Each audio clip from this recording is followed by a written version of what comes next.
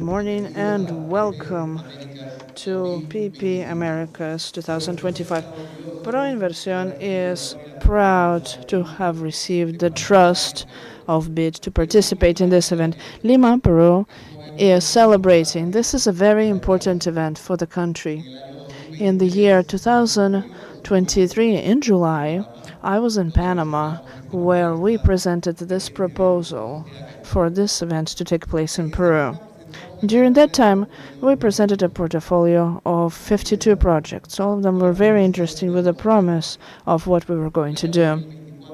In 2025, we achieved a record in Peru, over $11 billion in new public and private associations, out of which over 44,000 were added from the previous years. This made us very optimistic, and it confirmed something that we were so certain of in Peru for a long time now. The APPs bring development, help close gaps in infrastructure, and constitute an important mechanism to conduct business between the public and the private sector. Nowadays, the world proposes new challenges, as well as new opportunities. Today, I am here with a renewed portfolio, with the same vision for the Ministry of Economy and Finances. ProInversión and the Ministry of Economy and Finances become and share the same vision. The APPs will significantly contribute to closing the infrastructural gap. We now have over 100 projects in our portfolio, over $70 billion for the next few years of investment, and a growing portfolio. This is a portfolio where many entities have supported us. BID's support has been impressive. And the path that we still have to go through is impressive as well. Transportation, health, sanitation, education, tourism. A project portfolio that encompasses a large part of the region of the country. This is an impressive moment for Peru that forces all of us to rethink things, especially to trust that it is possible to close the infrastructural gap, that the PPPs will be a fundamental element for it. I now welcome you proudly, having been chosen to be to host the 12th edition of PPP Las Americas. And we trust that these moments of discussion and learning will make this mechanism stronger, because this mechanism fulfills an important promise, the promise that this infrastructure is important.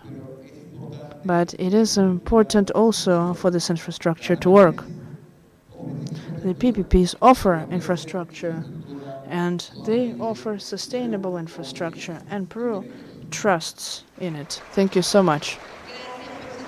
Thank you for your participation, Mr. Del Carpio. Now we invite Mr. Tomás López Teixeira, representative of BID in Peru. Good morning, our dear audience present here today, and those of us who are following us online. I know that that is a lot of people right now. I would like to extend a special greeting to José Salardi, our Minister of Economy and Finances, Mr. Luis Andrade, the Minister of Public Works in Panama, Mr. Luis Del Carpio, Tania Ramirez, Congresswoman of Peru, to all the chiefs of accredited diplomatic missions in Peru, the national and foreign authorities. We have a very distinguished audience here today, and I would like to thank all our allies from the private sector who are here with us today, international cooperation, my dear colleagues from IDB and other multilateral banks that accompany us, and all the distinguished attendees to this 12th edition of PPP Americas 2025. To me, it is a huge privilege to welcome you to my dear Peru and to this form of public and private associations. The most important one in our region, which takes place in our country for the first time. This is a pioneer country in terms of public and private associations in Latin America and Caribbean that actively participates, encouraging the synergies for the development of infrastructure since the beginning of the 90s. I would also like to thank the joint effort for organizing this event, sustained by the team of the MEF, ProInversión, and IDB together. Our PPP Americas 2025 offers high-level dialogue, presentations, and discussions that will provide regional perspectives on how PPPs have a crucial role in the development process, the innovation, and the social impact. Structured properly, PPPs allow to articulate effort, resources, and capitalize the experience from the public and private sector to tackle global challenges such as poverty, education, health, and many others. Through these alliances, projects can develop that will generate a positive impact today and long term. On top of that, in a world of constant change, PPP through the private sector allow to channel innovation and positive disruption. The public sector, in close collaboration with the private sector, can thereby face emerging challenges such as technology, automation, new business models, among others.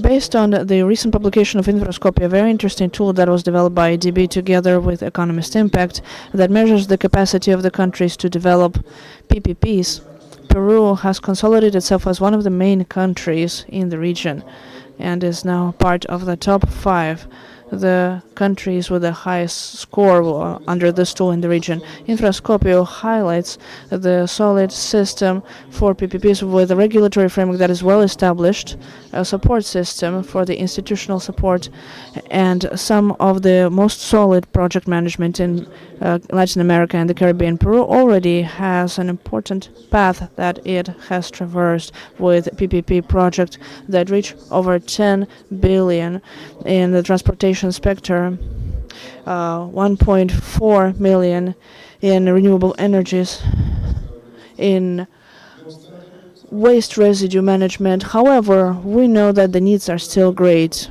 both in the quantitative, and here we estimate about 110 billion that will be needed to close the structural gaps, but also qualitative. PPPs are even more demanding today. So from IDB, we are very proud to be strategic partners of Peru in its path in improving infrastructure with PPPs.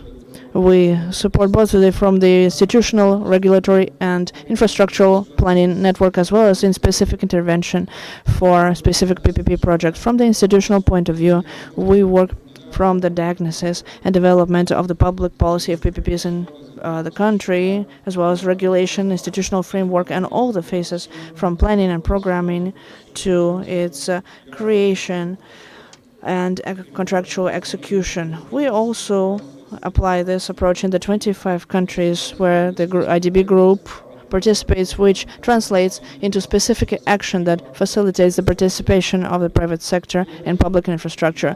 Here, my dear friends, I would like to give some examples of this support that we provide from BID 1, the improvement of the regulatory framework, where we have supported the update of the good practices in IPP, incorporating these, including social, environmental, and institutional aspects with a comprehensive approach in the projects. Second, when it comes to planning, we have been supporting the country in the development of national infrastructural plans. Right now, we are collaborating in the creation of a new plan with a vision towards 2025 for Peru, which is going to incorporate an important territorial approach. 3. In the institutional management, we are providing support in the design of a strategy of implementation of specialized management organs for project management, with the objective of increasing operating efficiency of the whole process. And finally, last but not least, we're supporting the APP organism for the last 3 decades so that we can continue moving forward in the development. For this, it is important to strengthen data gathering and project drafting, because these will be necessary to promote initiatives in the country. Together with all these efforts with IDB, we have been supporting structuring projects in key sectors in Peru. From health sector, we have supported the hospitals in Piura and Chimbote that recently have been adjudicated that are going to mobilize about $300 million. Both projects are going to have high social impact. The specialized hospital in Piura, for example, is going to benefit over 740,000 inhabitants in Tumbes, while the highly specialized clinic in Chimbote is going to benefit over 300,000 inhabitants, of 300,000 inhabitants in Ancash. Likewise, with the National Institute of Health for Children in San Borja, that is a reference point on an international level in health and sanitation for children, we have provided our support. We have also provided our support package to the residual water treatment plants. This treatment plant in Chincho was adjudicated about $70 million.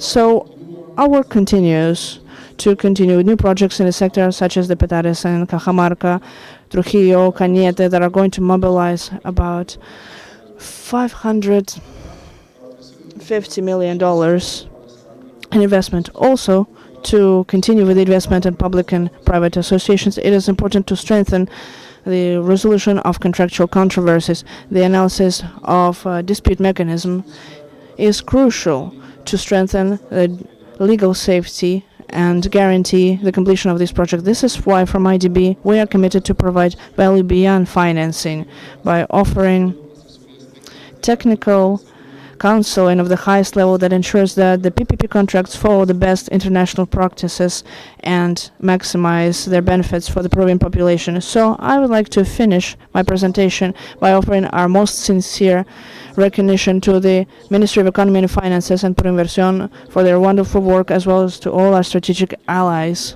that contribute to the development of this new edition of PPP Americas. Personally, I'm convinced that together we will continue building a future where the public and private associations and public and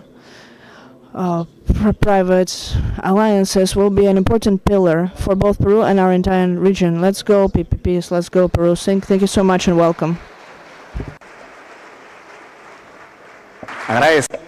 We thank the IDB representative for his words. And now we will give the floor to the Executive Vice President of IDB, Jordan Swartz.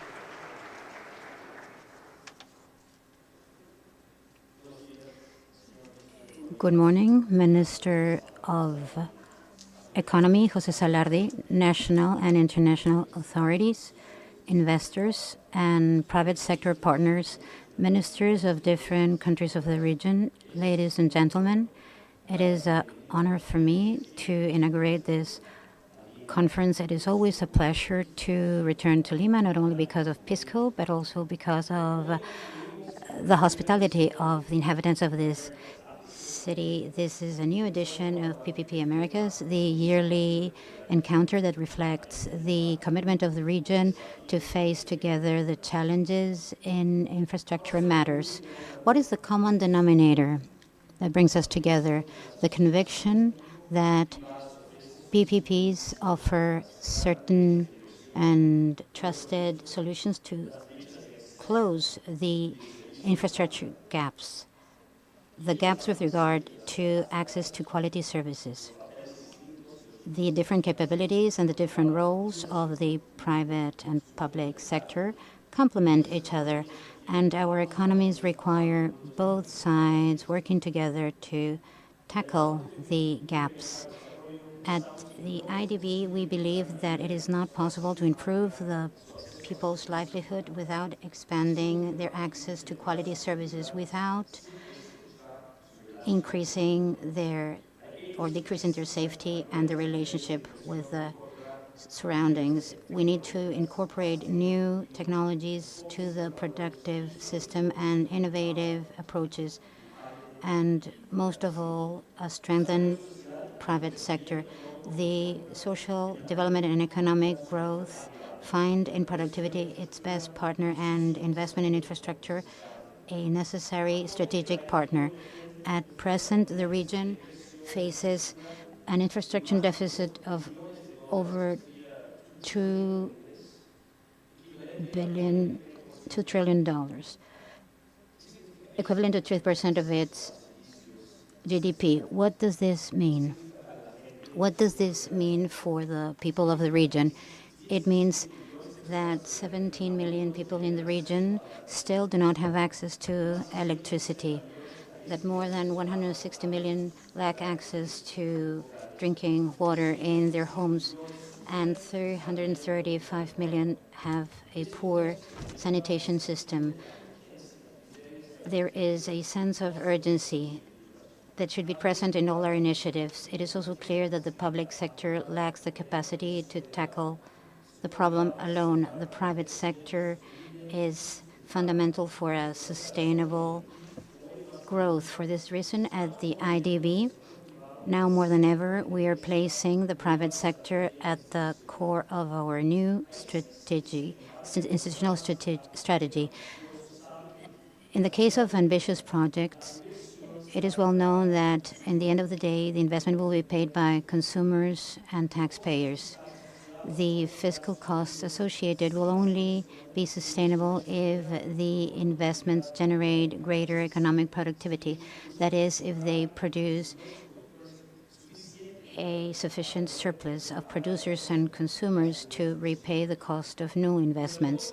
With the support of the IDB governors and the Ministry of Treasury of the member countries, we are implementing Impact Plus, a roadmap that includes the strengthening of IDB Invest. Our window for the private sector IDB Lab, which is an innovation center, both focused in innovation in markets, the increase in productivity, the mobilization of private investment, and offering new investment tools tailored to a private sector that is increasingly more globalized. And we do this through our new PPP unit to create synergies in the IDB group and ensure the greatest impact possible of each intervention, of each project. In this task, we are not starting from scratch. There is a rich tradition in Latin America and the Caribbean as a leading nation in the participation of the private sector in infrastructure. Since the end of the 80s and the early 90s, the region implemented several models such as concessions, privatizations, mixed capital companies, and of course, PPPs, with different market structures for sectors such as energy and water, and agencies such as ProInversión, which have promoted investment for many years. The region has proven its capacity to attract private capital in complex projects. In the last decade, Latin America and the Caribbean received more than 250 billion in APP or PPP investments. In many of these countries, these accounts for 30% of the total of $820 billion, but the trend has been decreasing, with a reduction of investments that went from $62 billion in 2014 to $7 billion in 2023. We're here to revert the trend and recover dynamism through a greater participation in the region. More than 85% of the total investments were aimed at the energy and transportation sectors. Even though these areas continue to be fundamental, we know that this needs to diversify to housing and digital sectors, which continue to be critical for the citizens' demand for services. Also, infrastructure for the management of natural disasters, where the cost-benefit equation requires us to double our efforts for each used to build resilient infrastructure, we save $4 in reconstruction. The lack of quality infrastructure affects consumers, producers, importers, exporters, and ultimately each citizen of the region. In many cities, people spend many hours due to poor transportation, do not have access to drinking water, and they see how the different infrastructure looks more like infrastructure dating back to the 19th century. Only a third of the roads of the region is paved. Less than half of the roads in the advanced countries. In my experience, I have witnessed how the private sector can transform the Latin American infrastructure. A while ago, there were no cranes for containers in the region. A common denominator that took place from Mexico to Tierra del Fuego. And the ships would spend a lot of time at the ports, and the unloading was a tedious process with caterpillar cranes and obsolete practices. The participation of the private sector allowed for a true revolution in the region's trade, modernizing the ports and significantly improving competitiveness. Even though there is a long road ahead, 90% of containers is moved through ports managed by the private sector, which has increased the efficiency of operations and reduced the lead times. In Colombia and Mexico in 1991 and 1992, PPPs have had a transforming role in port infrastructure, just as in many other areas. And what is interesting here is that in retrospective, the transformation I'm talking about was not due to the volume of investment from the private sector, but rather due to the introduction of new technologies, new management systems, new ways of acting. I'd like to close these words by reiterating my gratitude to the host country, Peru, and the authorities present today. Our collaboration includes a comprehensive approach from the development of knowledge in the case of PPPs towards the strengthening of public policies and essential institutions. IDB acts in two complementary fronts. We act in financial matters, offering the best conditions and terms thanks to a unique model of partnership and a AAA rating. And we also act in terms of knowledge, offering know-how for the best practices globally to adapt them to local initiatives. In this framework, we conceive this forum as a unique space for dialogue and exchange in the development of infrastructure. Your knowledge and experience is extremely valuable, and we are thankful that you're here today with us.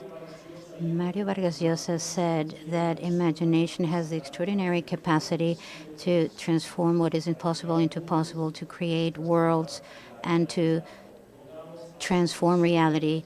Let's use our resources, our companies, our knowledge for the benefit of our region, but most of all, our imagination. Thank you so much and welcome. Presidente Ejecutivo del BID.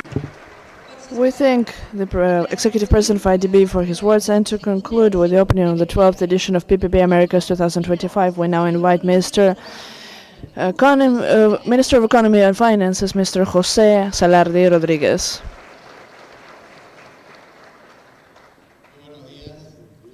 Good morning. I would like to greet the high management of IDB present, Congress people, the team from MEV, the team from ProInversión, all the other sectors, all the esteemed guests from abroad who came to this event. In 2023, when the ProInversión team was in the PPP Americas in Panama, we thought that it would be important to host this event in 2025 for many reasons. One of them, the main one, is that we had once again begun an important reactivation of adjudication of PPPs in Peru. So to date, we have managed to adjudicate, as Lucho said, over $11 billion in projects in Peru. However, in the last 2 years, we have conducted some very intense work to start to structure a new portfolio, new dynamic on how the PPPs in Peru would develop. So now we already have a structured portfolio for $70 billion that we will be able to present in detail today. Peru has a big gap to close, and we are convinced in the Ministry of Economy, the government, that the best way to move forward to close this gap is by using mechanisms of public and private associations. In Peru, we already have several decades of experience for this. And as it happened with multiple sectors, this has contributed to improving the competitiveness of the country as well as the quality of life of the people in it. This is why over the 100 projects that we have to date are going to impact on the different regions of the country and are going to allow us to close gaps in sectors such as sanitation, for example. Yesterday we presented jointly with the Ministry of Housing a project for over $50 billion that will help close gaps in residual waters, among others, will allow to have more water processing plants in the country. So by moving forward towards 2030, Peru is going to have an important quantitative and qualitative jump in providing services to one of the less developed sectors of economy. And this way we'll be able to go through several sectors in health, for example, where in the last few years together in the Ministry of Health and the regional governments, we have been structuring a very interesting portfolio of multiple hospitals that are going to start, and some of them have already been adjudicated, but some will have adjudications in the next few years. And also we have the objective of improving the level of services and the quality of attention to the population. In the health sector, we have excellent experiences of doctors that are going to doctor visits that are going to start happening this weekend that have allowed us to see that the state can provide better services when accompanied by the private sector. In these 3.5 years of government that we're going to be part of, we plan to adjudicate and sign addendums linked to PPP projects for over $30 billion in investment. This $35 billion. This is the new path that the country has taken, which guarantees the sustained growth of the economy to improve our competitiveness, and so that we become an increasingly more relevant actor in the region by leveraging our strategy and our resources. For this portfolio that we developed to be attractive and have a different dynamic, it is important to have the big reform that we're planning, and that's why we have ProInversión, who has worked with us closely and has created this teamwork that made it possible, which is what we need for the country to be better. This is why this reform is going to be fundamental, and it's going to refocus the approach of ProInversión, who is basically going to run the projects. And I think with that we're going to substantially reduce the time necessary to complete these projects, and it will allow us to achieve this infrastructure, make it available for the population. These days are going to be very interesting in sharing experiences, in thinking about the mechanisms for all the different regions sharing the progress, and I think you can always learn from somebody else. So in this sense, I think that we should make the most out of these couple of days. On our end, that is all. Welcome to Peru. This is the country that is the friend to all of you, and we'll always welcome you with open doors and open arms. We ask you to trust in our projects and our desire to move forward. Thank you so much. Thank you very much, Minister, and the four representatives for their welcoming words. Now, please stand up for the first official picture of this part of the event.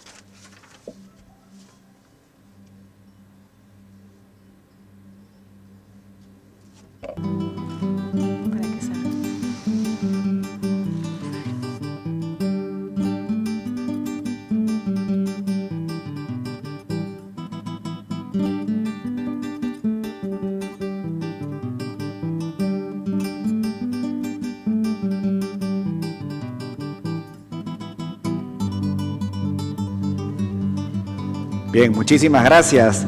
Thank you so much.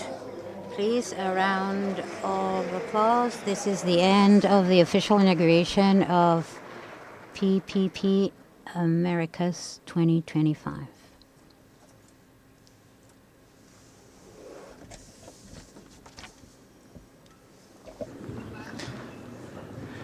Antes de comenzar con la primera... Before we begin with the first plenary session, we will briefly explain what we will do in the case of the questions of the public to the panelists. You can see a QR code in the screen that you can access through your phones. The moderator will present the questions at the beginning of each session, and the one with the highest voting among our in-person and virtual audience will be the question to be answered. It is a moment to talk about the first topic, the impact of digital transformation. It is a revolution in PPP projects, improving the efficiency, transparency, and sustainability, while generating important economic benefits for Latin America and the Caribbean. We would like to welcome Elizabeth Robert, Director and Head of Infrastructure and Energy of IDB Invest. She will be the moderator of this session and its panelists.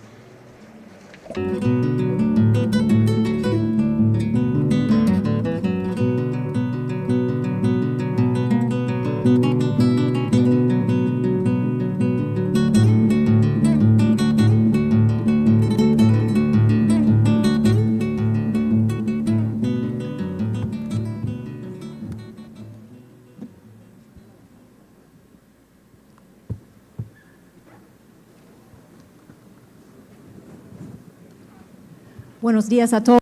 Good morning, everybody. It is a pleasure to be here today. My name is Elizabeth Robert. I am the head of the Infrastructure Energy of IDB Invest.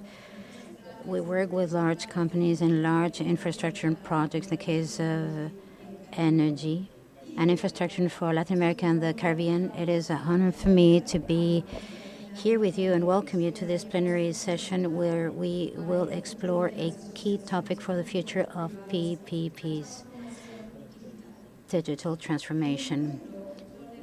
In a world where technology is advancing by leaps and bounds, digitalization has become an essential tool to optimize efficiency, transparency, and sustainability in the development and management of PPP projects. Today, we will feature experts who will share success stories and insights on how technologies such as artificial intelligence and big data are revolutionizing decision-making, public service delivery, and investment attraction. We will also address the challenges and opportunities this transformation brings and discuss key strategies to accelerate its implementation in infrastructure projects and services. First of all, I will introduce our distinguished panel. Let's welcome Juan Carlos Cogorno. Juan Carlos is an expert in business development and payment solutions with an extensive background in financial and technology industry. He currently leads Visa Government Solutions for Latin America and the Caribbean, driving the modernization of payments in the public sector through innovative digital solutions. With more than a decade at Visa, he has played key roles in developing strategies for global clients and governments, promoting financial inclusion and digital transformation in the region. Thank you very much for participating in this panel, Juan Carlos. Next, we have João Marcelo Diegues Pereira. At the other side of the panel, he is the current mayor of Nova Lima, Brazil for the period 2021-2024, after having held the position of deputy mayor between 2017 and 2020. With a background in public administration, Joe has worked in the public and private sector, including Santa Casa of Belo Horizonte and at the Vale Mining Company. He is the founder of the Papai Noel Mirim NGO, dedicated to solidarity and volunteering. His incursion into politics began at the age of 20, consolidating himself as a key figure in the development of Nova Lima. And thank you very much for participating in this panel, Joao. It is also an honor to welcome Natalia Lagullas. She is a leading specialist at IDB Lab. She works to take innovation from startups to solve different public challenges. At present, she's responsible for the GovTech agency, and she leads Fuente de Innovación, a partnership that promotes innovation in the water and sanitation sector. She has wide experience working with governments, NGOs, and the private sector to plan and implement initiatives in Latin America and the Caribbean. She studied urbanism in Argentina and Spain and obtained her professional degree at the Universidad of Buenos Aires. Thank you for being here, Natalia.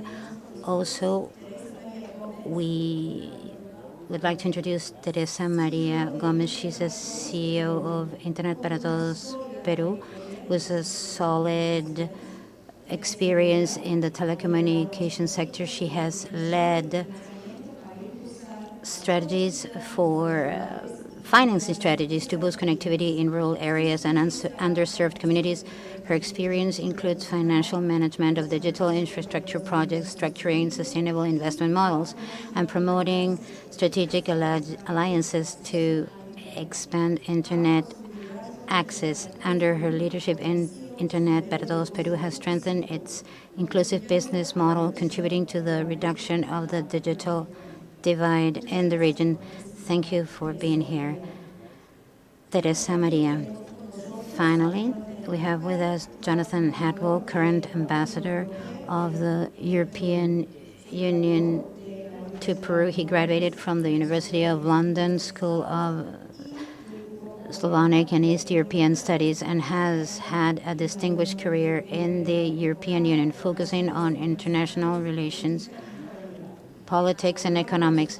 Throughout his career, he has worked on strengthening diplomatic relations with various regions, including Latin America and Asia, advising European Union leaders and providing strategic support. Prior to his assignment in Peru, he was head of division of the European External Action Service for Mexico, Central America, and the Caribbean in Brussels. He has also held positions as head of division for regional affairs in Latin America and for China, as well as deputy head of the European Union delegation in Japan. Thank you very much for participating in this panel, Jonathan. We have a panel of experts, high-level experts. Thank you for being here. As we have explained, in order to interact with you and our audience, we will carry out a dynamic through which you can choose any of the following questions that will be asked to our panelists later on. People who are live will be able to vote through WhatsApp, while those who are virtual will be able to do it through the QR code on screen. You will be shown 3 options of questions for voting. The option with the most votes will be asked to all our panelists later. So here we can see the questions. I'm not going to read them, but you can vote throughout the session. In a world where digitalization is transforming the way PPP projects are planned, developed, and managed, the adoption of new technologies has become a key factor in improving efficiency, transparency, and sustainability.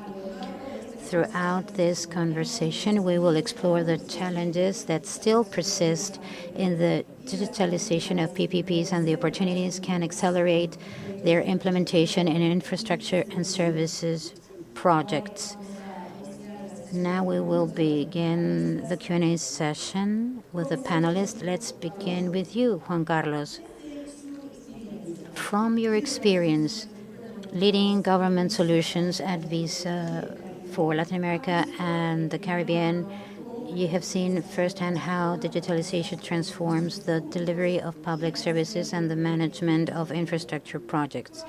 What has been the most significant impact of the adoption of technologies such as digital payments on the efficiency and transparency of PPPs? What strategies have proven to be the most effective in strengthening investor and public sector confidence in these processes? Thank you so much. And thank you for inviting me to this panel. I think Latin America is at a crucial position that is privileged when it comes to digitalization. On one hand, we have the government, which are very interested in being efficient in the way that they are using the public funds. And on the other hand, the private enterprise that has developed a series of technological solutions and developments that allows the governments to be more efficient, at least in the industry that I represent, in how payments are made and received. And on the other hand, you have the consumer that have the expectation of the citizens who have the expectation to interact with the government in the same way they interact with the private enterprise. I think that these are conditions that put us in a privileged position to create an impact through the PPPs. I want to talk about 3 examples of projects that we have undertaken in the past that I think are high impact and that have made a difference both in the government as well as in the lives of the citizens. Let's go back to the times of the COVID when the Guatemalan government specifically had the need to give social assistance to vulnerable populations, where they wanted to provide a subsidy in such a way that people would be able to buy basic groceries. Together with Visa and 11 financial institutions from different partners, we were able to develop a solution to our product Visa Direct, which is a solution that allows you to move funds, both receive and send funds immediately and safely. And we put together this fund that allowed us to make this payment and benefit over 2.7 million citizens in a safe and immediate way. That's on one hand.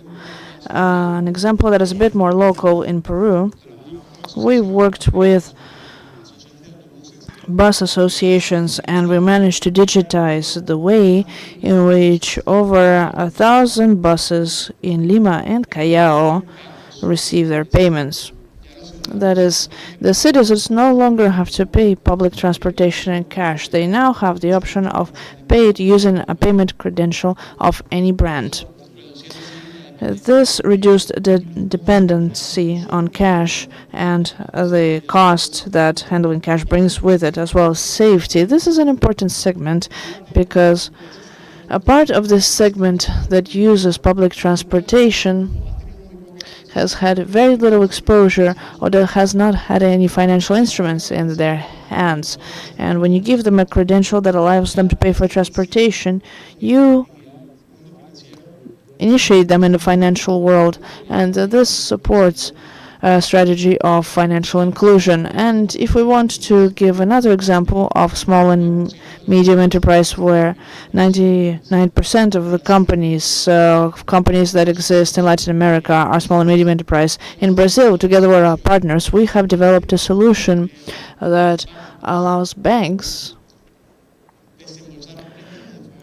to provide encouragement loans to small enterprise safely by giving money to the bank and the customers, and it helps us understand how these funds were utilized and allows us to have some checks in place when it comes to how these funds are being utilized. I think that the association of PPPs is something that is key for the development of economies, and we're very excited to continue working on this in the future. Thank you so much for the examples. I think that these are very clear examples of the use of technology to make money transfers and benefit transfers. It makes things more transparent. Thank you so much for your perspective. Shifting from the private sector to the public sector, João, let's move on to you. As the mayor of Nova Lima, you have led initiatives of urban development and modernization of public management. From your experience, how did digital transformation impact on the planning and execution of infrastructural projects in your city? What have been the main challenges and learning opportunities in implementation of technologies such as the artificial intelligence or big data to improve the efficiency and transparency in the municipal PPPs? Good morning, everyone. I would like to start my speech by thanking you for the opportunity to participate in this conference and apologizing because I don't speak Spanish as well as I could. So I'm going to speak Portuguese. We have implemented 2 projects. One is that we have a process that is in progress right now of infrastructural services and educational services, and we have another project that we're currently working on that has to do with public lighting. And these are very interesting experiences to talk about because they have been done.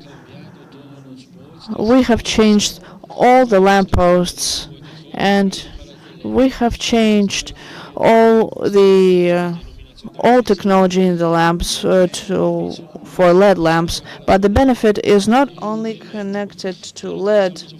We're also offering a better service when it comes to the citizen being able to request a change in the lights through an app. That is, the citizen who can have direct contact to request new lighting systems. So all of this is connected, and if the request made by the client is not met, then the company is going to be fined. So we have a whole new process in Nueva Lima because we have roads that go through us, through and through. So we have a center of operations where we can control the level of intensity of the lights, and when the lights on the road also run into some problems.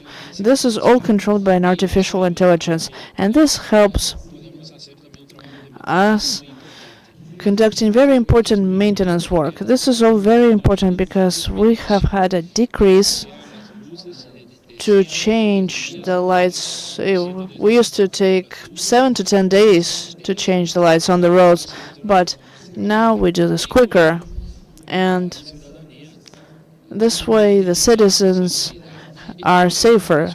All of this is connected to a process of digitalization, which is important for the process of follow-up with the streetlights, and also for the citizens who, with the app, have access to this at the tip of at their fingertips, access to artificial intelligence. So we have had a decrease in how much money we spend and how long it takes. Therefore, things are better. We have a contract for 13 years. In the first year, we have changed all the street lights. We have installed new street lights, new lampposts in several tourist locations, for example, which has been very important for Nova Lima. Thank you so much. un pequeño follow-up. En términos de desafíos, A follow-up, Joao. In terms of challenges, have you had any problems in terms of capabilities, technological capabilities? Have you organized a training program for the community, for the city? Well, it was something that was quite new for us. In the past, they would call us by phone and we would do this guidance by phone, but with the help of IDB and the Japanese government, we have started with more technical or technological processes. And now it is the case that the company undertakes the whole management of this process. And we have this entity that can oversee whether the tasks have been carried out under contract. Thank you, Joao. And going to Natalia, BitLab or IDB Lab as a section of IDB, you support the development of new innovative solutions with high impact. How can we take advantage of this innovation in the digital transformation of PPPs? What lessons can you share with regard to experience of IDB Lab? Thank you, Elizabeth, and thank you for your interest in this topic. I will begin by explaining what is IDB Lab or BitLab. I know that it is not very well known in terms of success stories. As Elizabeth said, it is the innovation laboratory of the IDB group. We provide funding, networking, and knowledge in the case of startups that leverage technology to develop different solutions, the case of the end user, and also in high impact solutions in the case of public administrations and also in the case of companies. And in this way, what we're doing is finding new forms of social inclusion, climate action, and productivity for the region. And to answer your question, I will like to talk about open innovation. Chesborough wrote about this more than 20 years ago as a mechanism to obtain innovation inside the corporations. This collaboration with external actors, startups, innovation centers, and universities as a way to have access to external knowledge and generate new lines of business and obtain a greater value for the corporate or business sector. And this is what digital transformation is about. It is not only adopting technology, it is about the change of a business model where we benefit from technology to develop new services. And open innovation offers a great advantage because you can streamline the development of new solutions. You can reduce the risk because at the end of the day, the innovation risk has already been developed by others, reduce the cost and gain efficiencies. In this case, startups can bring to the table many elements in that process, in this knowledge process, because they are at the forefront of specific technologies. The user lies at the core of their efforts, and they can offer this additional benefits. From IDB Lab, we work a lot in developing these startups, but we have also been developing different programs in the case of the different links, how the startup world connects to the challenges of the public and private sector. And we have developed certain projects and programs. In particular, we have been working with the open innovation platform of Telefónica, known as WIDA, working with a network of 30 corporate entities to link with these other companies. And within this network, you can see the sponsors over here from the energy and connectivity sectors that are part of the network. Another part of our work is related to linking the startups to public administrations, and we have a GovTech line of work. And we work with administrations so that they can put forward their challenges and needs, and that they and enable them to go to the market and find a solution for their challenge, instead of saying exactly what they want to purchase. The openness to the possibilities offered by the ecosystem. And the other job that we are doing in the case of the water and sanitation area of IDB is the source of innovation, or Fuente de Innovación. It is a partnership of the bank with external actors to fund different projects that deal with developing new solutions for the water and sanitation sector, and the actors of this area with public and private companies. We have worked extensively in gaining lessons as a lab. We work to find new methodologies and new forms of interventions, and learn from this to escalate this to public policy making or business models. And there are several lessons learned. Proposing challenges to the market not only relates to public administration or the company. This is shared by different areas. And to tackle the challenge and the implementation of the solution, we need to involve different areas, particularly the procurement areas. Many people see this area as an obstacle. However, it can also be a chance for joint work to find different possibilities for the acquisition of innovation. I think I'm running out of time. Later on today, there is a side event on open innovation, and I will be able to share specific examples. There are many, many examples, and I think it is important to mention that it is IDB working to create the regulatory frameworks to promote innovation with the government's PPP laws, other legal frameworks. You are funding the innovation of startups and new companies, and if this is more scalable, IDB will provide its support.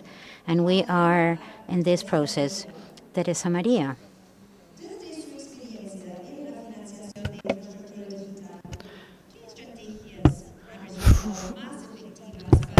From your experience, what activities have allowed you to close the gap in rural areas?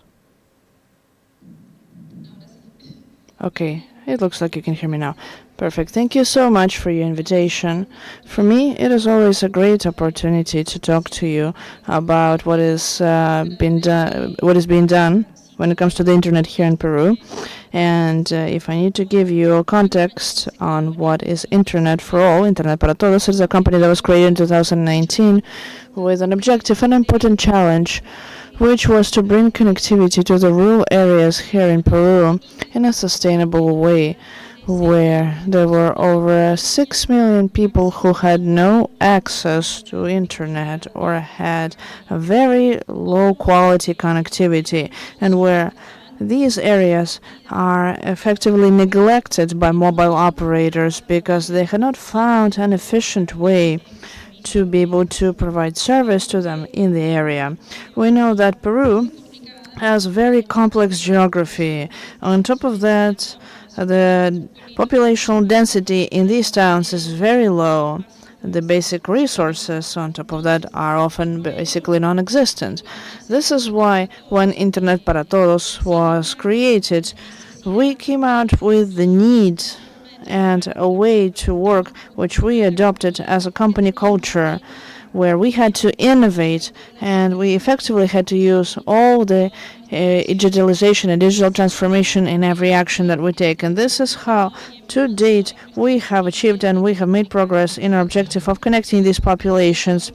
To date, we have 3.8 million people out of the 6 million that we started with at the beginning. These people already have connectivity. We are providing a service to 18 population centers. And what have been the key factors that I think have brought us to this result? First, for all our designs and all our deployments, we use information. We create smart designs that adjust to the populational needs that we cover with predictive traffic models and the population what we're going to cover. We put in place the infrastructure and the equipment that adjusts to that particular need. Second is that all our infrastructure in all rural areas in Peru, because we are in place in all the rural areas in Peru, they are managed remotely by teams that use open standards. Equipment that use open standards. This makes licensing costs lower, and we also access a list of providers that, as you know, is much greater, and therefore there's more competition, which reduces costs. On the other hand, IPT offers retailer model where we offer the service to the mobile operators in a shared way. That is our entire deployment, all the antenna, radios, mobiles. We share it and we provide service neutrally to all the operators. So what happens with this? This has effectively been the key to our efficiency in these deployments, but it also represents a challenge for us to handle so much data, so many counters and indicators and faults that we have to make transparent to all our customers, which are the mobile operators. And this made us use a hybrid cloud between public and a private enterprise. And the public one, of course, is used for databases, for transactional cases such as NOC, but on the private side we also have a lot of processing that has been made more efficient. You might also wonder about maintenance and operation of all this equipment. We also have an automation and logic processing for this. For example, when a fault ticket is opened, and this way they can be serviced remotely, or if you need people in the field to fix it. For example, in 2024, there were already 76,000 tickets opened in our network, and only 7,000 of these cases required somebody going on site. So this way you can see how digitalization has made this more efficient, as well as automation. And on the other hand, and this is purely administrative issue, but it is important to mention it as well. Can you imagine the perimeter of Internet para Todos?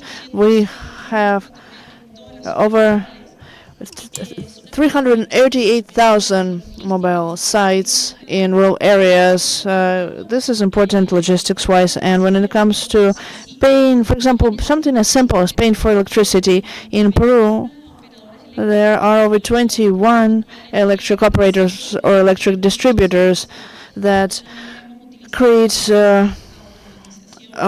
electric bills for these over 3,800 populational centers, and it was important to provide a service for them. And last but not least, this has been key.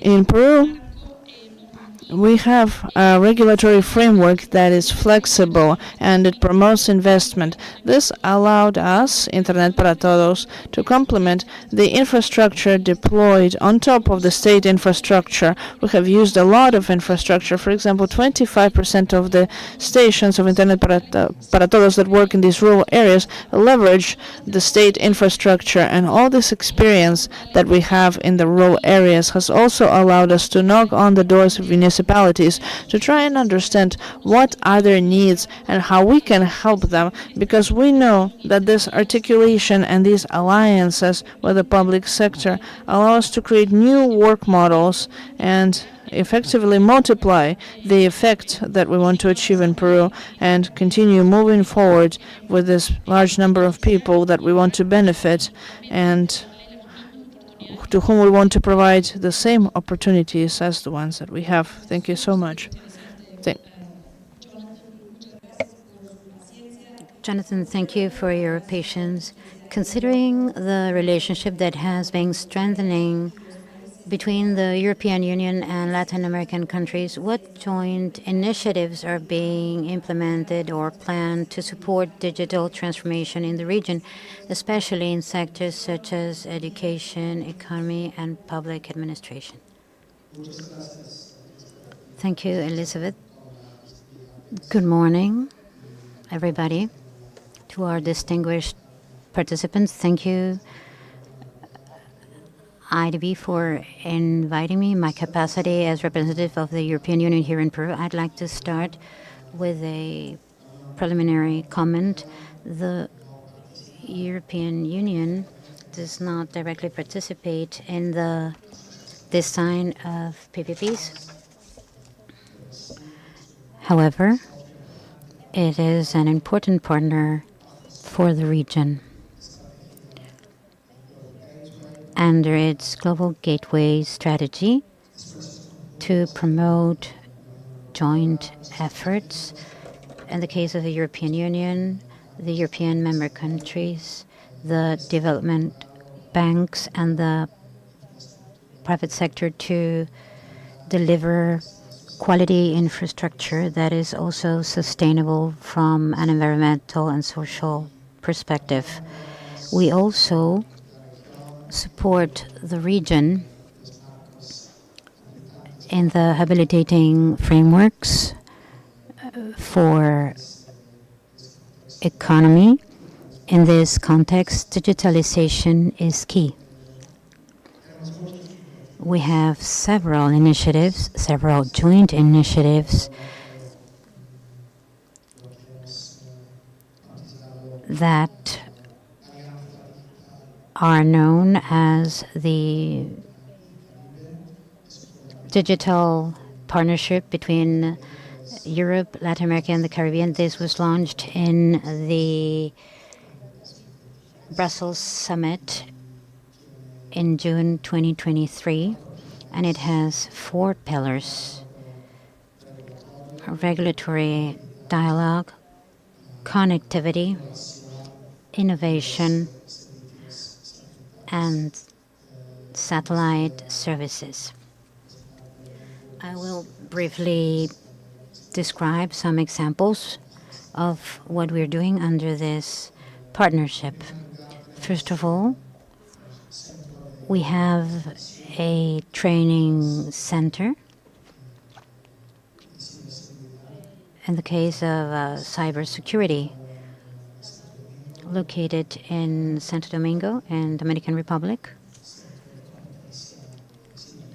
The Latin America and the Caribbean Cyber Competence Center that provides training in cybersecurity topics for the public and private sector of the region, including small and medium-sized enterprise, because we're convinced that if we do not trust on the resilience of digital networks, it will not be possible to leverage on all the potential offered by digitalization in the case of economy, including PPPs. Another important initiative is Cable Bella,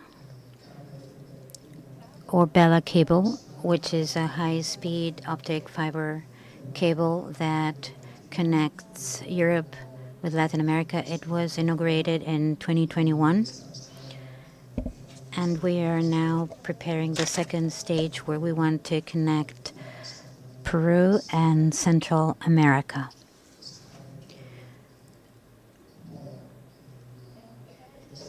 This technology supports research and science. We also have a digital accelerator for the region startups to connect them with expertise and support in the ecosystem to provide new business opportunities, including Europe. And we are also offering satellite services which are crucial, as it was said earlier, crucial for remote and rural regions and island countries.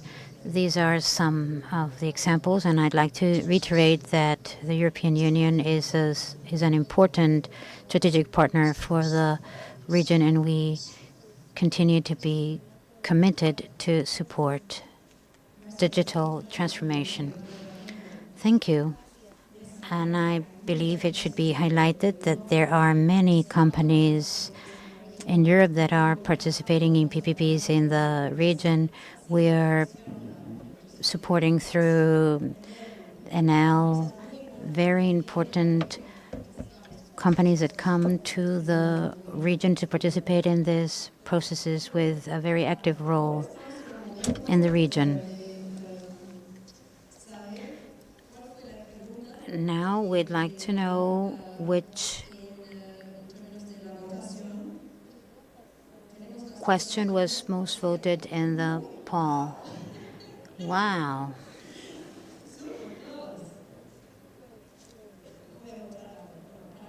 It was super close. I'm going to vote now. Okay. We have time to answer to these questions. Number 2 is the winner. It was very close. What are the best strategies to guarantee that the public and private sector are prepared to implement and manage solutions, digital solutions, effectively? We have, if you prefer another question, I'm flexible, but I think that this is the most voted question.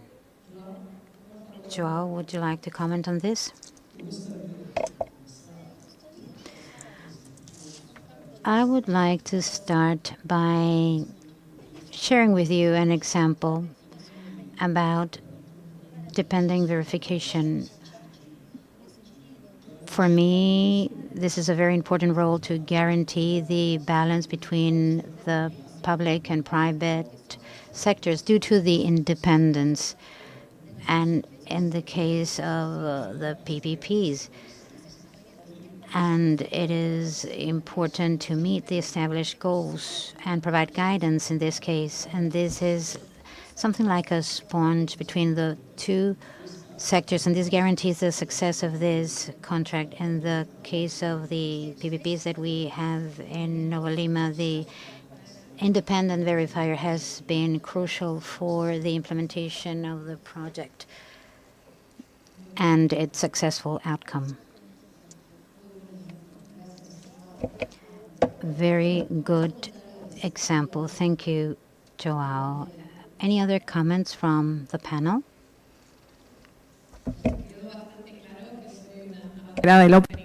I think it is pretty clear that I'm a fan of that kind of opening. And well, in terms of PPPs and public-private collaboration, I think in this equation we have to consider how the collaboration takes place between other actors, not just the public and corporate sector, but also our research centers, to be able to take advantage of all this work of innovation that is developing to find the best solution to the challenge that is being proposed. And in these mechanisms of collaboration of startups and corporate in terms of the PPPs, they can offer solutions not just when it comes to the design of the PPP and establishing the different sections or the solution proposal with more information based on this work that the startup may conduct. But when you manage this PPP in terms of the efficiency of earnings, you can acquire other solutions. So I continue to sustain the strategy of open innovation. Yes, Teresa Maria, please. I think that one of the strategies, to my point of view, would be when you work collaboratively and in an alliance between the public and the private sector, there has to be a regulatory framework that is open, flexible, and that always makes sure that the projects are sustainable and have long-term continuity. I also think that we have to be clear on the fact that we have to be open to disruptive technologies and create what we think the state is going to need in regulatory bubbles, something that allows this technological innovation. And of course, when I talk about innovation, I not only talk about technology, because oftentimes we get stuck on the subject of technology, but I also talk about business models, on continuing to update all of this and keep this regulatory framework updated, and also to have a framework of trust that at the end of the day, both the state and the private sector, we both want the same thing. And the purpose is to bring benefits and value to the country where we work.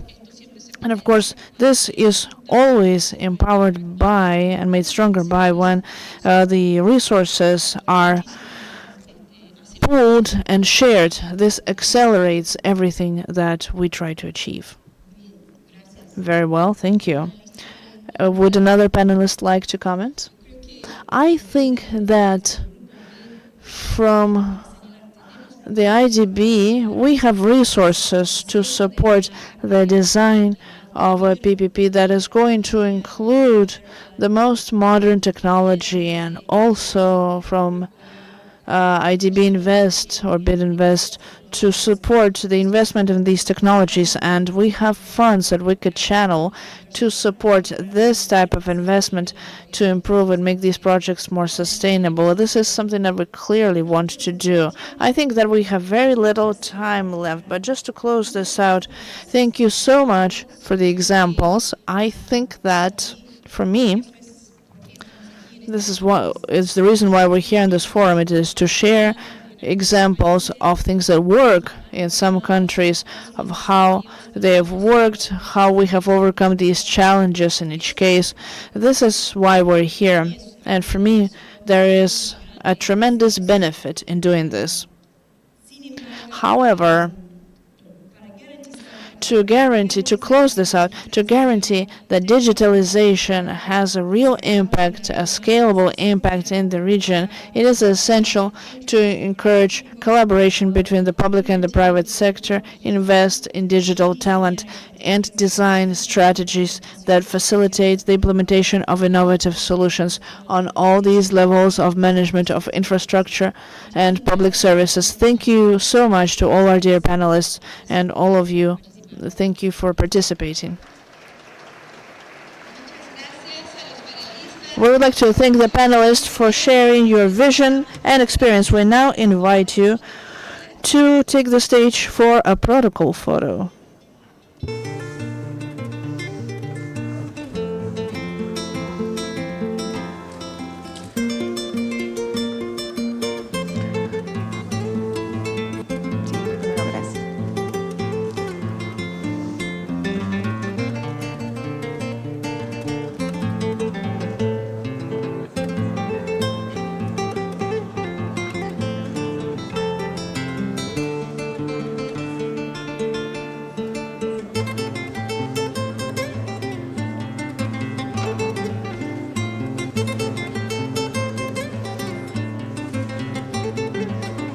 Bien, aplausos por favor para ellos.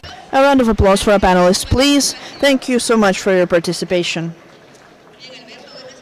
All right, Alberto, now it is time to have our first pause in the day. When we come back, we will begin our simultaneous panels in the modality of a silent conference. We invite you to a coffee break, which will take place in the Lima Tambo room that is adjacent to the plenary room. Likewise, you will be able to enjoy a coffee break on the terrace and in the area that is located next to the elevators. We ask that you please leave the headsets on your seats, and we will see you again in 10 minutes. We only have 10 minutes for this coffee break, and we will see you again to resume the session with our first simultaneous panels of the day. Please leave your headsets on.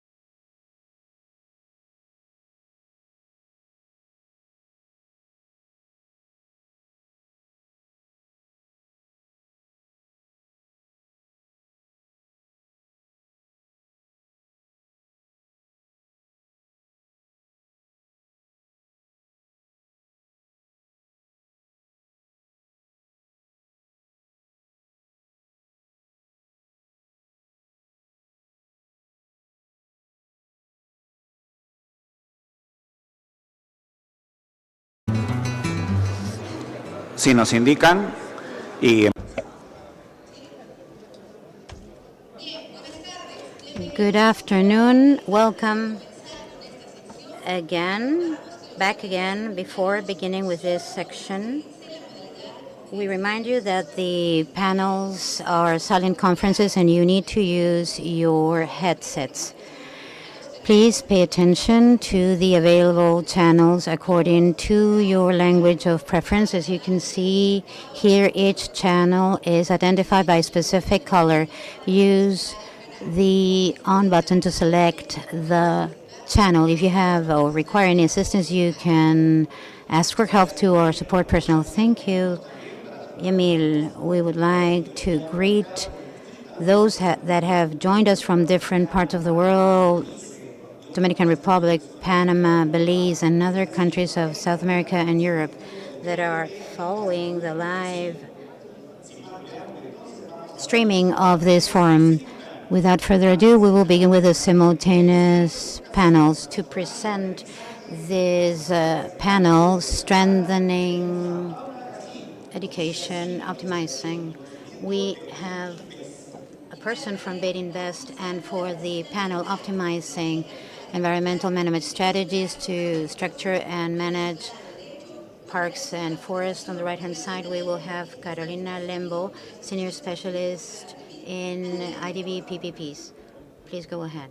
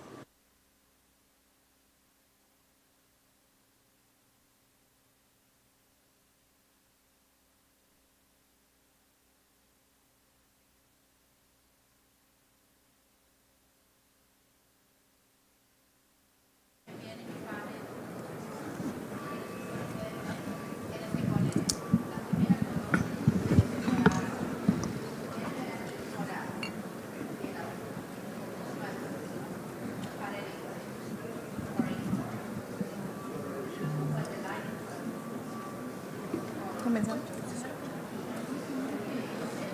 Perfecto. ¿Y me dices cuándo comenzamos?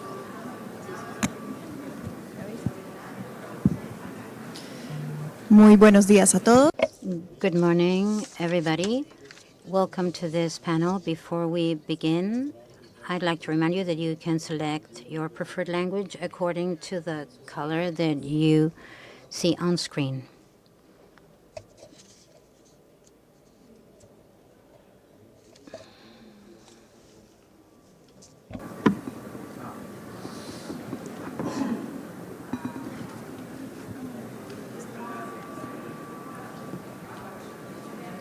Bueno. Buenos días nuevamente. Good morning, everybody, again. It is an honor to welcome you to panel number 1, Empowering Education, Transforming Learning. This panel will analyze how public-private partnership can drive the transformation of the education sector in Latin America and the Caribbean. Through discussion among experts, we will examine success stories, technological innovations, and the impact of these partnerships on improving access and quality of education. The objective of this discussion is to identify effective strategies to expand private sector participation and thus overcome key challenges and close educational gaps in the region. It is a pleasure to introduce our first panelist, Blanca Rodriguez, a professional with an outstanding track record in the financial sector, investment structuring, and fund management. With more than 20 years of experience, she is a general partner at MAF Capital and head of finance and capital at Marnos, a firm with over 6 decades of experience in infrastructure projects. Thank you for participating in this panel, Blanca.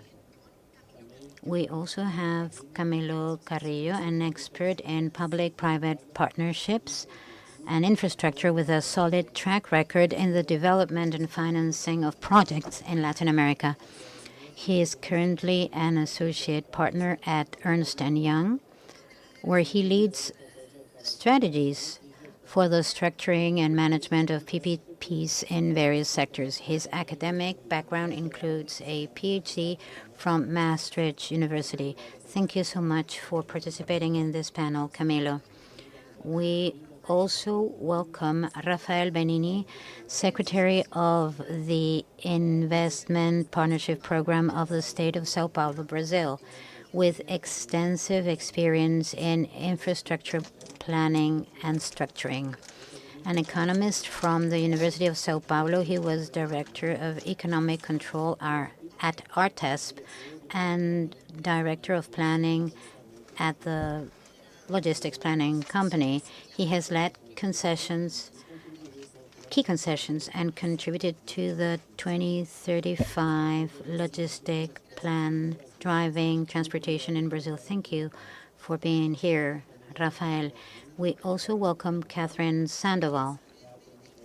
She is the Social Infrastructure Manager in the National Infrastructure Agency. Prior to joining ANI, she served as Director of the Private Participation and Infrastructure Program at the National Planning Department and held key roles at the Ombudsman Office and the Mayor's Office of Bogota. Thank you for participating in this panel, Catherine. We welcome Paulo Falcao, Executive Director of Paraná Educação in Brazil, with an outstanding track record in educational infrastructure management. Paulo has led key initiatives to strengthen planning, financing, and the execution of projects that improve the quality and access of education in his country. Thank you for participating in this panel.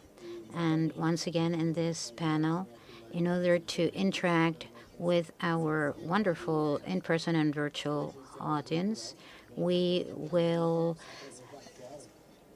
work in the following way. You can choose any of the questions that will be made to our panelists further along the way through WhatsApp or through the QR code on screen. Let's begin. In a region where gaps in access and quality of education continue to be a challenge, PPPs have proven to be a strategic tool to leverage investment, boost innovation, and improve educational infrastructure. However, in certain countries of the region, more than 25% of the directors or principals of educational institutions inform that in their institutions there is at least one basic service lacking, such as drinking water, proper restrooms, and garbage collection. How can we escalate private investment to serve these needs and the gaps of the region? Let's begin with you, Rafael. Rafael, Brazil is the largest PPP and concession market in the region, and it is not the exception in social infrastructure. In your experience as Secretary in your experience, in your capacity in Sao Paulo and the school program, what do you consider are the main challenges and opportunities to develop successful PPPs in the educational sector? What are the main success factors considering the particularities of the sector?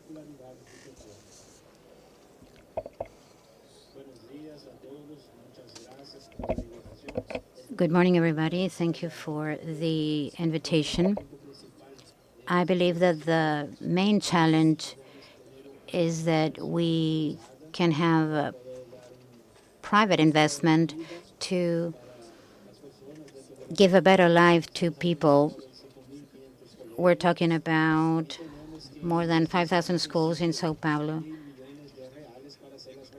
and we need more than 55,000 million in Sao Paulo. So we will take 55 years to have schools in an optimal status. We need to move forward with this job and not take so long. So this is an opportunity that we have. Another challenge that we have is that the school authorities carry out a more administrative job related to contracts, and they cannot look at the educational side of things. There's also a problem regarding safety at schools. So we believe that we need to have a single contract, and this is of the essence to be successful, and this needs to be managed by an agency. The authority doesn't need to look at the economic part of the schools, and this agency will be responsible for controlling the contract in order to have a space so that the principal can concentrate in educational matters and not be concerned about administrative and safety matters. In Brazil, we're working in this direction. We have several schools, and we will build new facilities in Brazil, thinking about this new model. And PPPs would be useful to work in maintenance matters. We will carry out this work jointly with the market because they need to be part of these projects. Social matters are very important for markets.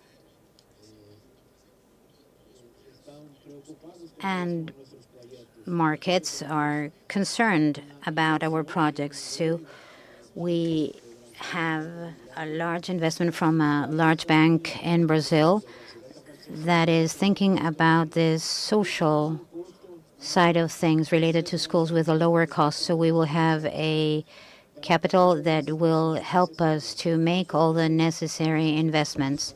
And we have carried out this study, and we have obtained a 20% discount. So we need to improve the service, and we have been able to reduce the state debt. We're looking at maintenance tasks. These are new challenges, but working in this way is very important. We help the educational secretariat so that they can be responsible for education matters, and we will take care of administrative and physical matters regarding the project. The magnitude of the needs and the lack of capacity of the state to carry out all of this within an established time frame. Second, the importance of allocating responsibilities and management duties to those that have the best capabilities. And in this case, the private sector is a strategic partner to manage infrastructure, to manage its maintenance, and let the teachers and the educational staff to focus on the educational side of things. You also mentioned the importance of mobilizing funds towards this sector, and this is very relevant considering that due to the characteristics of this sector, it is possible to attract funding from important investments and reduce capital spending. With these very important reflections, we would like to move on with Catherine. Considering your role as social infrastructure manager at ANI, how has the country, and in particular ANI, approached the development of PPPs in the educational sector? What have been some of the challenges and victories in opening up this market in your country? Thank you for acting as moderator in this space. Thank you, and all my gratitude to the IDB for giving ANI this possibility to participate in this panel. For us, it is a great pleasure. And answering to your question, let me give you some context why ANI is talking about education. For those who have worked with us, you may know that our focus has been on the transportation sector. Since 2003, we created INCO, and in 2012, we became Colombia's infrastructure agency, and at that time, there was a specific focus on all modes of transportation. So the agency strengthened its capabilities with regard to transport infrastructure projects. And we were able to implement 47 mega projects in the case of transportation infrastructure, which represents more than $14 billion. And based on this experience, ANI, thanks to this experience, ANI was assigned with this new competence or role of sharing this experience it had in the transportation sector to achieve the materialization of projects in social infrastructure. In these social sectors, this would be very necessary, and we have been prioritizing 3 sectors: health, water, and education. And what do we find here? In the case of education, we have 6 prioritized projects in the health sector. We have started with the structuring of this project. The other 2 projects in our list will receive the support of the IDB, and the others are in process of raising funds. This will amount to $463 million. When we talk about water, we have 2 large projects with that account for $1,950 million, and we are currently processing this with the relevant ministry. We are working to structure 2 packages of schools. The first one with 8 schools close to the capital and 9 additional schools that are representing investments that account for $170 million. This important bet implies different risks because, as I was saying, the agency has been strengthening its capabilities in the transportation sector, but now it has this new challenge. And as we have seen, Peru and Brazil have already have experiences in this area, in this social area, and this is important for us because we can learn from them and start this execution of social projects in the best way. In Colombia, out of 100 children, only 30 end basic education, and only 30% of this number moves on with higher education, and this is an extreme challenge in terms of coverage.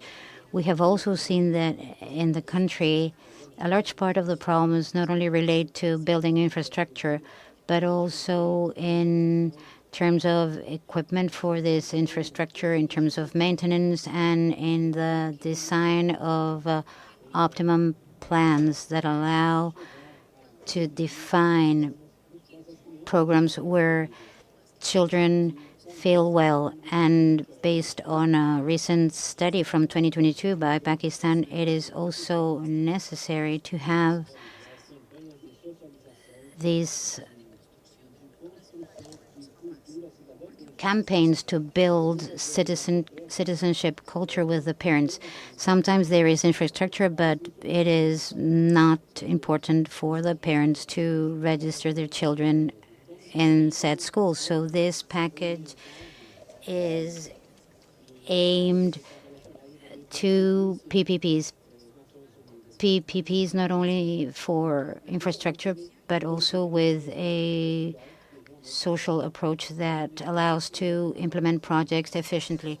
Catherine, your message has been very constructive, and it is interesting to see the evolution of PPPs in Colombia, where it is evident that this institutional strengthening that is taking place in the traditional sectors, it is now a challenge to implement these projects that are being launched in the country. You also mentioned the coverage diagnosis. It is complicated, and challenges not only refer to infrastructure, but also in terms of maintenance. Unfortunately, in the region, the resources for educational investment is difficult, specifically in the case of maintenance. You're also mentioning topics such as equipment and infrastructure, and you said that it is important to know how these institutions can be used to achieve the necessary goals in terms of learning, and it is necessary to benefit from the role of parents. Considering what Rafael and Camilo also said, from the structuring perspective, what are some of the success elements to mobilize the private sector in the case of educational PPPs and ensure their performance in terms of infrastructure and equipment? Could you please share your thoughts about this area and based on in your experience in the Peruvian public sector? Thank you for the invitation. I think that we can share this story that took place in Peru. It is some sort of dramatic case. The first success factor was to have clear rules. The Ministry of Education since 2012 performed an educational infrastructure poll. What needed to be done with 50,000 schools in Peru? And in 2014, with a team, there was a first call for private initiatives with very clear rules. We identified schools with more than 1,000 students, and the rules were clear. The private sector mobilized, and we were able to have 10 private initiatives. We needed to select initiatives, and there were 5 runner-ups. And based on the clear rules in a sector where we were saying, private investors, please come and help us recover the educational infrastructure. 11 years later, we have not been able to award these projects. And then we went on to the next stage, a stage of anguish, where the private sector had clear rules, but it didn't have the predictability during the process. When we talk about PPPs, we are talking about service levels, we talk about comfortable facilities for the children, we're talking about square meters for each student, we're talking about workshops. This should be clearly identified by the ministry. Unfortunately, the ministry was not prepared to deliver to the private sector relevant information that allowed it to apply its expertise and do what Adam Smith said. Laissez-faire. let the private sector propose the best alternative. This lack of predictability caused a delay of more than 10 years in the process. We need to mention this. Another success factor, or something that should be a success factor, would be having a counterparty with whom you could start a dialogue. The PPP system in Peru is based in the English model, where all the awardees or all the grantors, the granting offices such as ProInversión are capable of doing this. However, this is not working the right way in the ministries. There are ministries that work very well, but there are other ministries that perform poorly. We should see how to have this counterparty to have predictability. When I was talking with an officer that knows about these topics in ProInversión, she said to me, we have 17 director's office, 5 versions of contracts. There is a point where you don't know with whom you're talking to be able to launch a project, and this slows down a project. The private sector is discouraged. The private sector has the experience, and they only want to know the important information: what is the temperature, what is the area, and what types of workshops the state needs to provide the best infrastructure. But this past experience of anguish has a positive forecast, because after 10 years we have more experience, and it is possible to define these general standards. If ProInversión takes over more control, these projects will be launched and implemented, and the citizens will see the benefits. In Brazil, they have reduced the time by 50% thanks to the PPP model, for instance, in Uruguay as well. So we need to leverage on the private sector knowledge to obtain or gain these efficiencies. And before I wrap up, what is that we need to give to the children? The opportunity cost for a country is huge. We cannot wait 10 years to implement infrastructure that would change the life of students. Thank you so much, Camilo. And the final point is, we would like to mention that from the IDB group, we have been talking about the educational PPPs. In Uruguay, we have had the opportunity to finance 2 of these PPP packages for education, and we have had very satisfying results. Camilo, I would like to briefly summarize some key points that you mentioned. Clear rules, predictability,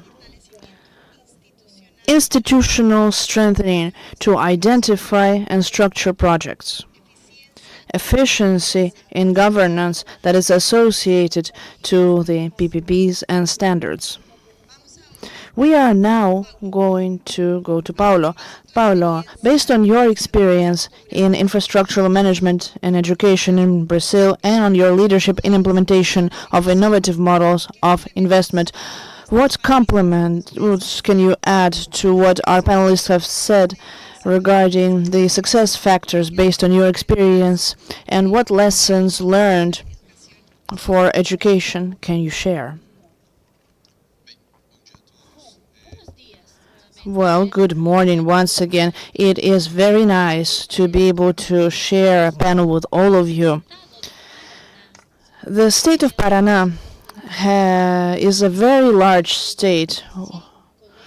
We have 2,100 schools that are part of this network. When we started studying and planning, we had a lot of consequences.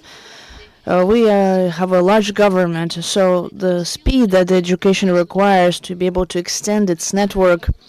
Here, some colleagues have mentioned this, right? The quality of education is related to the government infrastructure, the infrastructure that we could offer. And that is going to take time because of bureaucratic issues, because of legal ones, different aspects of the governmental routine. that we need to perform in order to maintain this public work, to have this public work that requires maintenance. This is another big problem. And finally, this is going to be passed on to the educational team, the school director that is going to have to take on this responsibility. We in Paraná, from the Secretary of Education, together we work with the Secretary of Education and the IDB for the structuring of the school projects where we service 29,000 students in the school sector on short term. And this allows us to extend the network of comprehensive learning at the speed at which we're doing it. We cannot achieve it. Where are we going to innovate? Okay, so innovation will have to take place in time. How do we manage time? This is very important for education. I always talk to my teams regarding time in education. This is very important because when a student loses 1 day of school, this is not something that we can replace. He has 210 days of school, and if 1 day he misses it because it's too hot, too cold, because some other climatic conditions in the school, this is going to impact his development directly. And later on, we're going to have a big problem, maybe a social problem.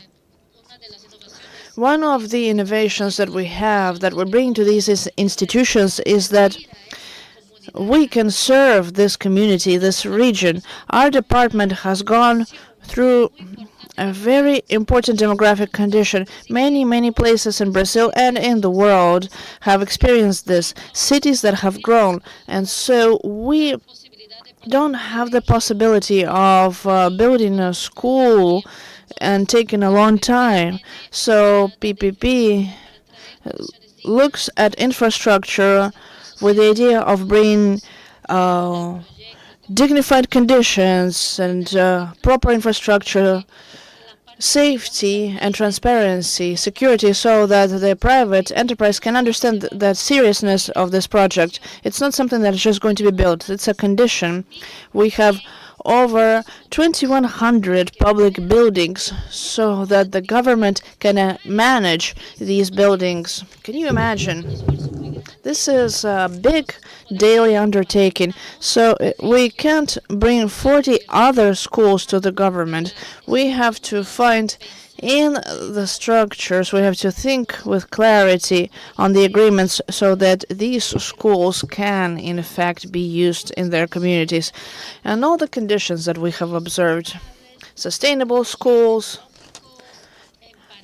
technology-empowered schools. In Paraná, we have the strong outlook towards technology oriented towards the student. So we have to incorporate this condition. It's very important. It's pointless to offer simply a schedule. We cannot bring the technology into the routine of the student.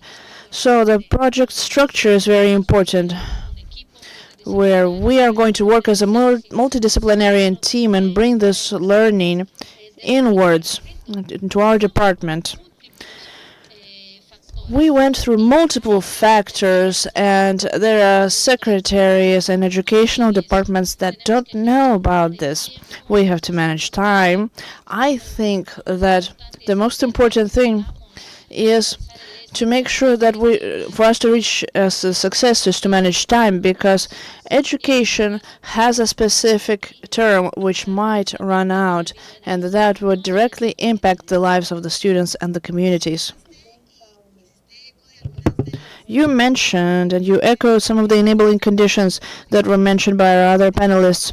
You echoed the cost of opportunity and the importance of temporality, or rather the urgency of actually making sure that these needs in equipment and infrastructure are met. And one interesting complement to your experience is the perspective of structuring, and how through structuring of the agreements it is possible to include innovations in terms of sustainability and technology.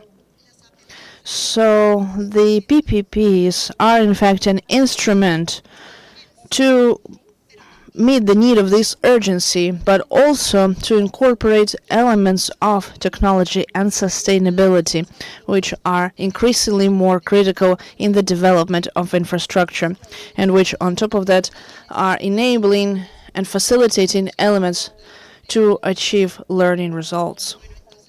So, Blanca, let's move on to you now. Considering the experience of Marnos as a developer of PPP structures for education, what conditions do you think the governments need to establish for successful mobilization of the private sector in these types of projects, considering your experience?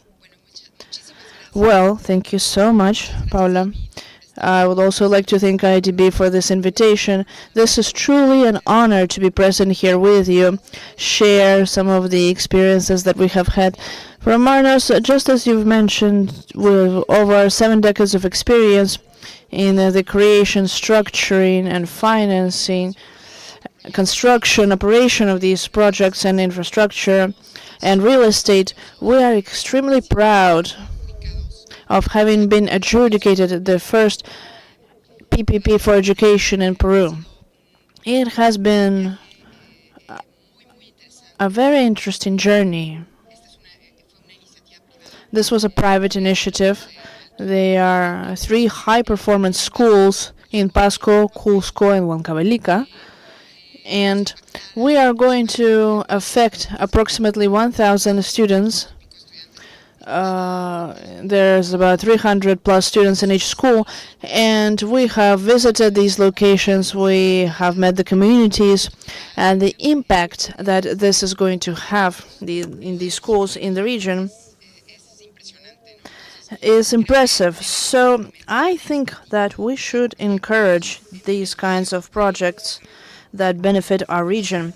And not only in Peru, but obviously in all of our countries, as my colleagues from Colombia, Brazil, and of course here in Peru have mentioned, there's still a very large demand for this.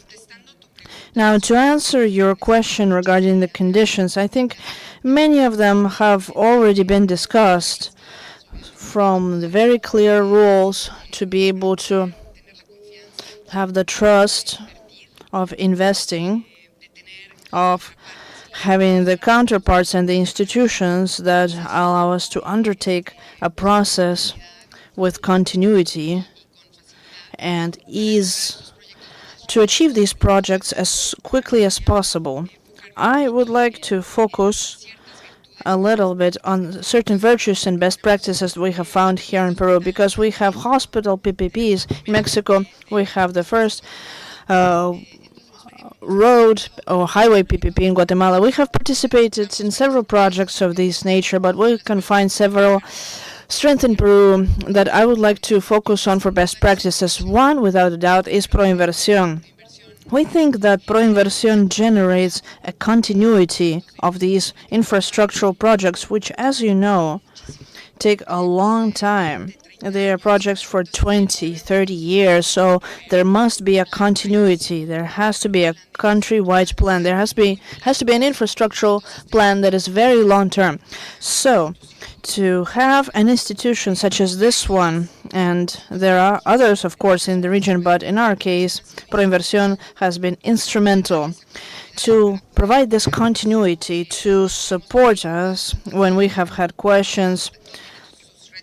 Everything has its challenges and difficulties, so I think that this has been a huge tool, and I would invite you to continue strengthening the participation of institutions such as this one, so that they won't stay at the adjudication phase, but will also accompany the adjudicatee in their first PPP case. So it took us a long time to instrumentalize this project, probably longer than it will take us to build the schools, and I think it's an important area for where there's opportunity of improvement in these processes.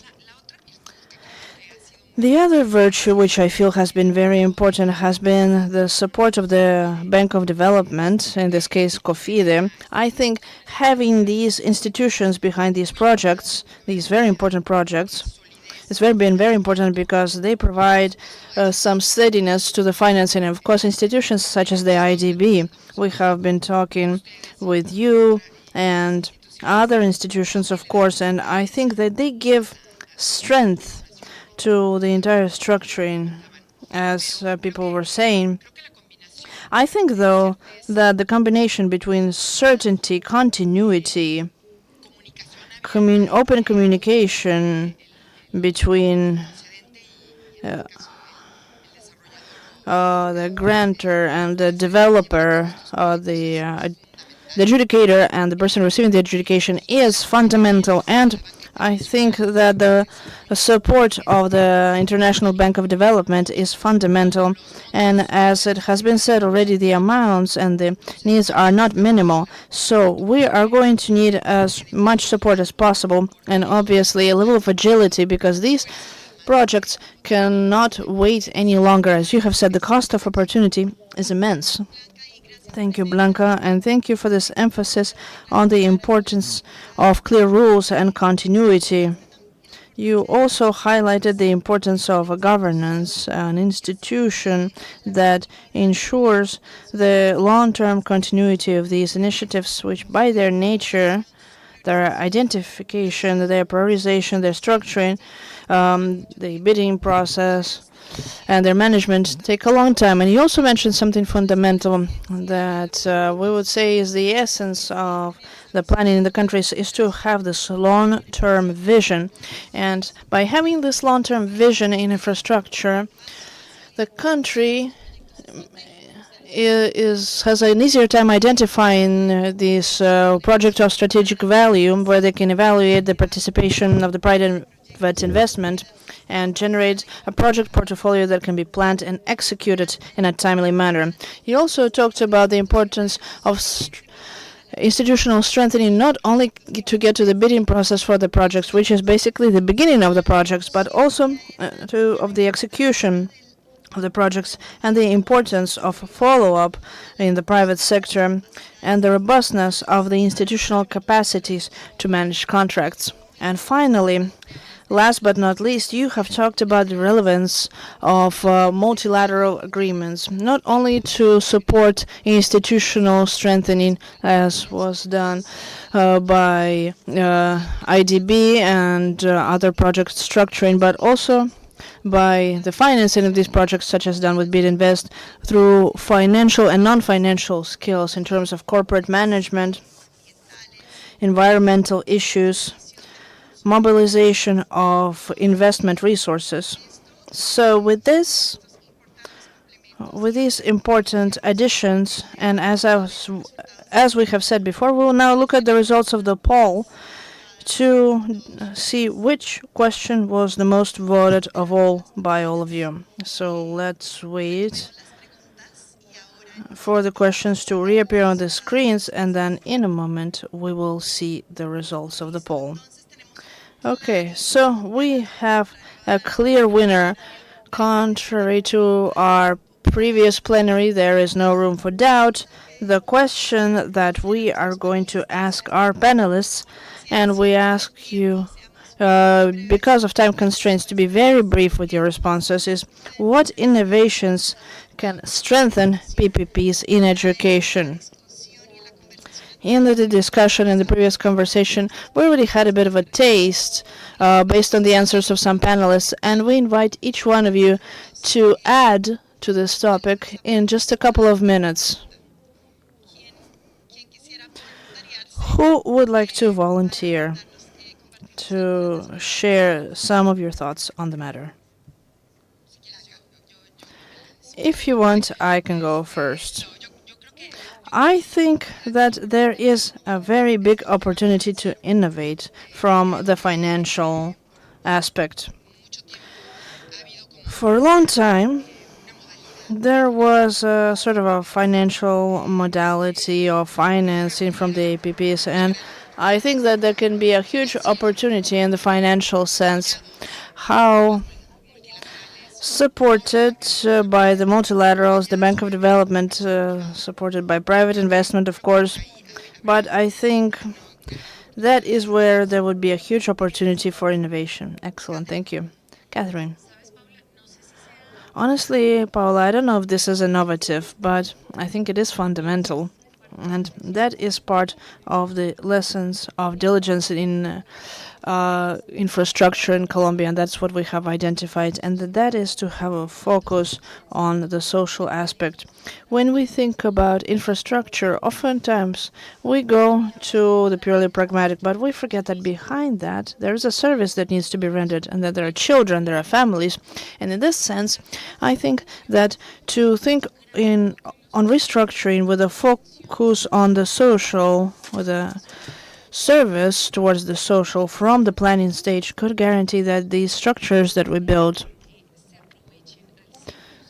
actually use 100% of their potential. Excellent. Thank you so much, Catherine. Rafael, go ahead.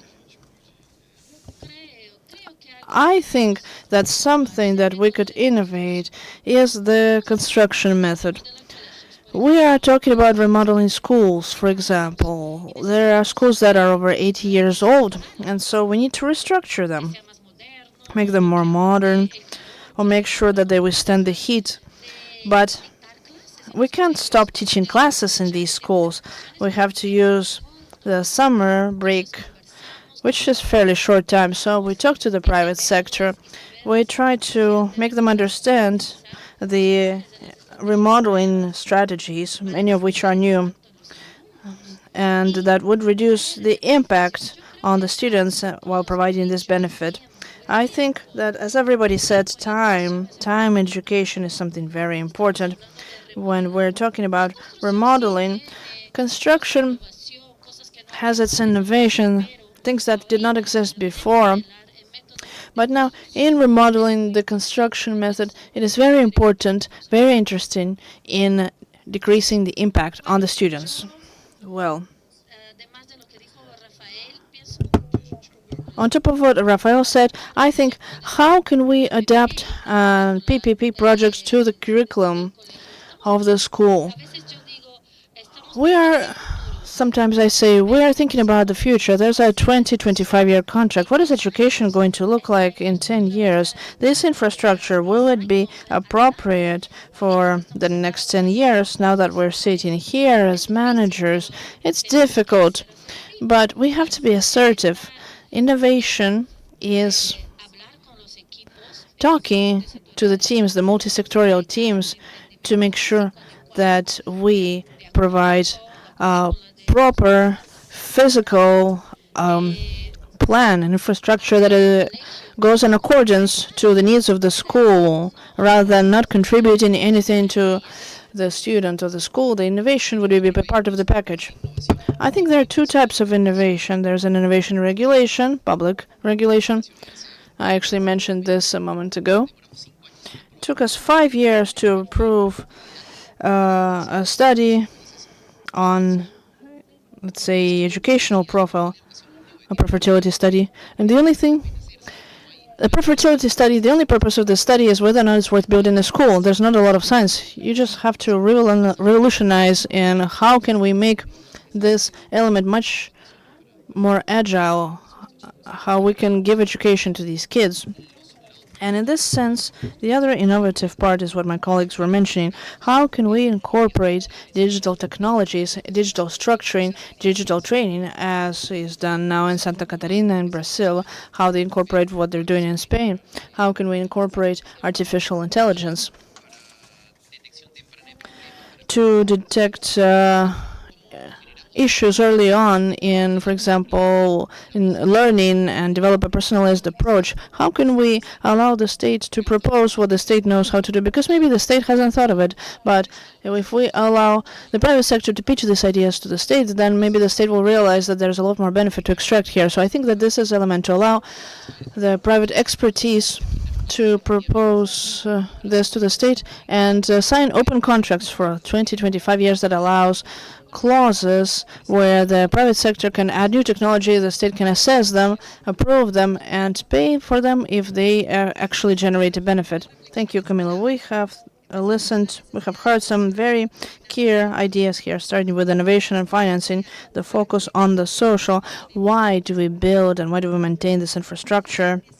The need to incorporate innovations on a constructive level to deal with this urgency in the time of infrastructures, the importance of taking into account what these evolution, what the evolution is going to look like on a curriculum level to adapt these infrastructures that we are contracting so that they in fact enable the learning objectives for the future.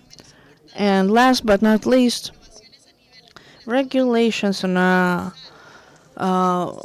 legal level to make the participation of the public and private sector the most optimal, leveraging innovations that this actor can bring into the sector. With this, we want to thank our wonderful panelists for today, and we are going to close this panel so that the next one can take place. Thank you.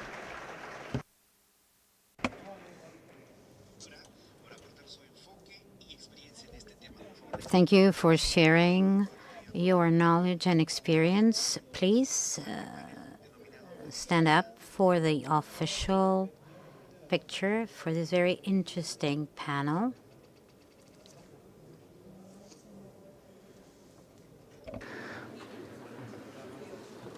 Fotografía protocolar entonces de We are taking the official picture of the panel entitled Empowering Education, Transforming Learning.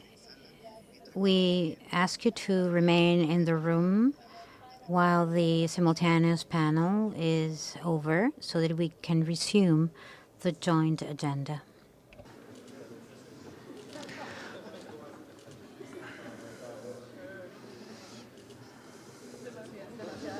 Muchísimas gracias.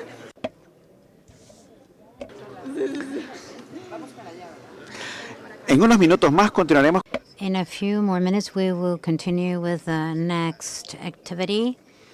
We ask you to remain in the room while the simultaneous panel ends to resume the joint agenda. If you need interpreting, you have the colors of the plenary session, yellow for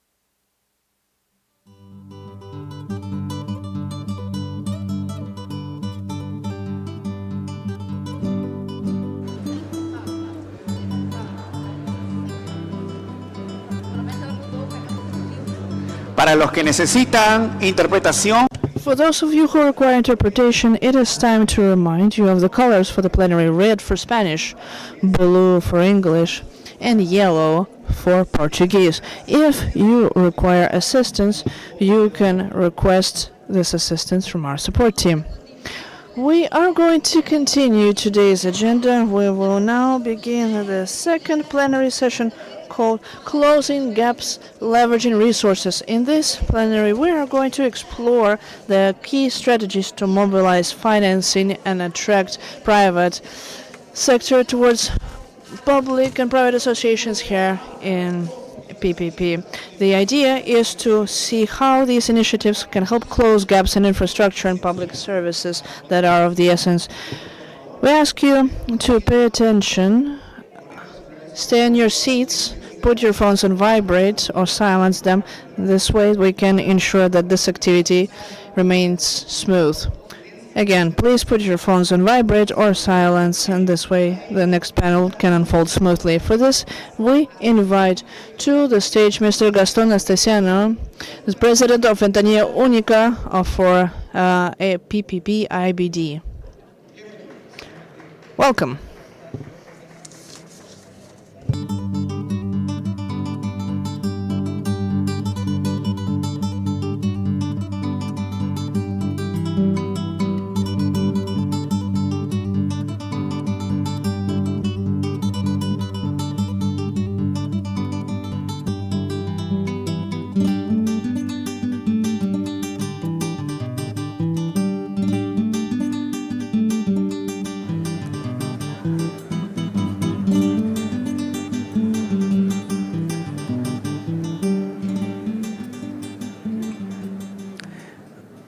Buenas tardes. Good afternoon, and thank you so much for being present here in Lima. For us, it is a true pleasure to be able to be here and talk about the thing that we're all passionate about, PPPs, and the opportunity to generate impact in the development of the countries in our region.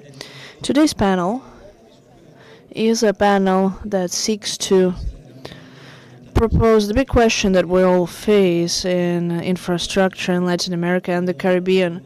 How can we mobilize more resources to close the infrastructural gap that our region has? As we can see, we were able to see during all the different panels this morning, and the opening ceremony done by our Executive President as well as Minister Salardi, the need to mobilize private capital has become a fundamental element to reach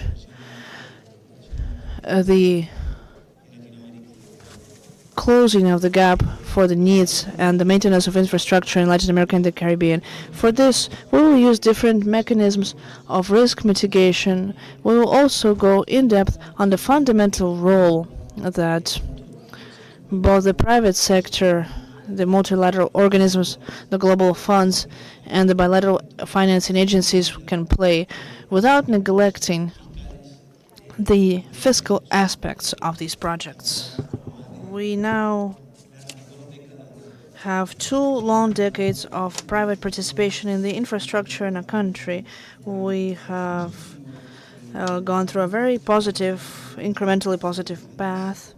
We have also learned from all the different aspects of the projects and the sustainability, both environmental and as well as fiscal. And we use this opportunity to answer these questions and think about some topics related to knowledge. I would like to start by welcoming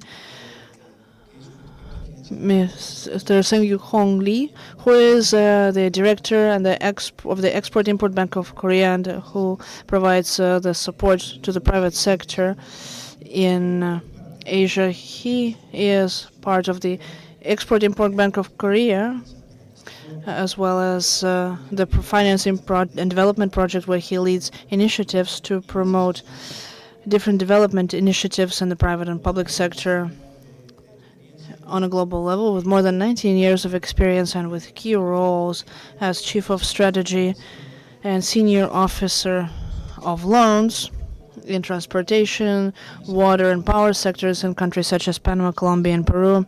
His company also has one of the most prestigious consulting offices, such as McKinsey. Thank you so much for being here with us and for making this long trip from Seoul. Likewise, we have Maria Jose Huerta with us, who is the Chief of Contingent Passive Assets of the Department of Public Finances for the Ministry of Treasury in Chile. In her role, she is in charge of the analysis and management of the state's contingent liabilities, including state guarantees and fiscal risks associated with concessions and other financial commitments. Prior to assuming her current position, she developed a background in public finance with experience in fiscal policy evaluation and public debt sustainability. Thank you very much for participating in this panel with us, Maria Jose. We also have with us, to give the perspective of the private sector, Pierluigi Lermo, who has extensive experience in the infrastructure and industrial operations sector. He has led strategic projects for the Tramarzo Group and the port infrastructure in Peru. During his career, he has focused on process optimization and the development of innovative solutions in the industrial and logistics field. His management has been characterized by the implementation of strategies that improve operational efficiency and promote the sustainable growth of the organizations which he has participated in. Thank you for participating in this panel, Pierluigi. Likewise, we have with us Mr. Hidenobu Saito.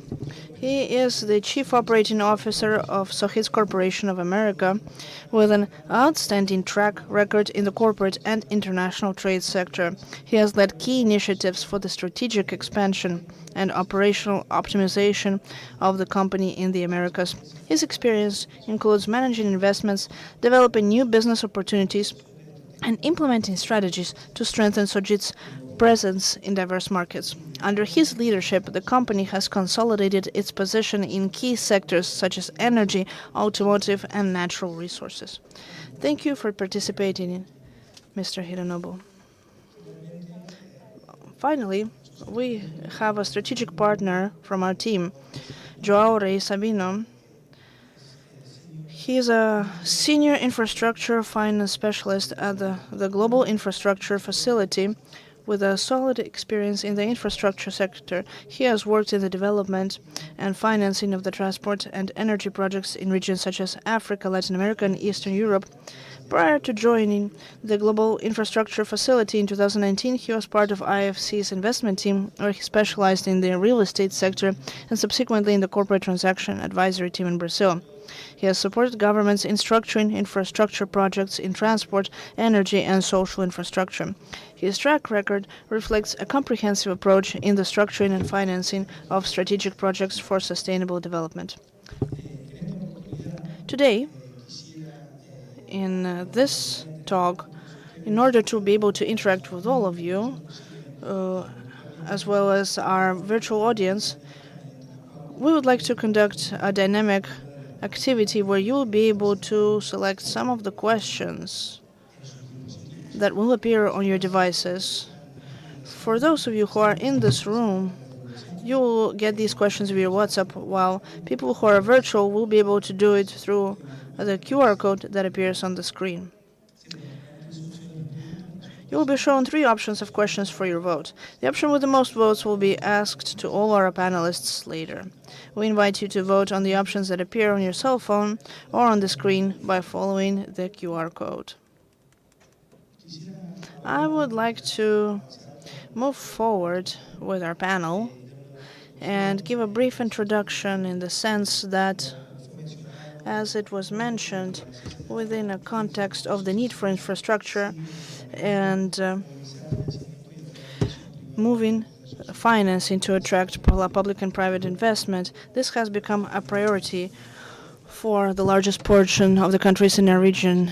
The risk mitigation and innovative financing structure and the strategic role of the banks of development and multilateral funds, such as bilateral agencies, has become key in attracting the private participation both to new sectors as well as countries that have only begun their public-private associations. In this plenary, we have made sure to generate a panel with a representative participation of the different stakeholders of the PPP ecosystem, private enterprise, multilateral, global funds, global companies, local companies, as well as the fiscal aspects that are so important for investment.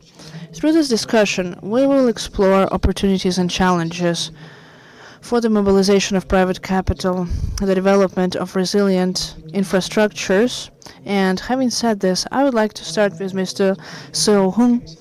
Given your experience in KEX, what do you think are the aspects to mobilize the investment for these public-private associations, and how the Bank of Development contributes to providing this investment? Today, it took 28 hours for me to come here from Seoul, but I think it was very valuable and meaningful for me to come here. And I think public-private partnership projects should satisfy three key stakeholders, which include public sector, private sector, and long-term lenders. And given the nature of project in developing countries, I think the role of MDBs, ECAs, and DFIs is very important to mobilize private capital, because they can mitigate political risk and country risk. To attract them to the project, I think PPP frameworks should be equipped with three key elements from bankers' perspective. So I will discuss about that briefly. So first one is remuneration scheme to the private sector. So future cash flow from the project is very important for the equity investor and long-term lenders. So proper remuneration scheme in PPP contract is very meaningful for the long-term lenders to get comfort from the project. And second element is appropriate risk allocation among public sector and private sector. So basically, risk should be borne by the party who can best able to manage them. So transferring all the risk to the private sector doesn't mean the value for money to the government. Sometimes some risk is more appropriate for the government to trade them and take them. I would say site risk and demand risk or market risk is one of those risks. And thirdly, I want to emphasize the termination regime in the PPP contract. So basically, PPP contract is one of the most important security for the lenders. So if the PPP contract has to be terminated during the contract period, in that case, the lenders want to get comfort from the PPP contract, so there should be some kind of compensation from the termination payment that can cover outstanding debt of the lenders. And second half of your question was related to the KEXIM's role in this infrastructure financing.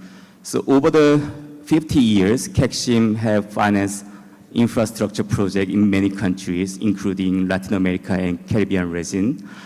And now we are expanding our role from traditional export credit agency to DFI, Development Finance Institution, to utilize our expertise and experience in infrastructure sector to contribute to developing countries' infrastructure sector. So we launched new financial instrument, which is private sector development investment facility. We launched it last October. So this is a very new financial instrument, and which do not require Korean connection. So far, Korea KEXIM supported project if there is Korean exporter or investor, but now with this new financial product, we can support developing countries project regardless of Korean companies' connection. So long-term financing up to 30 years, and our ticket size will be around 50 million to 100 million for each transaction. I believe this new financial product can contribute to developing of development of developing countries in infrastructure project. Thank you. Thank you very, very much, Song-Hoon. Very, very interesting. I would like now to go to you, Maria Jose.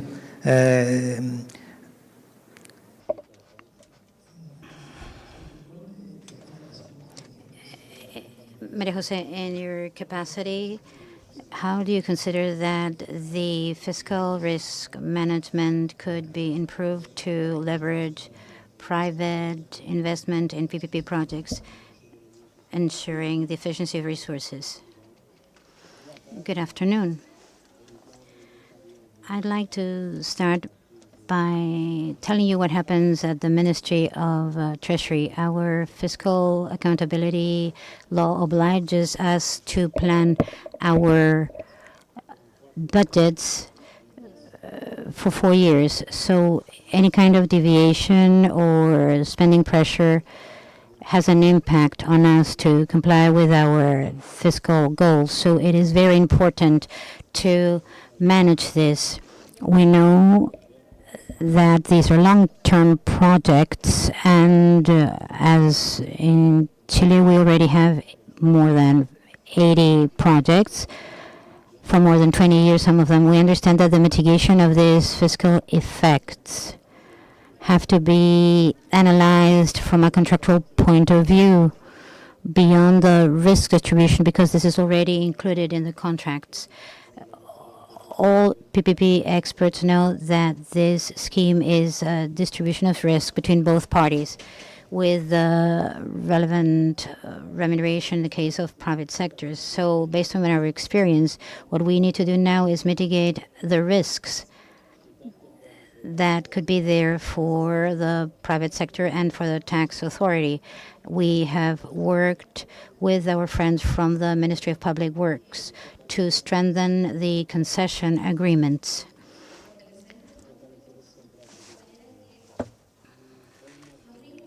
So that the existing risks are mitigated. What does this mean? For instance, these are 20-year or more contracts that involve millions of dollars and involve important infrastructure works, roads and other works with high contingency levels. So ex ante, we should say the concession agreement is solid in terms of design. So when the financiers say this will have a 10 or 20% risk, this is known by the banking sector. But when the deviation is 40 or 50% or forces you to redesign it significantly, this is when we start having problems, because there are delays in the projects. We need to do new engineering and new financial closing, and then both sectors experience delays in terms of terms compliance. Contracts are very strict with regard to the milestones, so this is bad for both sides. So one of the main objectives is that the contracts are well designed and it would take the time to do proper engineering. So when the bidding proceeding starts, there could be regular delays.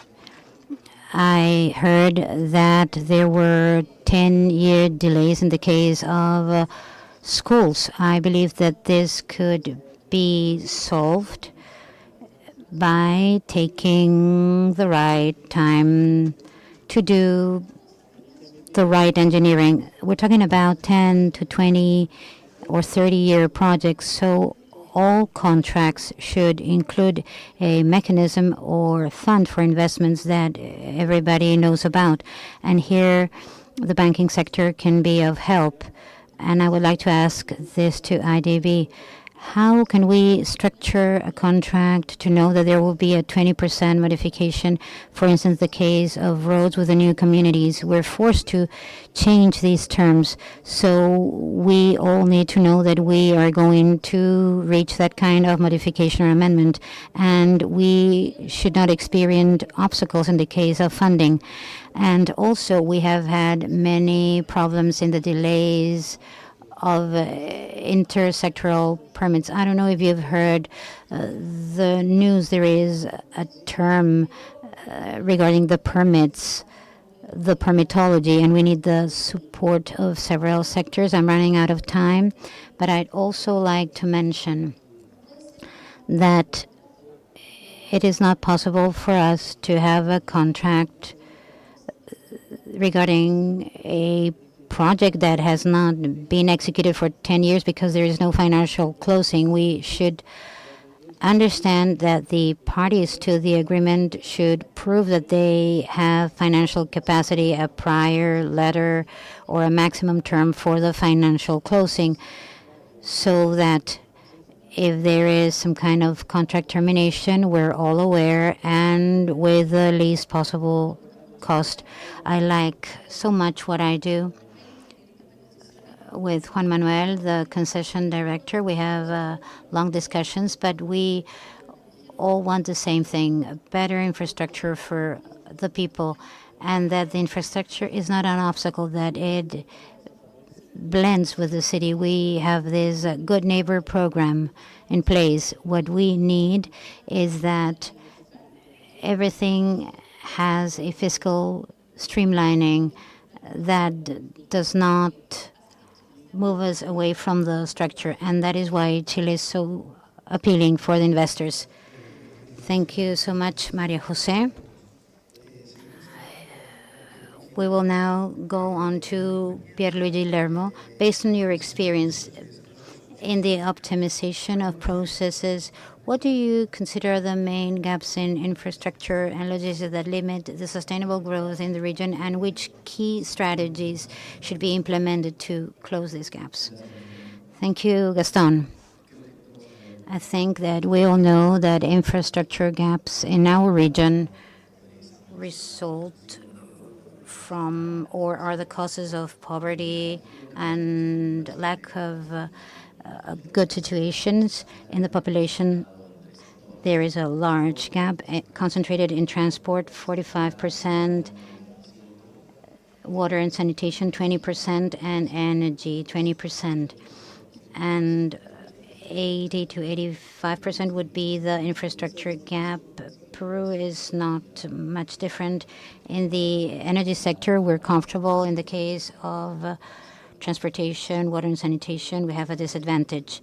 These infrastructure gaps represent excessive costs for people. They do not have access to public services and the infrastructure they need to be competitive and have access to markets and be able to develop economic activities efficiently. And the strategies, I am convinced, refer to the PPPs. We're here because of that. It has been proven in the last 20 years in our region, this mechanism has enabled us to develop important infrastructure works, delegating the main risks inherent in these projects to those companies that are specialists in managing them. We're talking about many risks in the case of projects, from design, engineering, funding, the operation, modernization, and making these infrastructures long-standing. This distribution of process and risks is fair for all taxpayers. We save millions of dollars, and we avoid unhelpful infrastructures that do not help us. PPPs allow us to allocate risks and resources. One of the micro strategies would be to achieve that the KPIs strengthen those entities that promote investments and PPP models. In Peru, it's ProInversión. In the past 20 years, it has been able to launch concessions for more than $40 billion. It is important to strengthen these agencies so that they can coordinate among state entities that look for the development of these projects and the private sector that is interested in undertaking these risks to obtain proceeds, of course. The role of these investment promotion agencies needs to be very fast and very good in structuring projects, so that projects can be conceived consistently and confidently, and that they can transmit to the investors that their investments will be retrieved and the benefits will be delivered to the beneficiaries of these public services and infrastructure.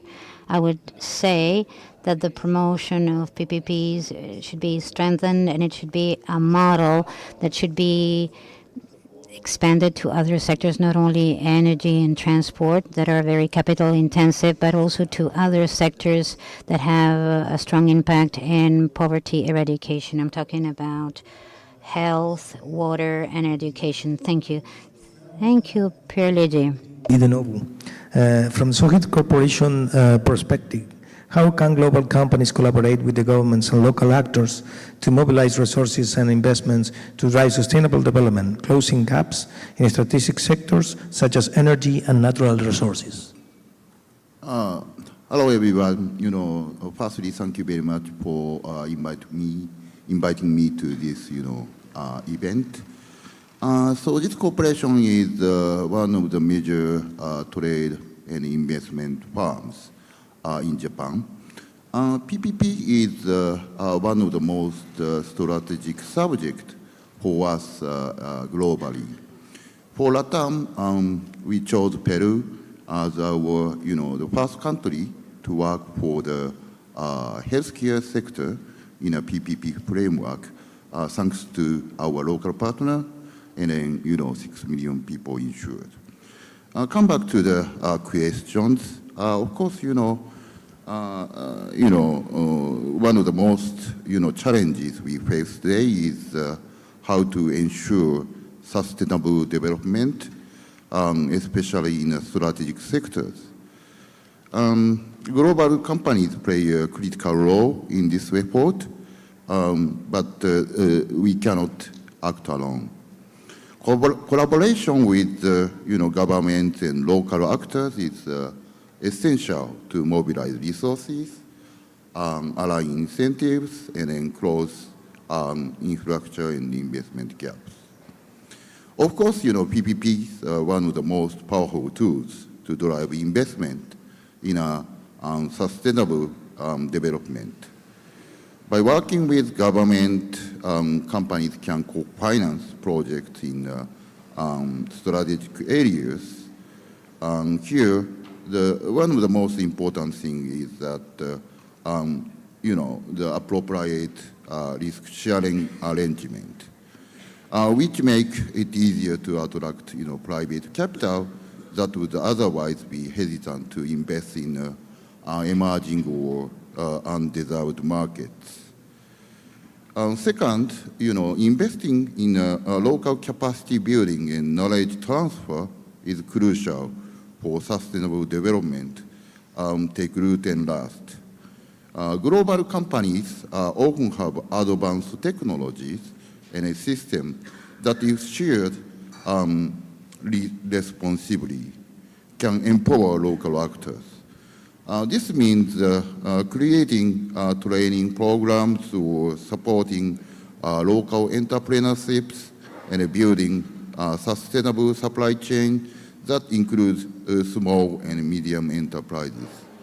It also means hiring and development talent from the local workforce rather than importing all expertise from abroad. For example, in the healthcare sector, there are often differences in approaches and operational methods between the government and private companies.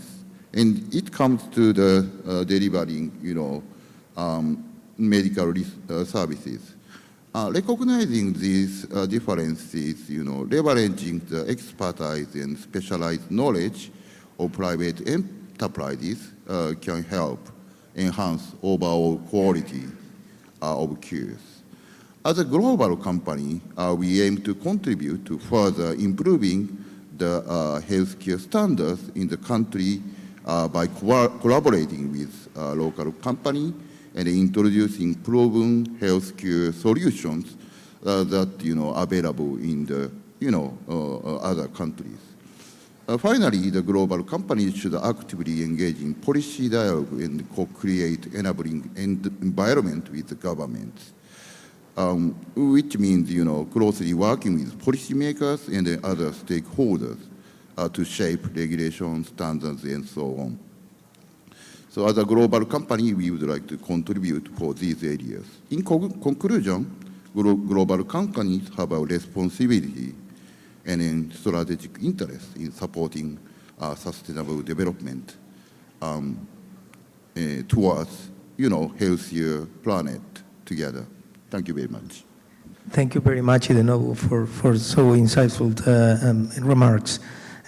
Joan, en tu experiencia con el financiamiento de In your experience with the possibility of providing a global view of the phenomenon, what are the most effective mechanisms to leverage on resources and attract private investor to high-impact projects that help to close infrastructure gaps? IDB has been a key partner of the GIF in the region, so it's a pleasure for me to be here. I think the short answer to your question is based on 3 key actions. I think the first one is we need to double down on the political commitment to mobilize private capital infrastructure. We need to prioritize earlier stages of project development, prioritize project preparation. And lastly, I want to echo what my colleagues have said, which is we need to develop a government capacity to manage private participation in infrastructure. We've been talking about the existing infrastructure gap. We have seen private investment in infrastructure increase, and when we look into the numbers globally, but when we look into emerging markets, the reality is different. There are some decreases when you look at the numbers in 2023. At the same time, what we're seeing is national budget pressure based on the current macroeconomic conditions. We're seeing competing priorities when we look into the political perspective, and these are actions that are actually draining the resources that can help implement infrastructure and infrastructure development. So in this context, what we need is quite challenging, because what we need is to do more than what we have done so far with less resources. On the positive side, Latin America has led the way when it comes to private capital mobilization in emerging markets. We have great examples. We have countries that are now build a good track record, and we heard from some of them earlier today. They are now trying to mobilize new players to their markets. They are now trying to bring institutional investors to their markets, but there's still a lot of disparities. We heard plurally from the countries that are doing better there, but in many countries, we are still seeing that every election poses a significant risk for the continuity of their PPP programs, and that's extremely relevant for us to reflect upon.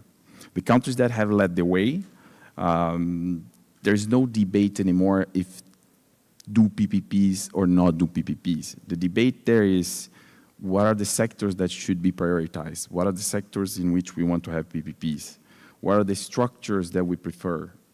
Who is going to pay? What are the paying mechanisms that are going to be implemented?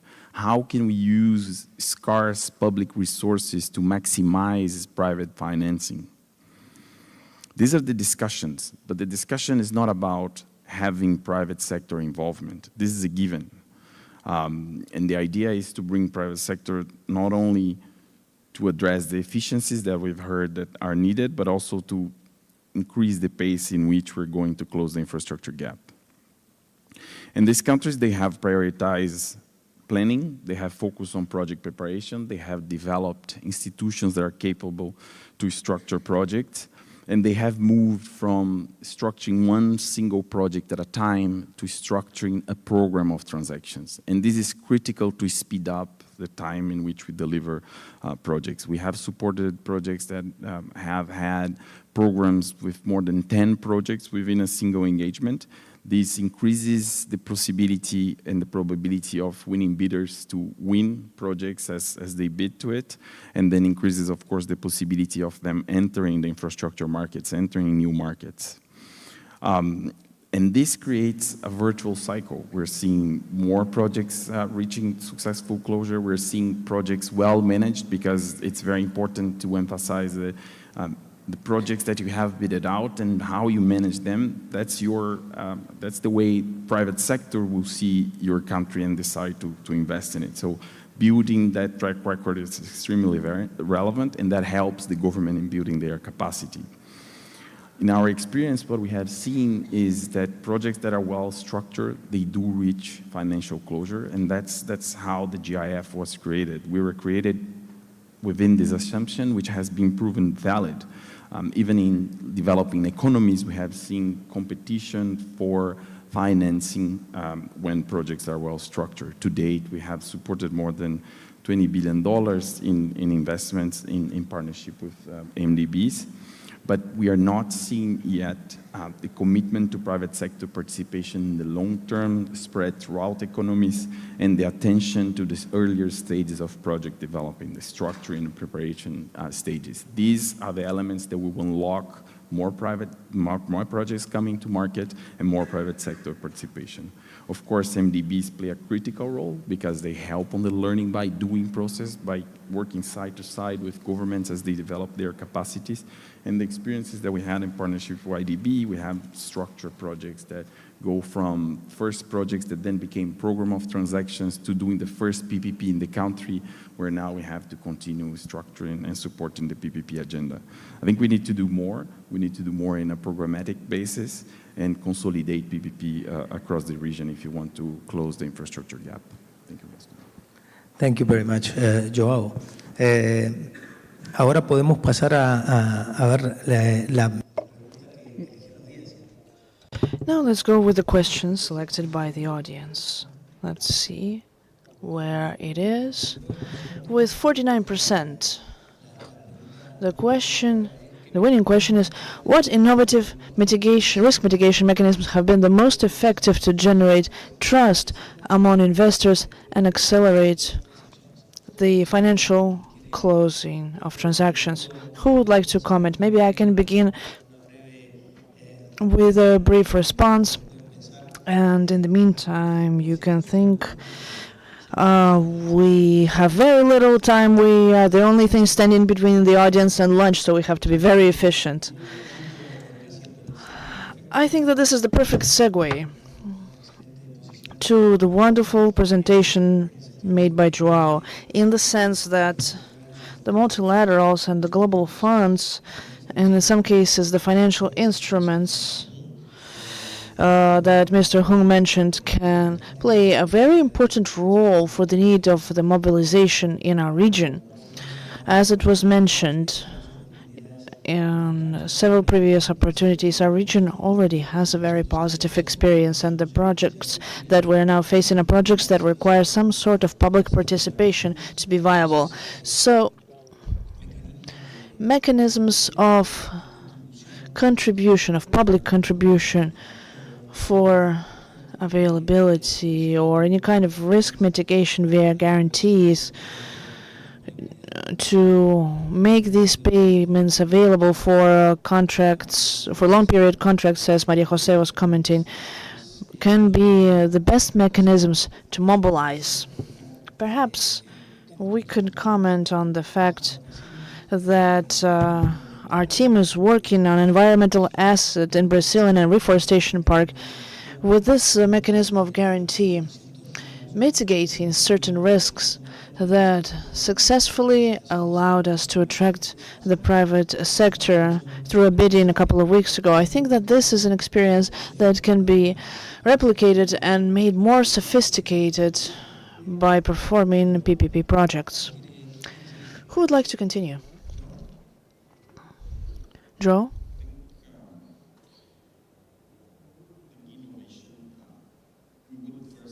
Focus on aspects that are out there that are already working and they have been successful in terms of doing projects and replicating those experiences. I think another thing to look at is addressing the perception of risk in emerging markets. Perception of risk in emerging markets is often larger than the actual risk, and I think the MDBs, with their large track record of investing in emerging markets, are starting a process to make more data available in their historical experience within these emerging markets in order to adjust what's the return requested based on their experience. So to have private sector look into emerging markets in a different way, I think that's one aspect. And I think in terms of instruments, what we've seen in some countries is the possibility of developing specific instruments to finance infrastructure, and then governments can drive and provide advantages or benefits to investors of infrastructure projects in order to increase the volumes and canalize investments to infrastructure. I think that's been something relevant, and it's been successful to have new players coming into the market when they look into financing. But emphasize the fact that we do have out there the good experiences to build upon, and I think that's where we have to build the foundation for accelerating investments in infrastructure. Thanks, Joe. Seung-hoon? Yes. I think the allocation. No, I think it's working. I think the allocation of demand risk is very important, as I mentioned before. And I've seen several projects in the UK, Australia, and Norway. Okay, so I have experience in the UK, Australia, and Norway. And in transportation sector, they utilized availability payment structure. So basically, the private sector does not take demand risk, but the government take the demand risk. But the fixed payment to the private sector allowed private sector to make investment easily, and the long-term debt was geared high. For example, 90% of the total project cost was covered by the project debt because there is a stable future cash flow. The debt was more comfortable. Lenders were more comfortable with that. And from the government perspective, they could shorten the time required to get financial close. And at the same time, they could improve service quality during the contract period. So I think we can consider availability payment structure in transportation sector or some other infrastructure sector. Thank you very much, Pierluigi. Gracias. Creo que la respuesta por mi lado puede ir en dos aspectos. Primero, I think that the answer on my end can be twofold. First of all, big projects, very important projects for a country, and I think that the best way in which some states can help to accelerate this refinancing guaranteed, as was mentioned, through financial guarantees that can give comfort to the future stakeholders of the project for the phase of investment maturation, or the concern that this investment is not generating sufficient flow to justify itself, that they are comfortable enough to finance this project throughout its maturation phase up until the return of investments.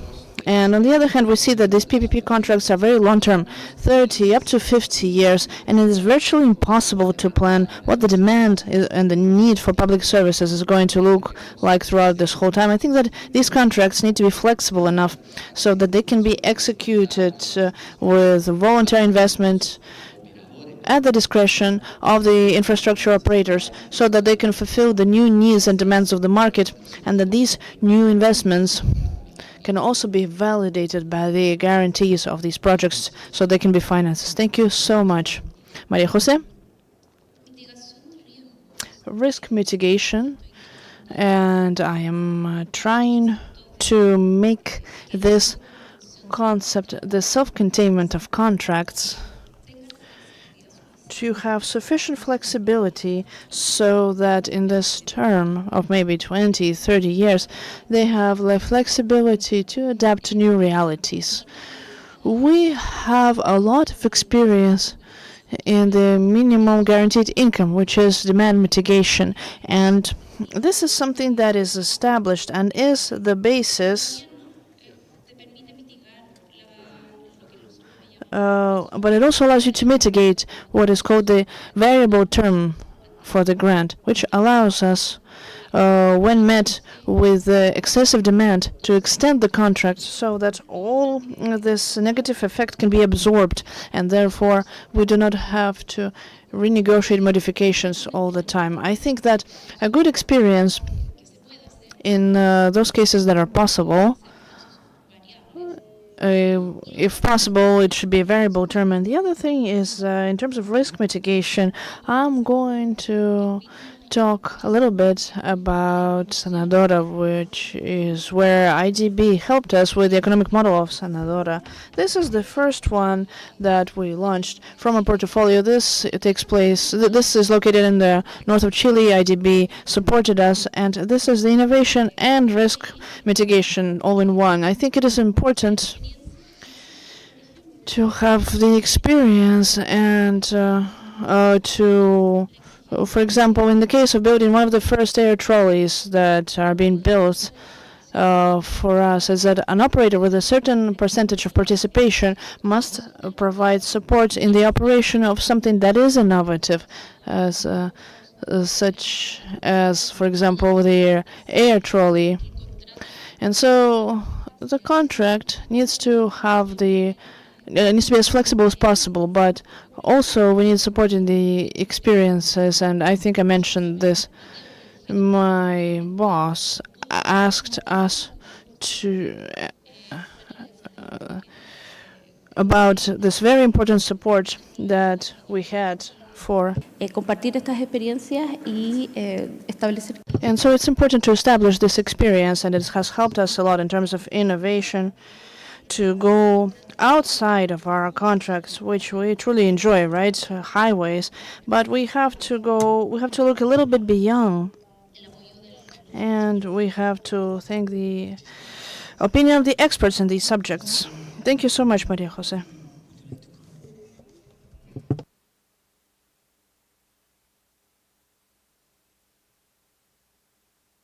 Y de nuevo, can you hear me?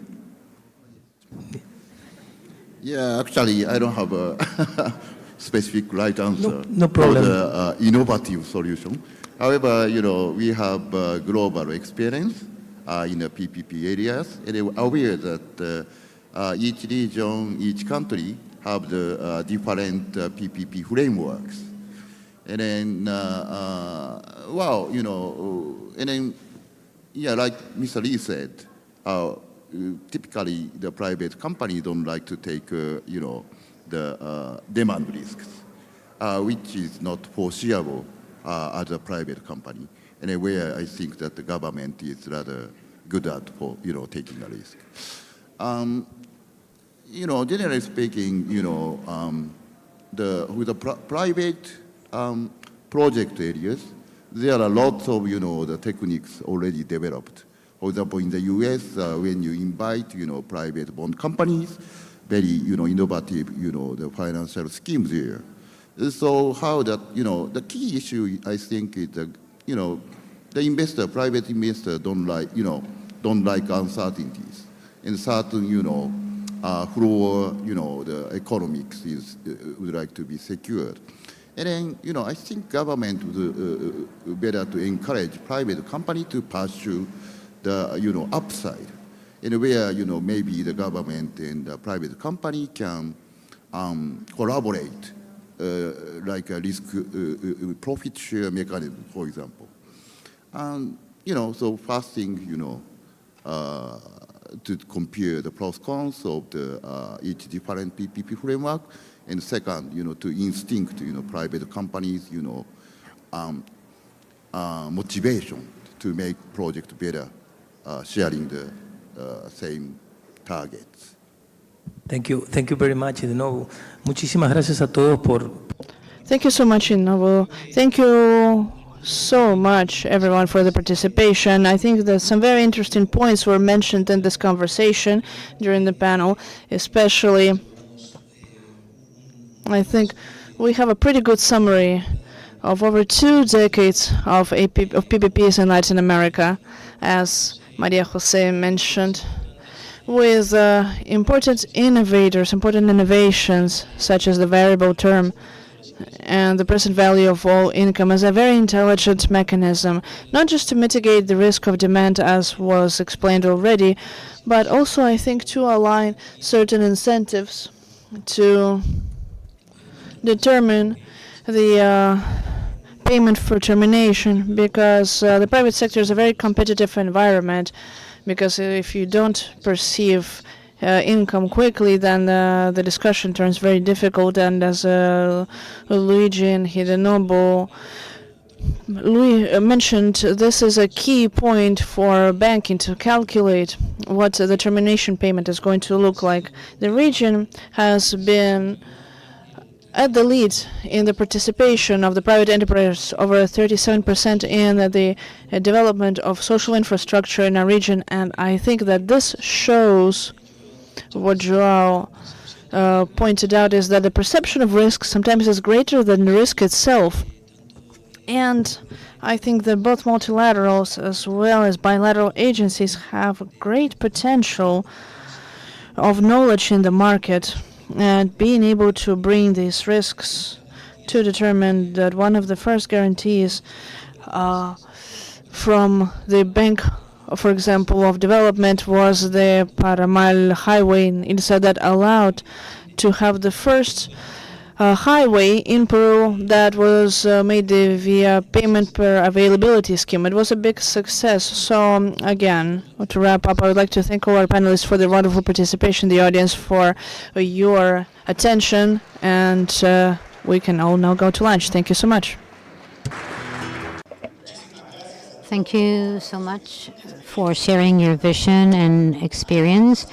We invite you to take the official picture.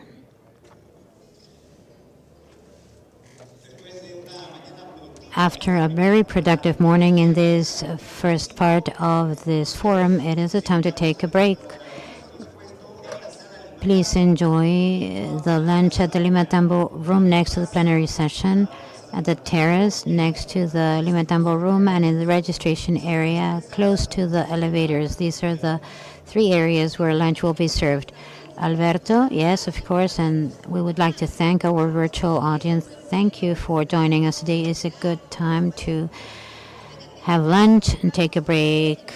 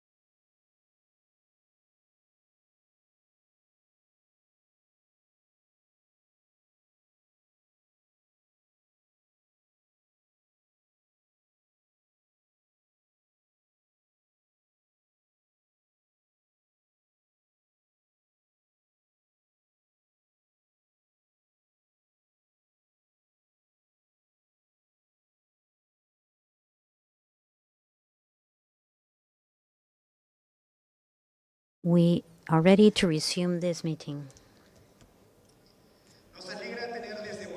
We're happy to have you back. Thank you for being here at the 12th PPP Americas 2025 Forum, the most important one on this matter in Latin America and the Caribbean.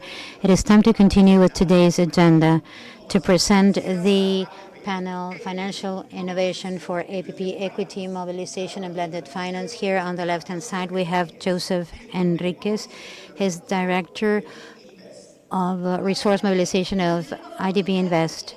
And for the panel Lighting Up Communities, Efficient and Sustainable Electric Energy, the moderator is Javier Cuervo, a specialist from IDB.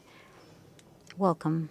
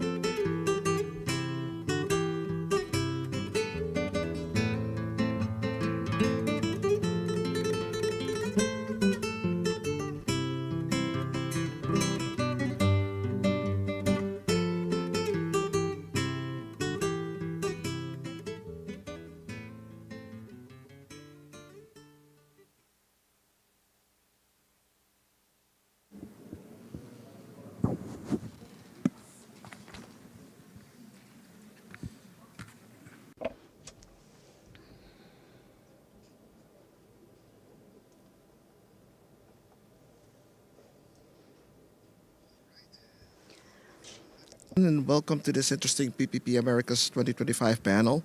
It is a pleasure to have you with us in this session, where we will be exploring some of the most innovative and crucial topics for the future of PPPs. Thank you very much for joining us after lunch. I know we're also competing with a Arsenal and Real Madrid game, so thanks for joining us today. In this panel, we will delve into the analysis of the innovative financial tools that are redefining the PPP landscape. Our experts will discuss the strategic use of equity, how to mobilize private sector resources, and blended finance approaches to finance high-impact projects. This is a key moment to understand how PPPs can evolve, integrating new strategies and financial models to face the challenges of the future. We have a very distinguished panel with us today. It is an honor to introduce Andres Rebollo, a leading expert in the field of infrastructure and public-private partnerships. With more than 60 projects advised in sectors such as roads, railways, social infrastructure, and water, Andres has provided his expertise to governments and companies around the world. Since 2016, he has been providing independent advice and specialized training through his company K-Infras, as well as being the lead author of the World Bank-sponsored PPP Certification Guide. His significant experience in the structuring and financing of infrastructure projects has allowed him to collaborate with important international actors, consolidating himself as a key reference in the successful implementation of PPPs. We are sure that Andres, his vision, will deeply enrich our discussion today. Next, I'm pleased to introduce Alex Albujar, an experienced partner with a strong track record in investment management. Throughout his career, he has developed key skills in investment valuation, financial modeling, financial structuring, project finance, and investment banking. With training at ESAN, ESADE, and Fitch Learning, Alex brings a strategic and entrepreneurial perspective that has led him to stand out in the structuring and financing of high-impact projects. His extensive experience and innovative approach make him a benchmark for understanding how financial vision can transform large-scale projects, ensuring that their viability and success. We are confident that your perspective will be invaluable to our discussion. Next, it is my pleasure to introduce Sarah Humber, a commercial lawyer with extensive experience currently working as a project manager at the Infrastructure and Projects Authority. Previously, Sarah was Program Director for the Welsh Government's Sustainable Communities for Learning MIM program, where she developed and delivered the Welsh Education Partnership Company, facilitated the delivery of £1.5 billion education project with net zero carbon infrastructure. Sarah has an outstanding track record in the structuring and delivery of large projects, especially in the accommodation sector and in the delivery of social value through contracts and PPPs. Her experience in business law, contracting, competitive bidding, and planning will undoubtedly be of great value to our discussion. We are also joined today by Juan Rodriguez de Tembleque, a specialist in structured finance at SACIR Concesiones. His experience covers financial modeling and investment analysis in infrastructure projects, combining a solid technical background with a strategic vision. Prior to joining SACIR, he worked for almost 7 years at Bank of Scotland in London, where he served as Associate Director in the leveraged finance area. He has also worked in the finance and treasury departments of renowned entities such as Técnicas Reunidas and Banco Santander. His international background and deep knowledge of project finance make him a key voice in this conversation. And lastly, it is my pleasure to introduce Arturo Prieto, Managing Director, Head of Private Debt Mobilization Americas at Banco Santander. With an outstanding track record in financing infrastructure projects, he has led strategic initiatives in the transport sector, structuring innovative solutions for the mobilization of private capital. His experience includes debt structuring for large projects, attracting private investment and optimizing financing schemes in PPP models. Under his leadership, he has promoted strategies that strengthen the financial viability of key infrastructure projects, contributing to the sustainable and competitive development of the sector and the region.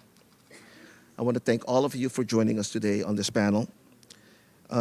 Before we go any further, I wanted to also let everybody know that there's a wonderful way that we can interact with the audience through a dynamic approach where you can choose any of the following questions that will be asked to our panelists later. People who are live will be able to vote through WhatsApp, while those that are virtual will be able to do so through a QR code that appears on the screen. You will be shown 3 options of questions for your vote.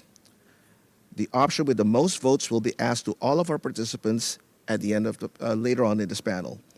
We invite you to vote on the option that appear on your cell phones or on the screen following the QR code. The survey options are: question number 1, what can be done to encourage greater participation of local institutional investors in PPP projects, and what benefits would be derived from this? Question number 2, what should be the role of sovereign debt in the promotion and development of public-private partnerships in the region?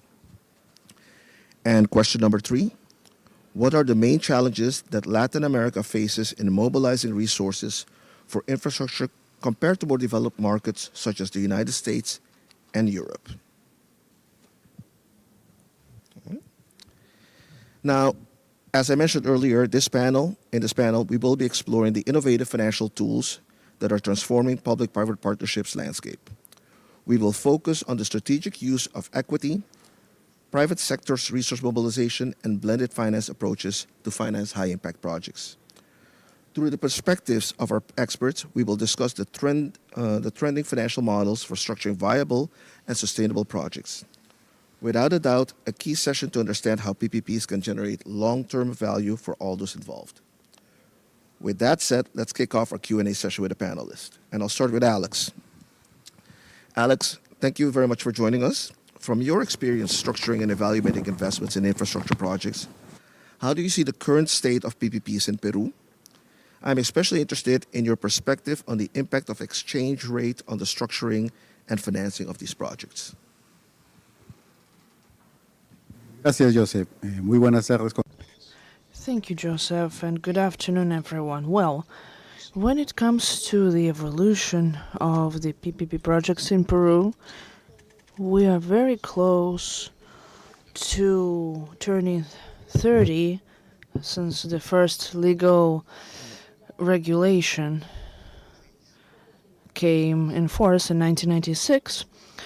From that date and to this date, there has been a significant evolution. A portfolio of projects that had been adjudicated that was very interesting for this country, that allowed us to resolve problems in different sectors of economy. This way, the first 10 years of this regulation of PPPs had a pretty simple legal framework that could perhaps be interpreted as deregulated, and that allowed us to adapt to the needs of the market based on the development of infrastructure. After that, there was a second decade in which a regulatory framework and a legal framework that is much more precise comes in. One that has a more intense regulation that also bore fruit in the adjudication process, and that somehow became projects and also showed some difficulties. Currently, we are in a period where we were able to see that, for example, last year there was a boom in adjudications, and we hope that the next 2 years will replicate this boom. This ties into the question of how the exchange rate influences the PPP projects in Peru. So in Peru, the infrastructure projects that were developed as a PPP have basically been sizable. These are projects with high capexes. We're talking about projects of $300, $400, $500 million from the beginning. We're talking about Camisea, the Jorge Chavez Airport, the interoceanic lines, and for Peru during that time it was quite difficult to structure this with the local currency. In fact, these projects were structured to be financed abroad. This is why most of these projects were structured in dollars. And let's remember that before 2007, Peru was not that profitable for investment. So with a hard currency, with contracts that would mitigate the risks of financing in an important way, was beneficial to the grantor. And so the projects, therefore, were structured in foreign currency, in dollars. And while this is an exchange currency risk for the state, we also have to remember that the evaluation, the rating that we've had in the last 10 years has not gone over 1.8% yearly, and the last couple of years it has been 1.4%, and that has been manageable. But we're also aware that since these are long-term projects with payment mechanisms that the state does long-term, the ideal thing is for them to be done on local currency. So these projects have started to be licensed in the local currency in soles. With the local banking, the ideal thing is for us, when we structure these projects in soles, they need to be financed by the local banks with local currency. The ideal thing is for them to have a certain wedge. So these projects right now are being appraised at about slightly over $500 million, which you can diversify. The average ideal size for this to be banked in soles is a project of, let's say, $100 million that is appraised in soles. So we have experienced some evolution in the subject, and it inspires more trust for this to be financed in soles. Topic with the matching of local currency and foreign currency. Sarah, thank you very much for joining us today. From your role at the Infrastructure and Projects Authority, what public-private financing structures do you see currently being used in the UK? Thanks, Joseph, and it's an honour to be here on the panel today, so thanks for inviting me. So just a little note, as of the 1st of April, the Infrastructure and Projects Authority merged with the National Infrastructure Commission in the UK, and we've now formed NISTA, which is the National Infrastructure and Service Transformation Authority. So we're a combination of the National Infrastructure Commission, who is full of economists and data analysts who do an assessment of economic infrastructure need, and all of the functions of the Infrastructure and Project Authority, which I'll come on to. But some of you will know the history of private finance in the UK. We started in 1992, so 34 years ago, we had our first private finance project. This was pretty much a sort of design, build, fund and operate model with the 90-10 debt equity split. And that's been used a lot across all sectors: education, health, waste, housing, roads. But in 2018, we cancelled the use of private finance because it wasn't popular at the time. But actually, that was really the DBFO model that we stopped using. And at that point, I went to Wales to deliver a programme using using private finance, because it was a devolved matter, so I was allowed to go and do it over there. But interestingly, we still have been implementing private finance models. In particular, we have something called contracts for difference, which basically are used particularly in the regulated industries and for nuclear, whereby you can have the revenue stream comes from putting a levy on the cost of water and electricity. So that's called a direct procurement for consumers. And then we also have the regulated asset base model, or the RAB model, which was used for Thames Tideway Tunnel, and will possibly be used for Lower Thames Crossing. But that's also where there's an available revenue stream. So these are still obviously being used quite extensively, particularly in the regulated sector, such as water, and they have been used a lot.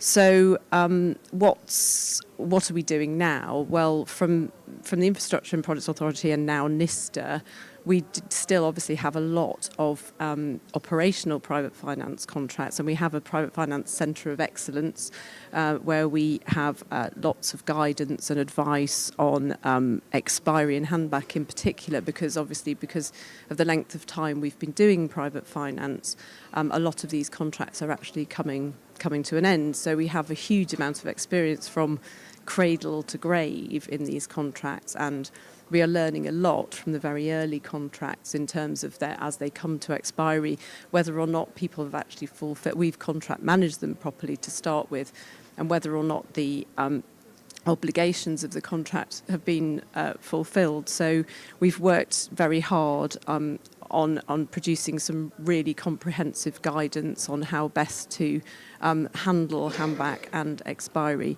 But interestingly, since we had a new administration last year that came into power in July last year, we've been looking hard at lots of different models, perhaps for the future.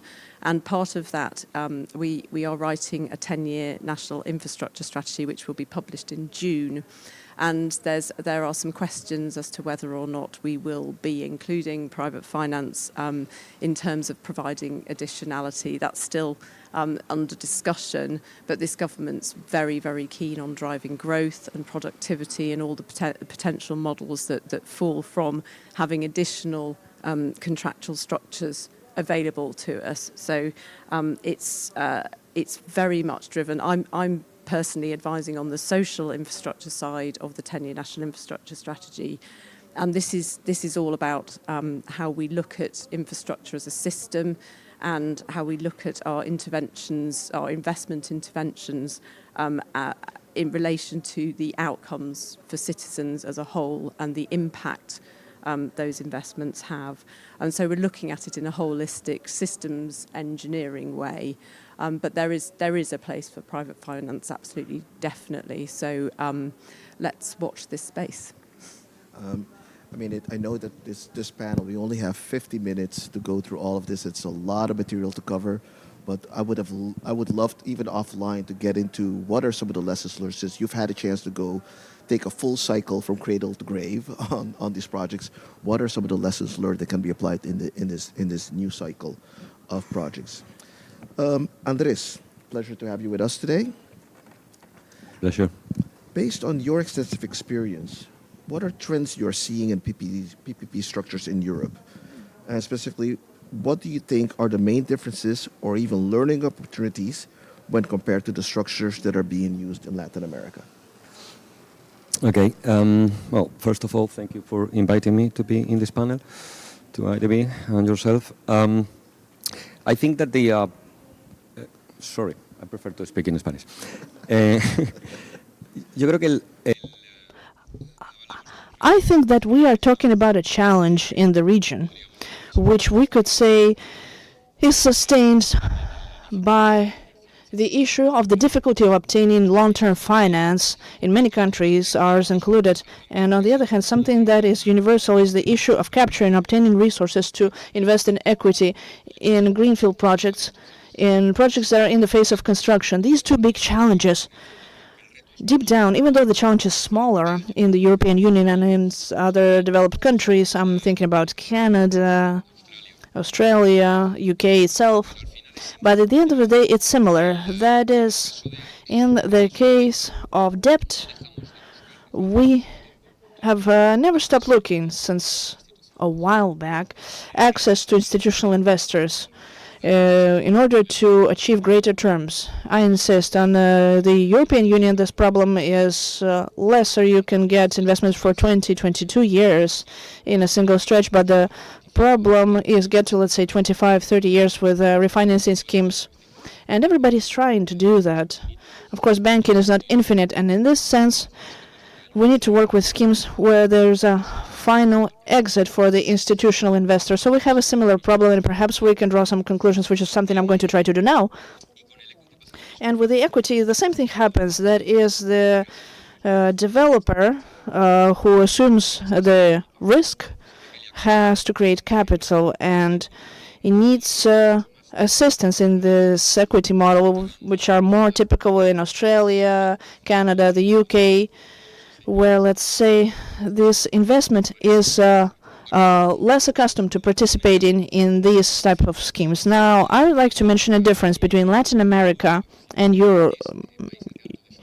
Well, maybe not necessarily Europe, but just developed countries in general, like Canada and the UK. The difference is that in the European Union and in projects in Canada and Australia, they have schemes for big projects that are co-financed. We can say this pure co-financing. What for European Union is basically the blended scheme. You mix European funds that come in during the construction phase to be able to pay the contractor directly, pay them 40% of the capex with the package of private financing. In this way, then the total cost of the capital drops dramatically. I say pure co-financing because what has been happening in the region in many cases, for example, in Peru, in Paraguay, this is something that is regrettable for me. They have tried to imitate this Peruvian model, which at the end, the largest part of the payment mechanism basically befalls on the commitment of the public debt, which is irrevocable.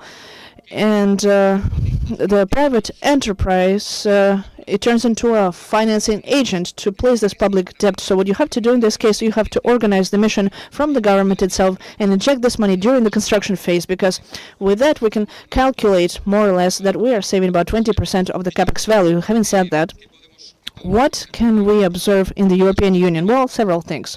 First of all, we can observe the frequency when it comes to, let's say, the last few years since the global crisis, solutions of institutional agreements to generate in different countries investment platforms for equity, hybrid instruments, which are institutional arrangements that revolve around the International Bank of Development, basically public finance institutions. For example, in Spain we have ICO that I helped structure back then, investing together with a private engine that takes away 50% of the equity. The pioneers of that was France. Well, what happened in France is to help provide this institutional fund with public resource, if you want to say it like that, but managed in a professional way as a professional investor. Our investor was the European Bank of Investments, which could be something equivalent to the IBD. I think that's where we have to go. So IBD, by generating its Margaret Fund, by investing in the construction phase, and by the way, this is a core infrastructure. The core infrastructure under the SIG criteria. So what does that mean? Basically, everything that has been collected from the region and blended and etc., renewable energy and things like that, that's where it is invested. But I don't see a single highway, not even trains, and I'm worried about this. We're forgetting that you have to make highways. By the way, according to several studies, a well-maintained highway, thanks to a PPP scheme, saves about 3 and 5% fuel. So we are saving emissions. So that's on one hand, and on the other, we can look at the co-creation enhancement project mechanism. A mechanism was created that lasted for about 5-6 years of a hybrid instrument for subordinate contingent debt to help go straight into the bond market from the beginning in a way that we did not have to wait for construction, which is the usual thing to do, but from the beginning there was a good rating. Well, what is interesting about that as a lesson learned is that we don't do that anymore. Why? Because everybody realized, the European Investment Bank itself realized this, that in the end of the day what is optimal is to do mini-perms to go into the market later, and I am wrapping up here. Why am I saying this? Because I think that the challenge of attracting an institutional investor of the region, I think what you have to do from IBD, IFC, etc., and the multilateral actors is you have to think directly that the typical solution to be able to capture the institutional investor goes through the risk of refinancing. You have to go through a culture of what has worked best in Europe of mini-perms, where at the end of the day the challenge is to mobilize local banking and help them with the risk of refinancing so that later the project can go straight to the institutional investor. Teeing us up very well for the next two panelists, and these are exactly the kind of things that we're seeing as well on the Latin America side, with mini-perm market developing more and the chase for institutional investors. But before we can get to the debt portion, we need to have equity. So, perfect way to continue with Juan. From the perspective of a global developer like Sacir Concesiones, what are the key factors that you consider when deciding which markets to invest in? How do you approach the process of allocating equity between different projects or regions, especially in context of diverse regulatory frameworks and financial risks? Good afternoon. First of all, I would like to thank the opportunity of participating in this event, in this panel. And first of all, I would like to clear that Sacir is one of the leading groups in infrastructure. We operate in operate in 4 continents, and we have different licensing formats. We operate under the licensing format in the sector of water transportation and social, and with approximately 2 billion euros that are committed to investments. We invest in the global strategy. Our main source of income right now is about 33% in euro. 33% is in Latin America, and another 33% is in English-speaking countries, which shows our global commitment.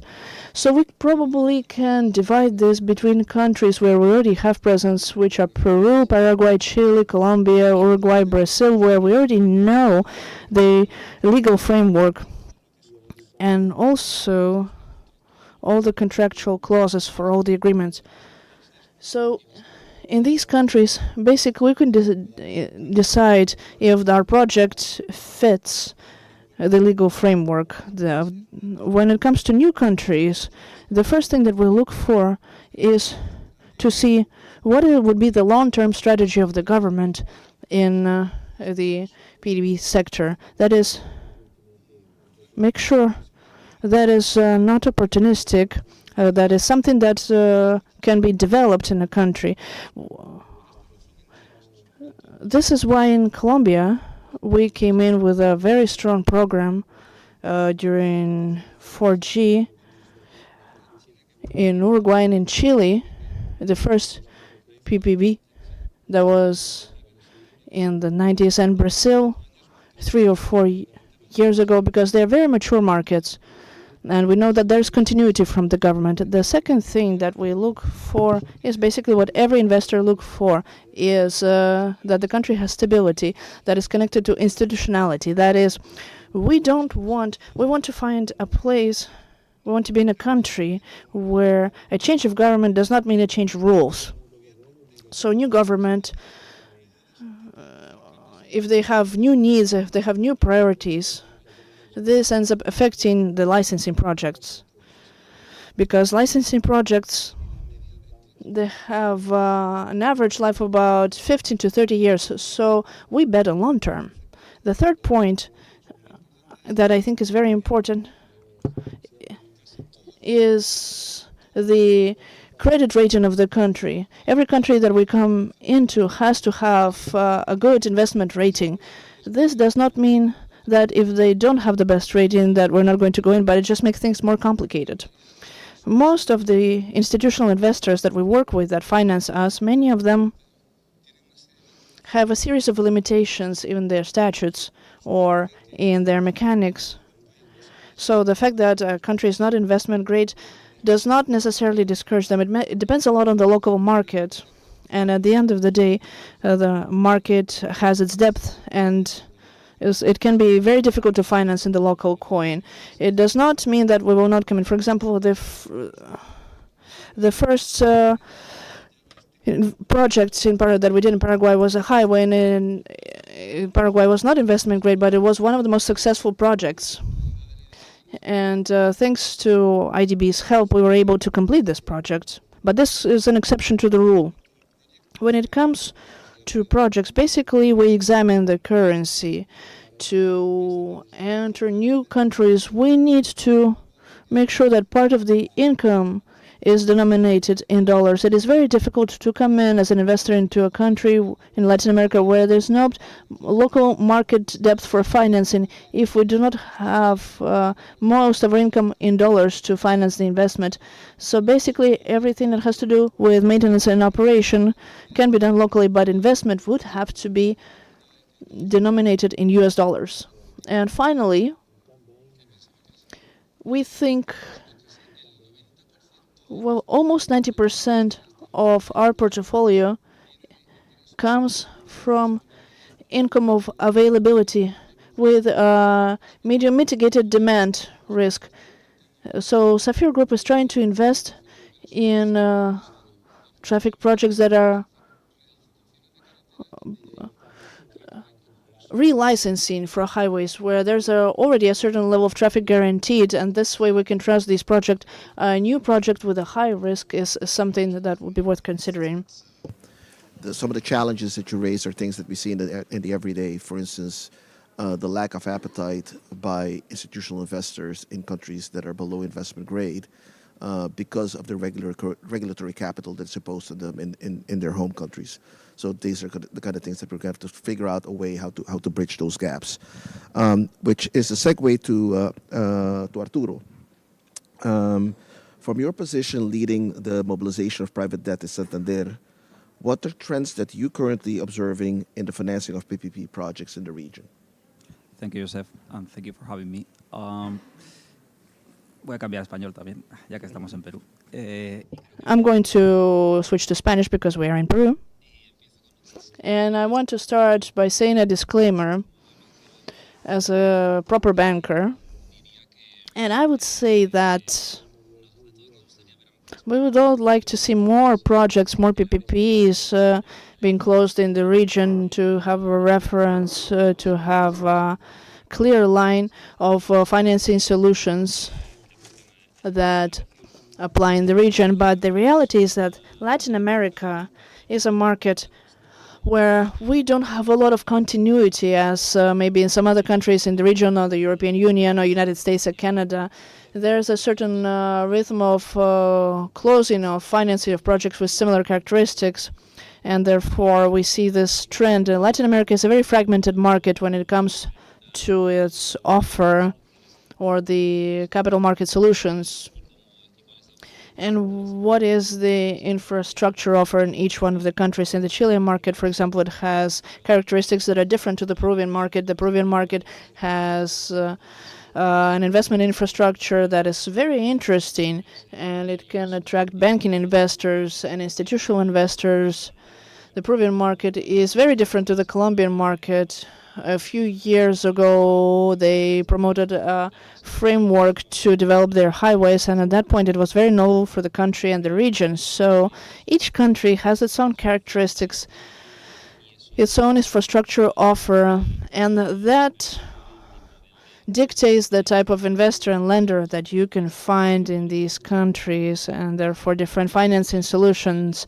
But having said this disclaimer, there are some trends that we see throughout the region that could be applied to everyone. I would start with liquidity, and kind of what we have been observing is how there are more and more resources available to be able to finance infrastructure. There are more sources of financing that are available for sponsors, for clients, that they can go to, and they are able to combine these different sources. We have the traditional banks, the project financing banks that have been present in the region for years, the European banks, Canadian banks, American banks, Asian, Japanese banks that have been financing projects for years, that have specialized teams that are focused on the region and that have the intention to stay. Some of these international banks have left, but then they have been substituted by other international banks, Asian banks, regional banks, multilateral banks, BFIs, that have a fundamental role to contribute to this liquidity and therefore reach the level of liquidity of the commercial banks that private enterprise does not reach, such as to provide credit enhancement, for example. Then we have one of the trends from 2024, 2025, which is a massive accumulation of capital and asset management on the credit side. And on the credit side, it's directed to real assets, and this capital that the global asset managers hold could be focused and channeled in part into Latin America, and then in part of that we have local banks, we have regional level C banks, regional investors that are fundamental to build this liquidity and to especially help projects that are financed in local currency. So first we have this liquidity, we have a trend to have more resources. Now during times of volatility, such as the ones we are right now, there's a bit of a market disruption. There's a certain flight to quality in the infrastructure market.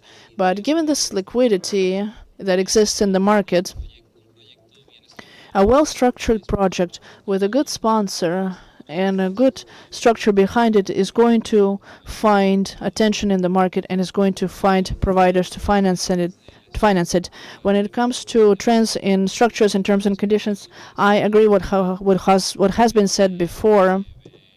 On a tenor level in facilities, we have gone through some loan terms of a mini-perm structure where the banks were more comfortable, especially because of their capital restrictions. Where you have a mini-perm structure, it's sort of like a sweet spot where you group a bunch of banks with more liquidity, and also mini-perm structures reference, let's say, rollover in the banking market. And this risk of refinancing that a few years ago was a big topic for many institutions, I think right now it has gone not just through the banking market, but also BFIs and the institutional market. Then we are also looking at the fact that some projects were done in a bridge format, and just as terms have been shortened, the bridges have actually become longer. They now last 3, maybe 4 years.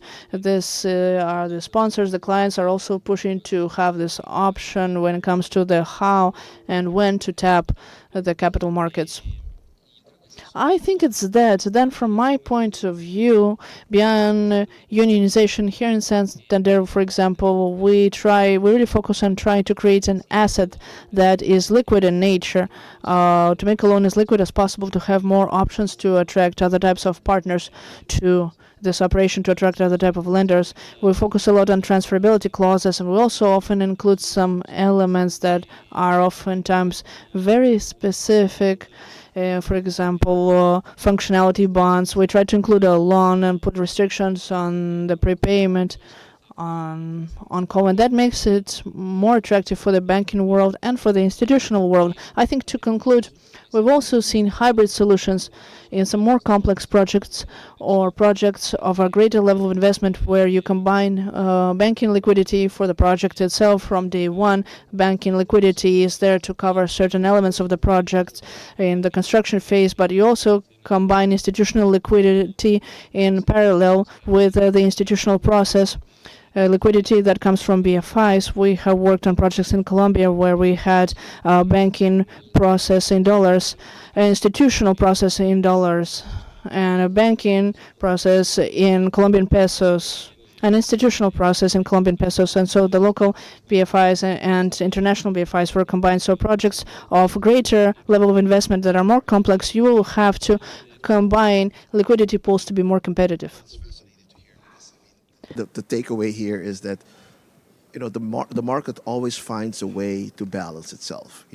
Regulations may change, and then the players will find a way to rebalance and reach and get to that optimum level, as opposed to like previously where you could do the long project finance deals by banks. Now they do shorter, and then the takeout with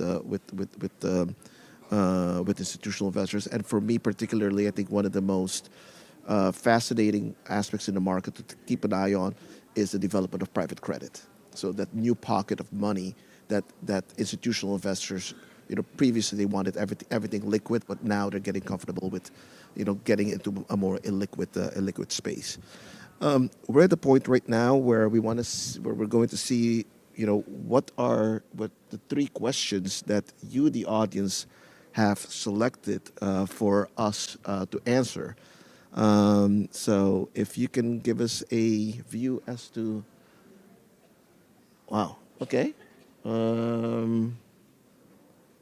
Looks like it's going to be question number 3.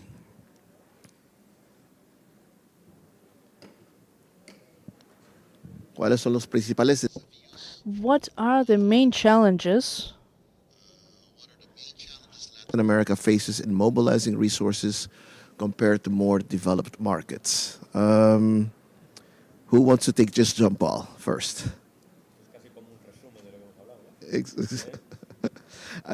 Let's go with this. Yes, it's like a summary of the previous discussion. No? But I don't know. I think I am going to throw one, okay? But it's just a quite big concern that I have. Otra vez, me voy a español. Una preocupación bastante notable. It is a big concern that I have. It has to do with this question and another one there about the role of co-financing, of potential or prospective co-financing.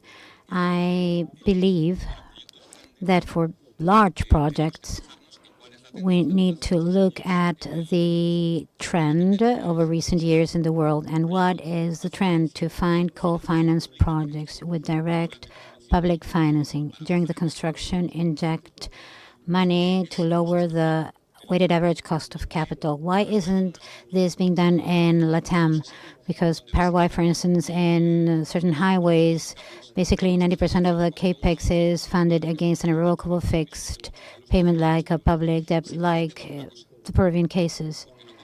Why? Because they do not calculate the public debt, and instead of doing bond issuance done by the government, it'll be by this person.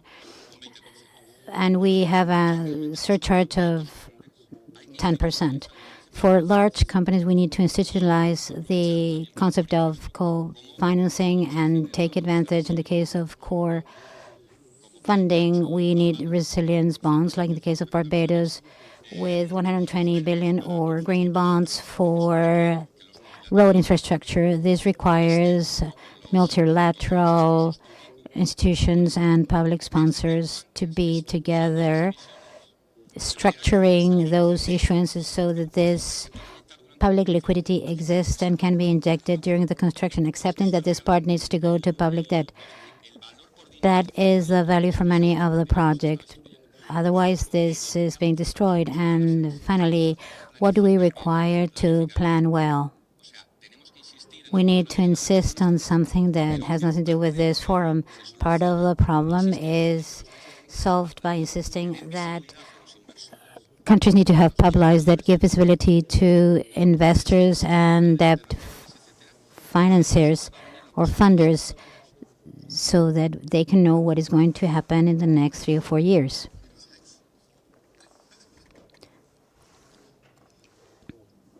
Well, I think that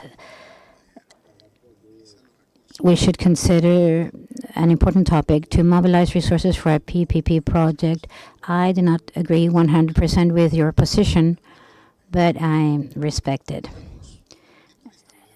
In terms of legal stability in Latin American countries is quite scattered or dispersed, and this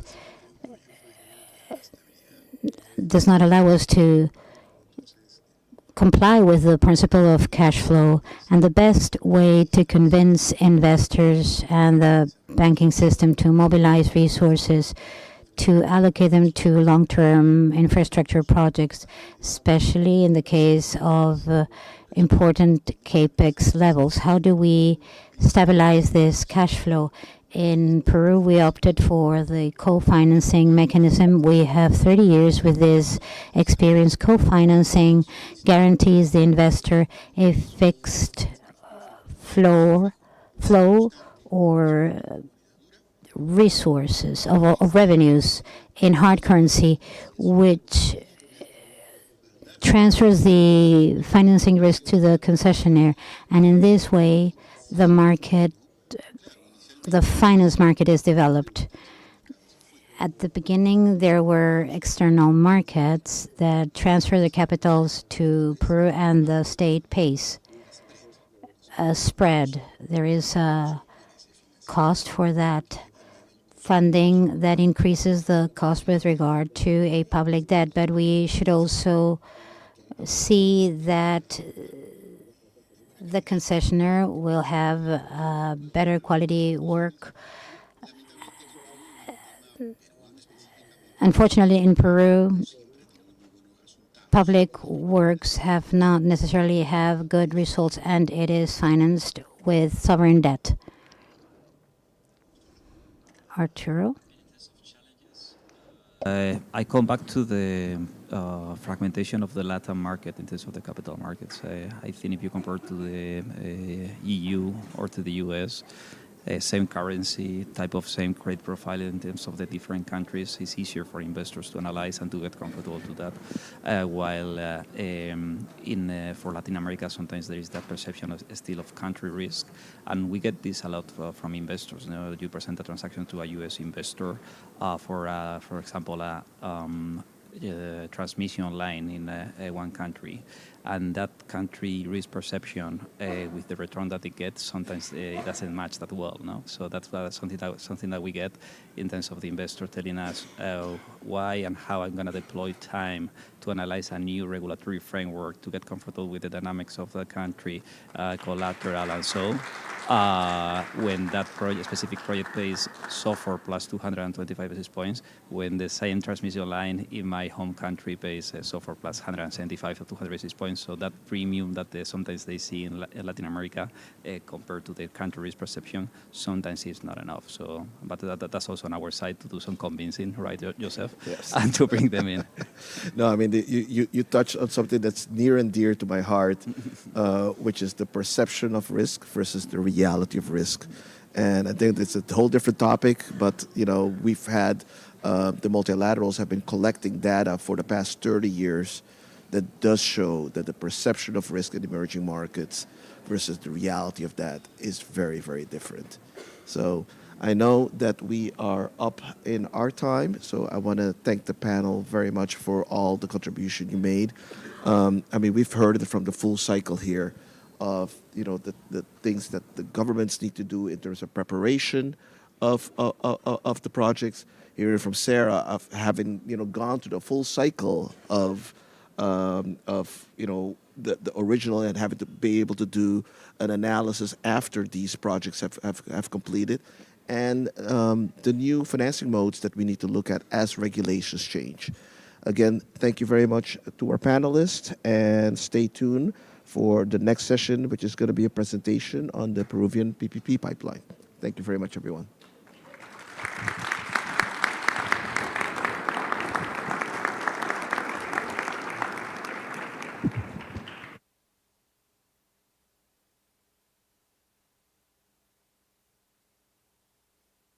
Bien, muchísimas gracias a nuestros panelistas y moderador. Por favor, les pedimos tomarse la fotografía de estilo. We will now take the official picture, and we thank the panelists and the moderator. We will continue with the plenary session shortly. Please remain seated.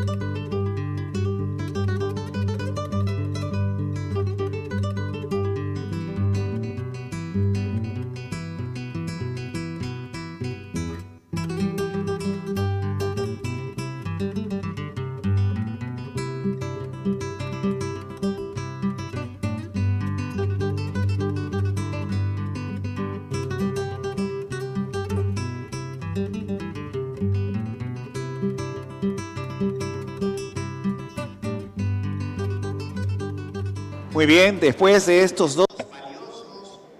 After these two very valuable panels, it is the time to return to the plenary session.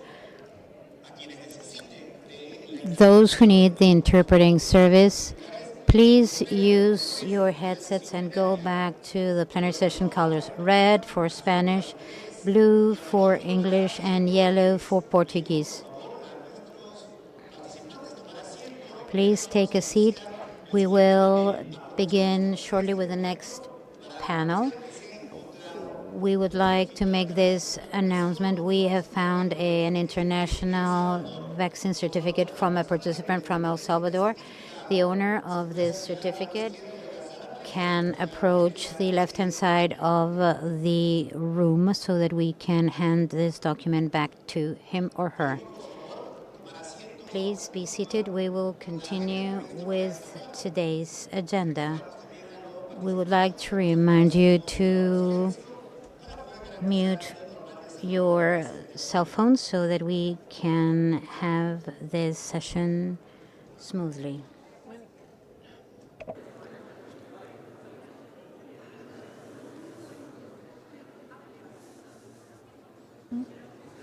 ¿Sigo?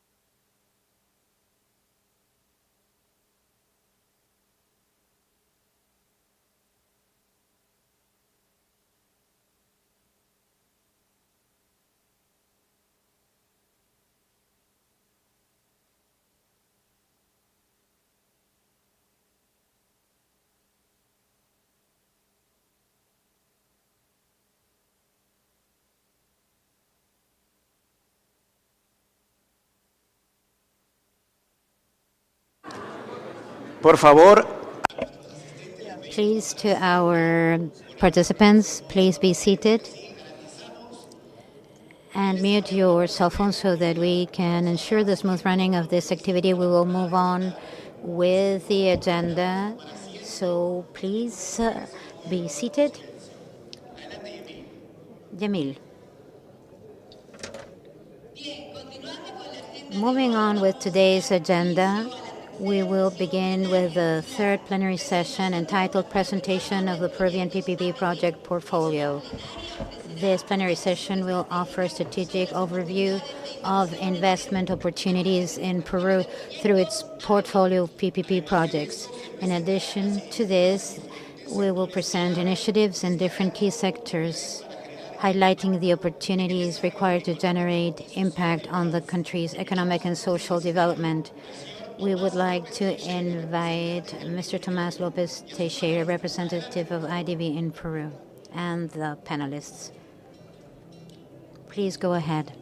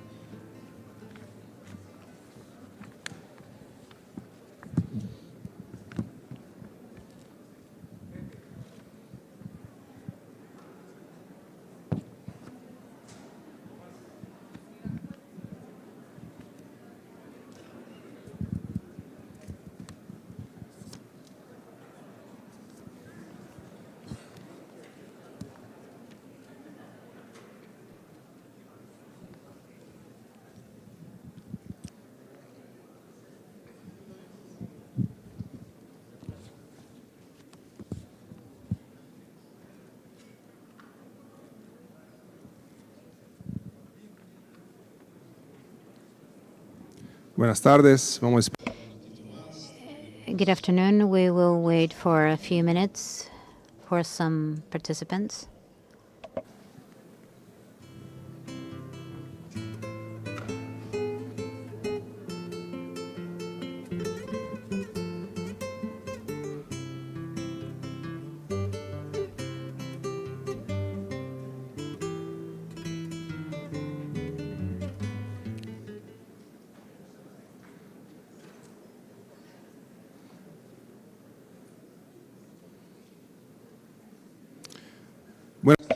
Good afternoon, everyone. It is a pleasure to see you again. I saw you in the inauguration. We had excellent sessions so far, and I am proud to present 5 experts, ministers, vice ministers. Thank you so much for being here. I'd like to briefly mention that Peru continues to consolidate itself as an attractive destination for infrastructure investment through public-private partnerships, with a diverse portfolio of projects in strategic sectors, and also with an important agenda in the case of transportation, energy, health, and sanitation, medium-sized and small enterprises. Many opportunities for exploration in this panel. We count on the participation of vice ministers and ministers who will share their vision on the investment outlook in the country, the challenges to be overcome, and the strategies to boost growth through successful PPPs, because promoting development of infrastructure not only improves Peru's competitiveness, but also transforms the quality of life of its citizens. That said, let's begin this dialogue. Let's learn from the experiences and knowledge of our panelists. From me, it's a pleasure and an honor to have you here. I have spoken to each one of you, and looking at you today, I feel so proud. We are joined by Minister José Antonio Salardi, head of Peru's Ministry of Economy and Finance. Thank you, Minister, for being here. Also, Minister Durich Wittenbury, who is the Minister of Housing, Construction and Sanitation.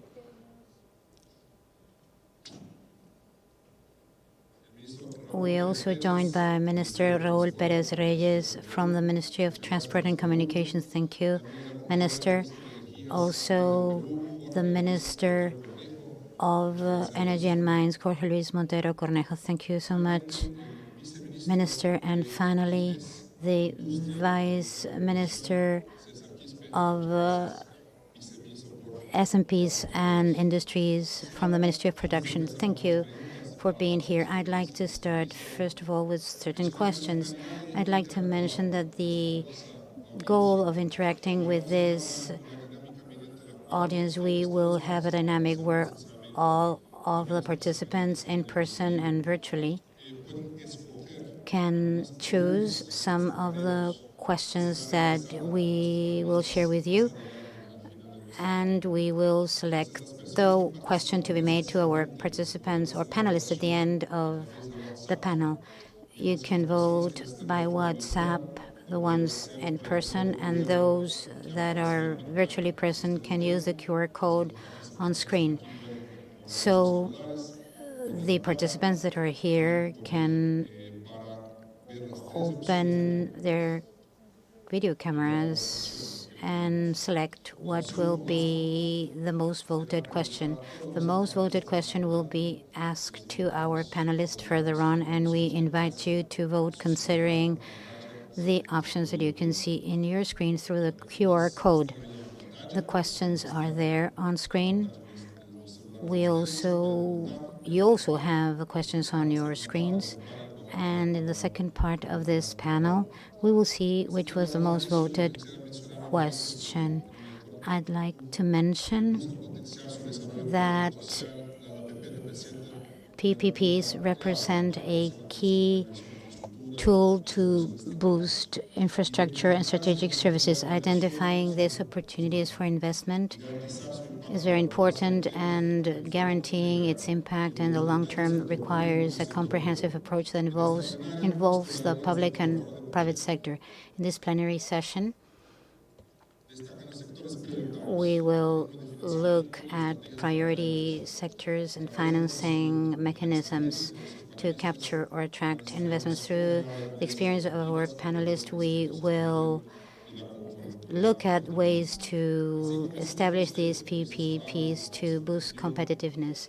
Mr. Salardi, we will start with you.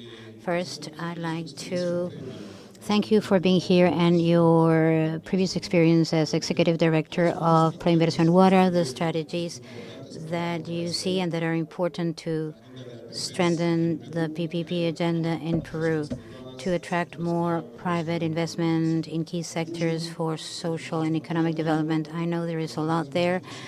The Ministry of Economy is very active, but we would like to listen to your suggestions to have a 2.0 agenda on PPPs in Peru. I'd like to greet all of the Board of Directors of ProInversión, almost all of you present. As we were saying in the morning, Peru since 2023 has had very important results in terms of PPPs. In 2023 and 2024, there have been projects awarded for over 11 billion, and they have already been delivered to future concessionaires with an impact in different sectors and different regions of the country, with the aim to close certain gaps. In the last 2 years, we have worked hard with other ministries to boost this PPP portfolio that has had excellent results in the previous 2 decades. And the possibilities that we have now result from that mechanism. As you mentioned, an Agenda 2.0 needs to be focused considering the lessons learned. Of course, all contracts are imperfect.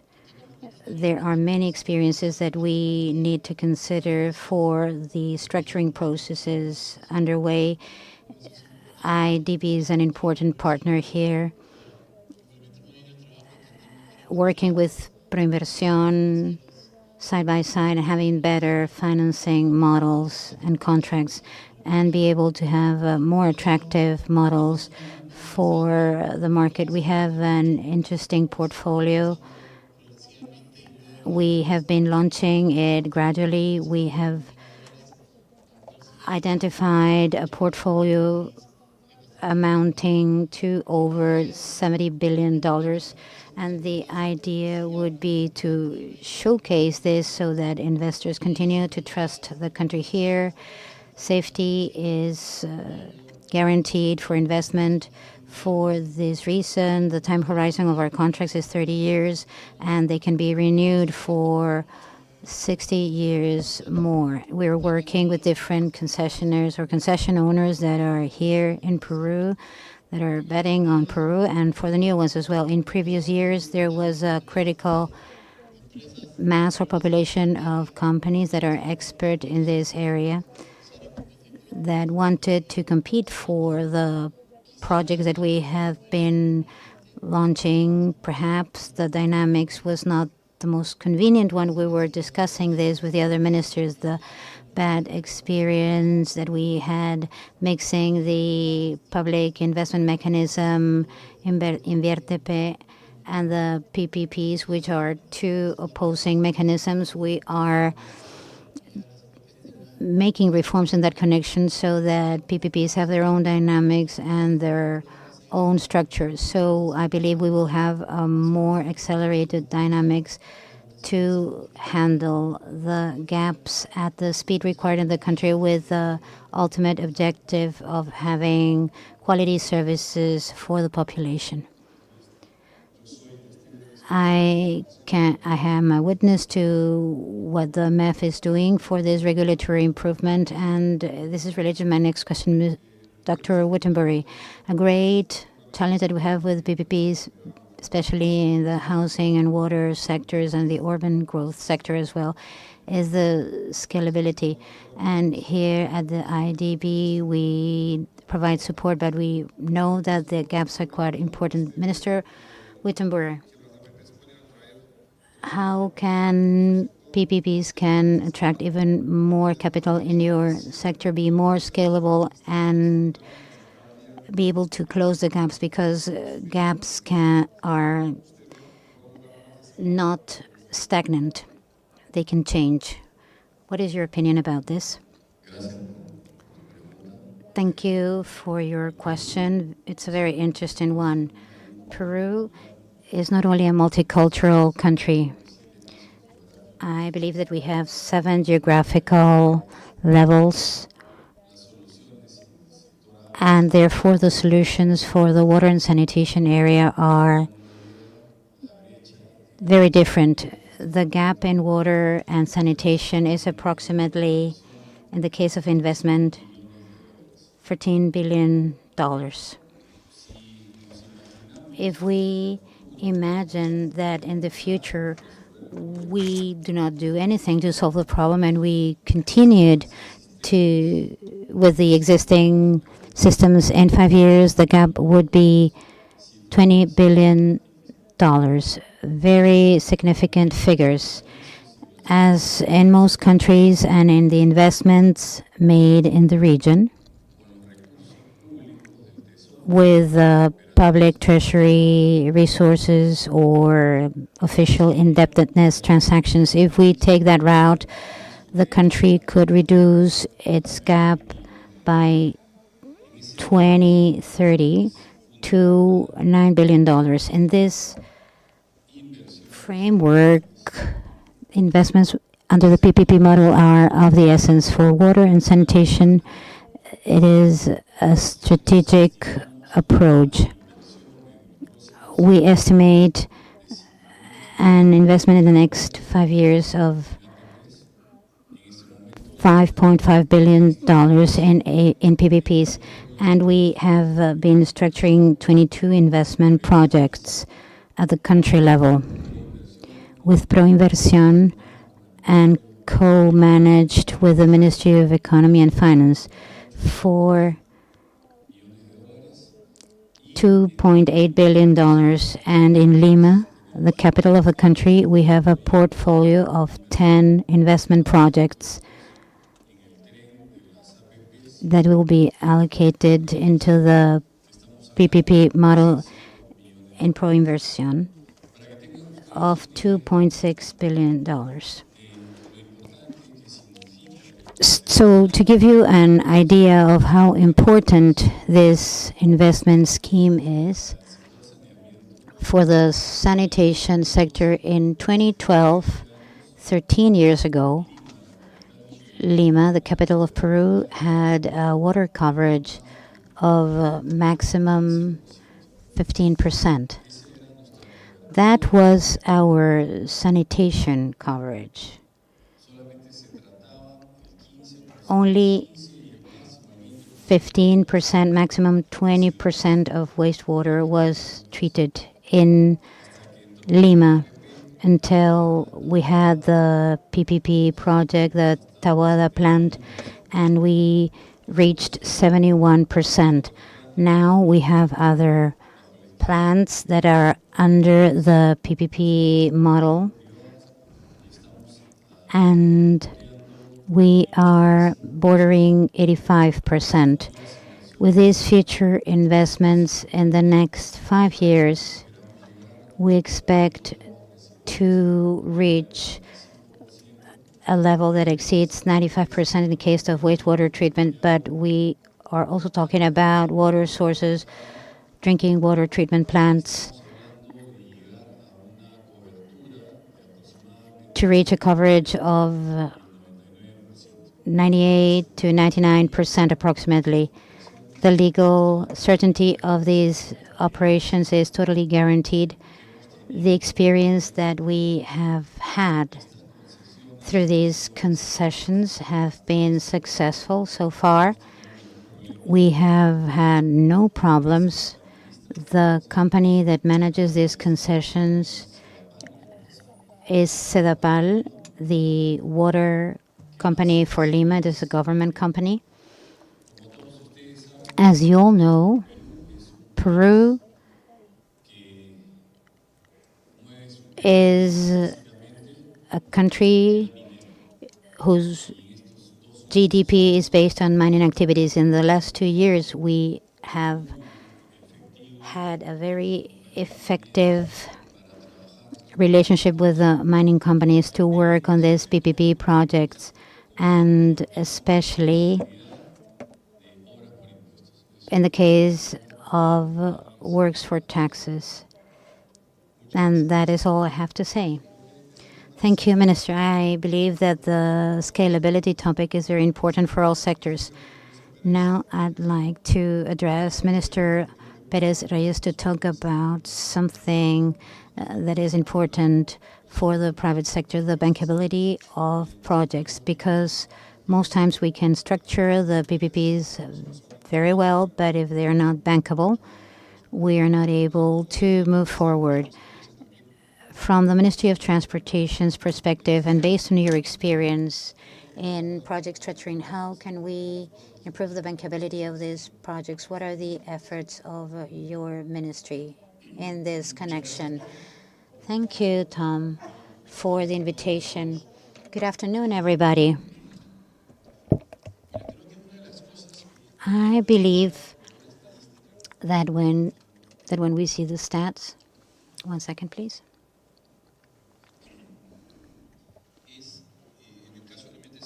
In the case of the Ministry of Transportation, we have around 30 concession agreements.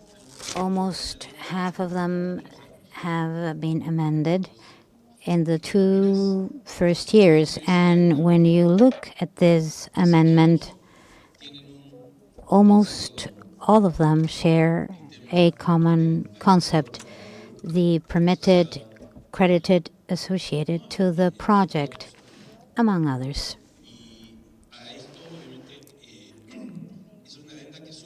It is an amendment that results in the process of the concession when funds need to be raised to finance the works. The first topic is that we need to incorporate financing topics, the permitted creditor aspect. We need to incorporate all of this to what we're doing before the concession. Of course, this has improved in the first 2 years if we compare to the earlier stages. We need to highlight this. The bankability of the project is of the essence. On many occasions, we deal with the concessionaire. Normally, it is not financing the project. I believe that bankability is very important. And something else that affects the bankability of projects is related from something that I am going to mention, something that has taught us very hard lessons. In the case of the release of real estate and interferences, that seems to be an engineering topic, but it is fundamental in the case of financing because we have the temporary sequences. It is not the same if we're dealing with electricity interferences or water interferences or gas interferences. You can have the works stagnant for a year or two. You, of course, know about these problems. And in a country like Peru, which is very formalistic, what happens is that the people that provide the funds see that there are not very competitive rates, and you also see problems when you are raising funds. We need to consider that in recent years we had projects accounting for 20 or 200 or 300 million dollars, but the ones that we have now exceed $2 billion. And due to risk associated to maturity and scalability, when we talk about maturity, we're talking about 20-year maturities. In the case of the railways with the G2G and PPP scheme, the financing has a horizon of 40 years. In the case of line 3 and 4, we are building a hybrid scheme with PPP funding in a 40-year horizon. So clearly, the person providing the funds, these interferences, these release of real estate, the small letters in the clauses about the permitted creditor is relevant. We need to incorporate this to our processes. For instance, the case of line 2, we can see these problems. We need to avoid all of these delays as a result of the interferences and the release of real estate, which prevent a project from complying with its term. And not because you have a bad operator, it is because there were different uncertainties that you did not solve at the right time. We need to add the other contingencies like the war in Ukraine with higher cost in the case of material. Those were things that we did not anticipate in the first concession agreements. But if you look at a contract that involves concrete and steel, of course this will be affected by events such as the war in Ukraine, and the works change. So there is an additional thing here. We need to convince all the teams that work in the Peruvian state, I'm talking about the ministry, that there is no way to have a long-term agreement without mechanisms that adapt this contract to what is coming next. And this represents a risk in the case of raising funds, because if we see a lump sum agreement without indexation clauses, there is a high risk. Do I lend money without collateral, or at higher or lower rates? So we have to see that in recent years, the PPP projects have been able to raise around 5 to 7%, and in the developing countries, the rates are 1.5 to 2% a year in a 40-year horizon. And we need to see at the other components that are related to these uncertainties and the bad solution to the problems we face. I believe that some of the challenges, big challenges that we face, and having Minister Salardi as Minister of Economy and his previous experience in ProInversión is very important because this allows us to move faster in the different agendas. I know about an investor that was waiting for 7 years for an environmental permit, not for a contract amendment.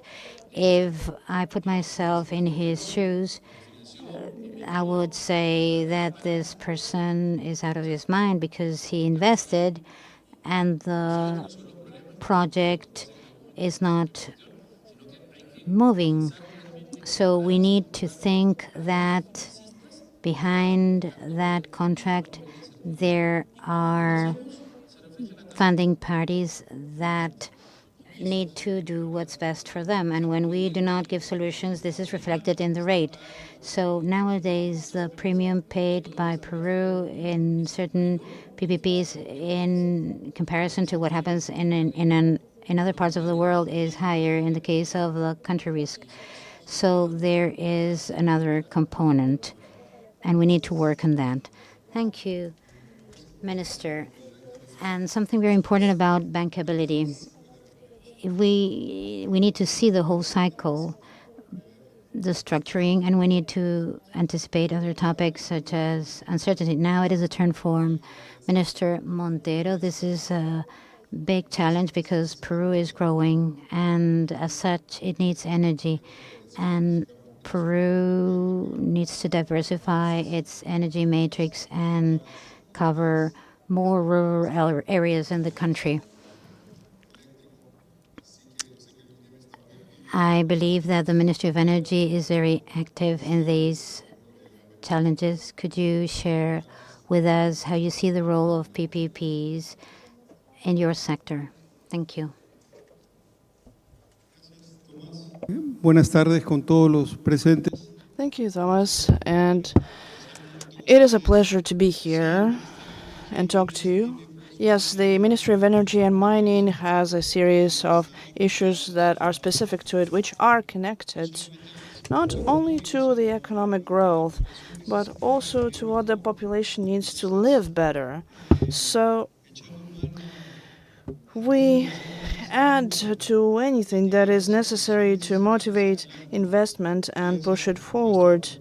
They could definitely be PPPs, but within the world of PPPs, we are specifically interested on the private co-financed initiatives, which I think is a variant, the state-financed initiatives, which are something that we follow closely. The G2G is not in PPP, but it's also an option, private direct investment. There are several options. Of course, the PPPs in all their models are welcome because, let's say, we try to bring the best capital, the greatest experience. Those have the biggest financial power.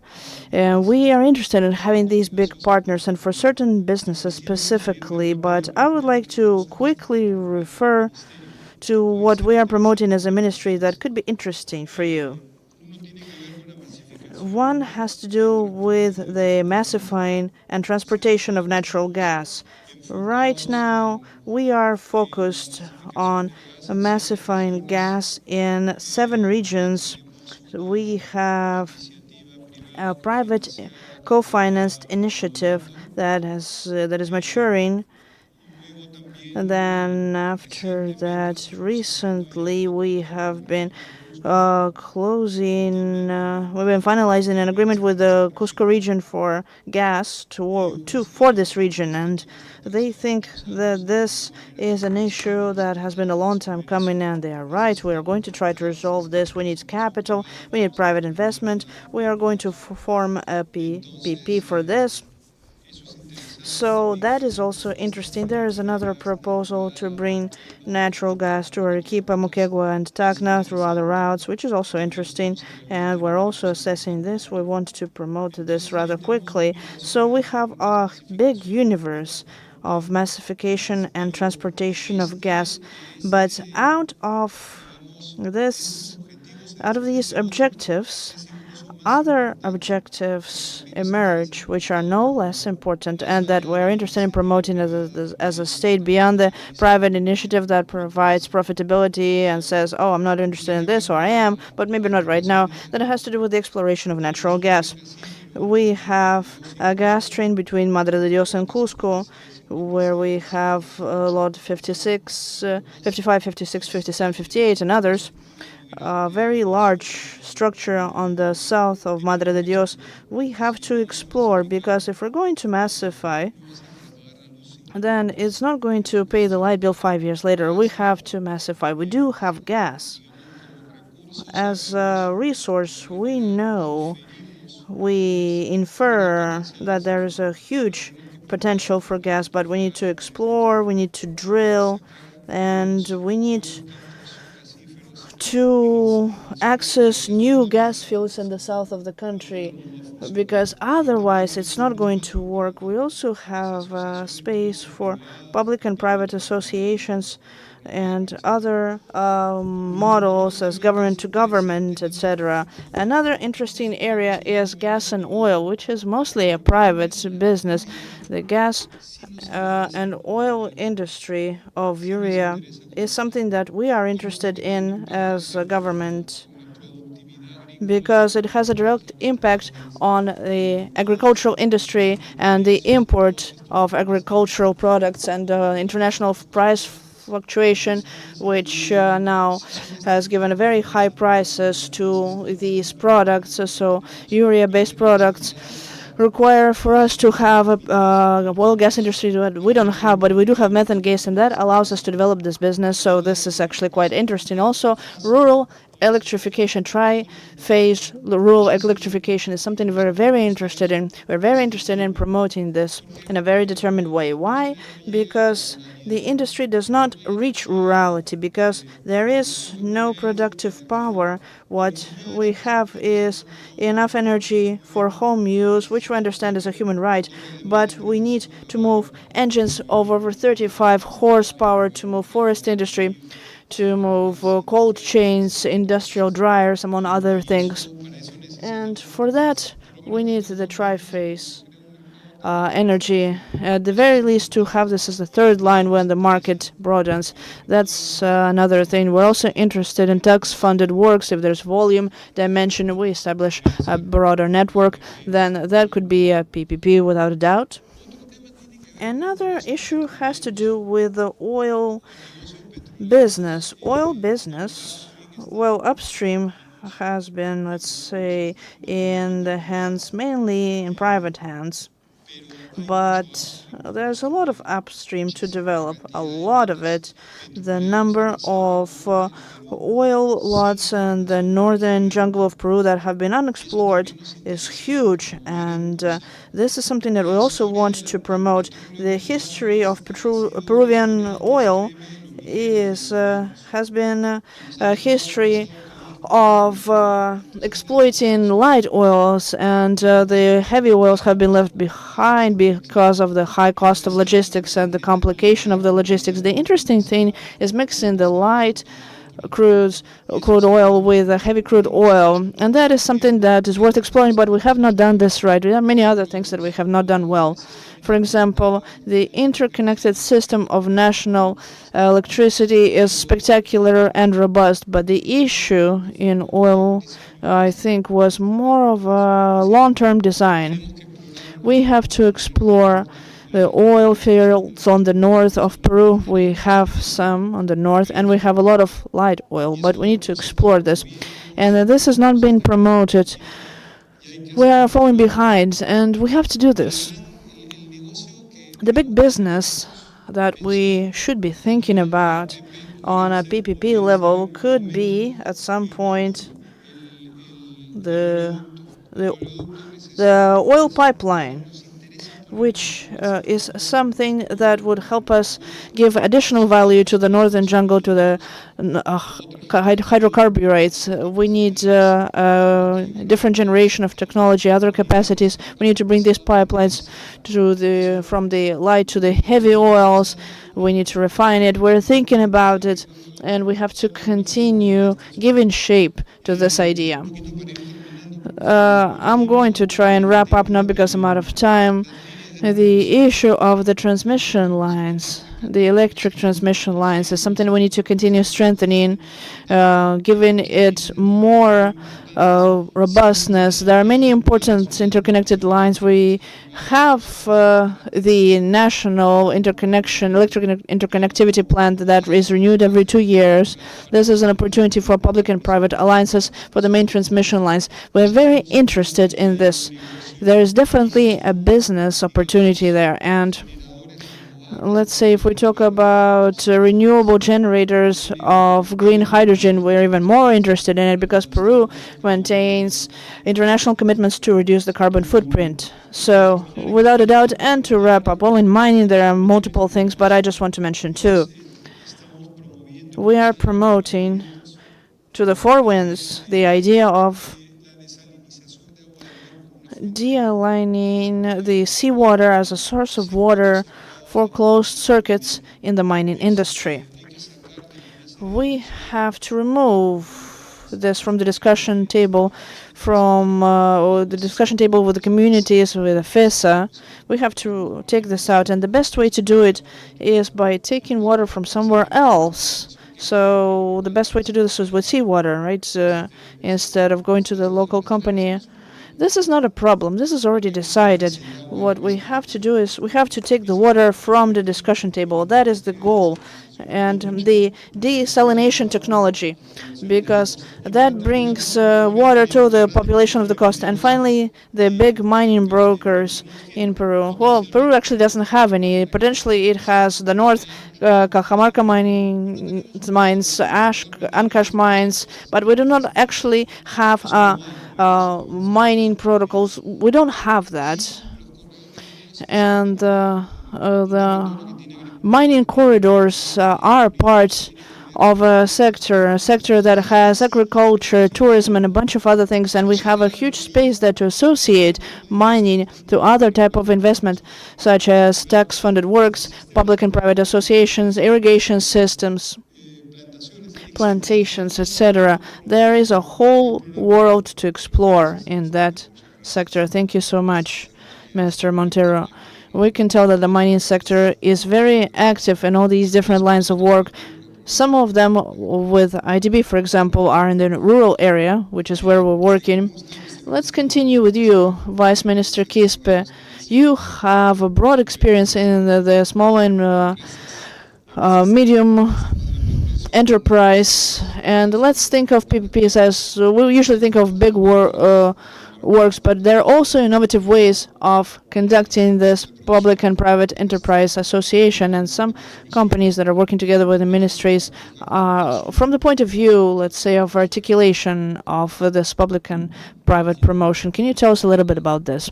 Thank you, Tomas.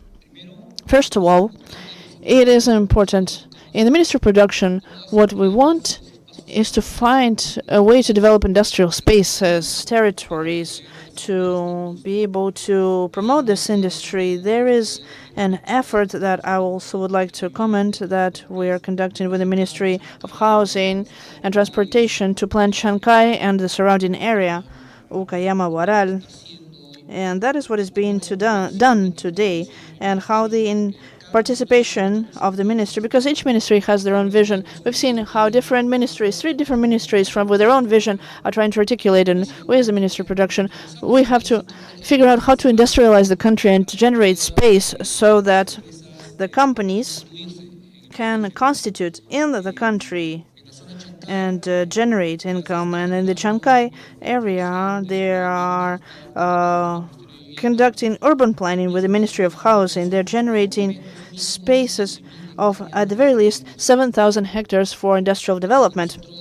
This is why we are happy to see that highways are being planned towards that node, trains towards that node. And we also, in that space, we have a project for an industrial park in Ancon, which is over 700 hectares, in which we want to generate a new and modern industrial enclave. There are other active projects that are being led by ProInversión. And in the ministry, what we've also generated is a regulatory framework to recognize the effort of the private sector in spaces where private industrial parks are constructed. We have a national park system. We have recently incorporated 4 industrial parks, 4 industrial developers that have invested a little bit over 200 million, generating many hectares of industrial development. We currently have 2 more projects in review. These projects, there are 4 projects that are incorporated, 3 in Lima, 1 is in Piura. With this new outlook of the industry that has sustainability, that applies renewable energy treatment to its effluents and residuals, and that's where we're working, and we're trying to find incentives for the private sector to invest in this space. Peru has huge potential in this matter. We have this not only in the aspect of industrial development. We're trying to promote with the green bond bonus and the Ministry of Production. We have approved over $12,000 in projects that have been $12 billion in projects that have been declared viable, and Peru has the perfect conditions for projects of renewable energy. So in this sense, there are many opportunities, and as we can see, each ministry has its own vision, and we're trying to articulate, and as Ministry of Production, we try to generate this industry that the country needs to continue growing. Thank you. Thank you, Vice Minister. Excellent. Well, as we have promised, we now have the result of the questions that you have voted on. Let's find out which one is the winning question. With 64%, the question that won was, what innovative mechanism can be applied to give agility to the structure and execution of projects, guaranteeing their efficiency and viability? People want to talk about innovation, ministers and vice ministers, and understand what you can offer in terms of new ideas. We are a little bit short on time, so please be quite brief. And I will start by bringing this to you, Minister. The innovation is part of many of our talks, but you have now 2 minutes to summarize your main points. Yes, I think that the reform that we're working on sort of gathers the practices that we have learned in the last few years on this foundation of disruptive measures. We were talking about the fact that simply promoting the PPPs in the InviérteP system has allowed us to save many years in terms of project investment. It's going to help us a lot. Also involving ProInversión and learning from the Colombian experience, which was involved in contractual investment, public entity companies are also going to be important to optimize time and avoid the volatility that has been noted in the last few years due to political aspects. This gives more predictability and concentrates the dynamic of the processes a little better, because several of the studies that took place in Peru have assessed that we would have more actors involved if there was more clarity of procedure. This applies to most of Latin America. If we want to move forward, we're already in the top 5, but we should be first place. We have to be very disruptive in this sense to be able to attract these important companies. This is why there's a lot of expectation on the reform that is being worked on right now, to be able to work differently on the dynamic of the projects and achieve the goals that we have traced as a government. Thank you, Mr. Salardi. Mr. Wittenbury, what innovative things are we doing from the Ministry of Housing? Thank you. For us, mainly it's 3 aspects due to the variability of the technical licensing and the investments that take place in general in the water and sanitation sector. The first in the standardization of the contracts, of the licensing contracts. Perhaps we could have a quick look at the FIDI contracts, which allow us to have a certainty regarding the future of licensing. Raúl, our Minister of Transportation, has expressed this well. The mechanisms that we still have and which are being untangled by our Minister of Economy, Pepe, we have concessions that after a couple of years even, we no longer have any space, any legal framework to sign amendments that could make the projects viable and give them greater agility when the space for the concession has varied. So in this sense, we have to work more intensely. The other thing is standardizing the processes and the technical instruments. This is very important. And finally, we have to get involved in the water and sanitation sector and the procedures that consider fast track. This is of vital importance because the demographic growth in cities is that are as big as Lima or the capitals of the provinces, and that is often disorganized, forces us to be much more intense in our progress, especially because of the variability of our climate. Sometimes we have to be much quicker about it. Excellent. Minister Wittenbury, thank you so much. Minister Perez Reyes, from the MTC, there are several innovative projects also being promoted. Could you talk about this a little bit? Yes. I would examine 2 issues. The first one that was already mentioned by Minister Salardi a moment ago, and this is fundamental, I believe, and by definition, the long-term contracts are incomplete. That is, there is a series of situations throughout the contractual execution that are completely unforeseeable when the contract is signed. And finally, this strategy that is part of our daily life, which is a licensing contract, at the end of the day, the amendments must be the tool that allows us to adapt the contract to a change in reality. I'll give you specific situations as an example. You build a highway, and in the process of launching the licensing contracts, you define certain characteristics, and then 4 or 5 years into the licensing, you get a social lawsuit because you made a specific highway or a different route. So then the question is, how do you treat this? What do you do with this? In the case of our model, as was mentioned by Minister Salardi, what we have done is we transferred all of, and I'm sorry to use such a strong word, all the weight of the public work, and fortunately, because this is a public licensing contract, we have transferred them to the PPPs.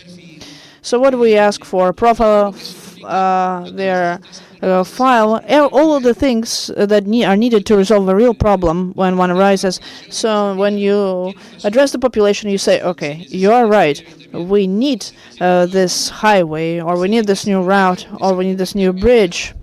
We need this new bypass. And then the response that we have had so far, unfortunately, the regulation is about to change its profile, its file, and then addendum.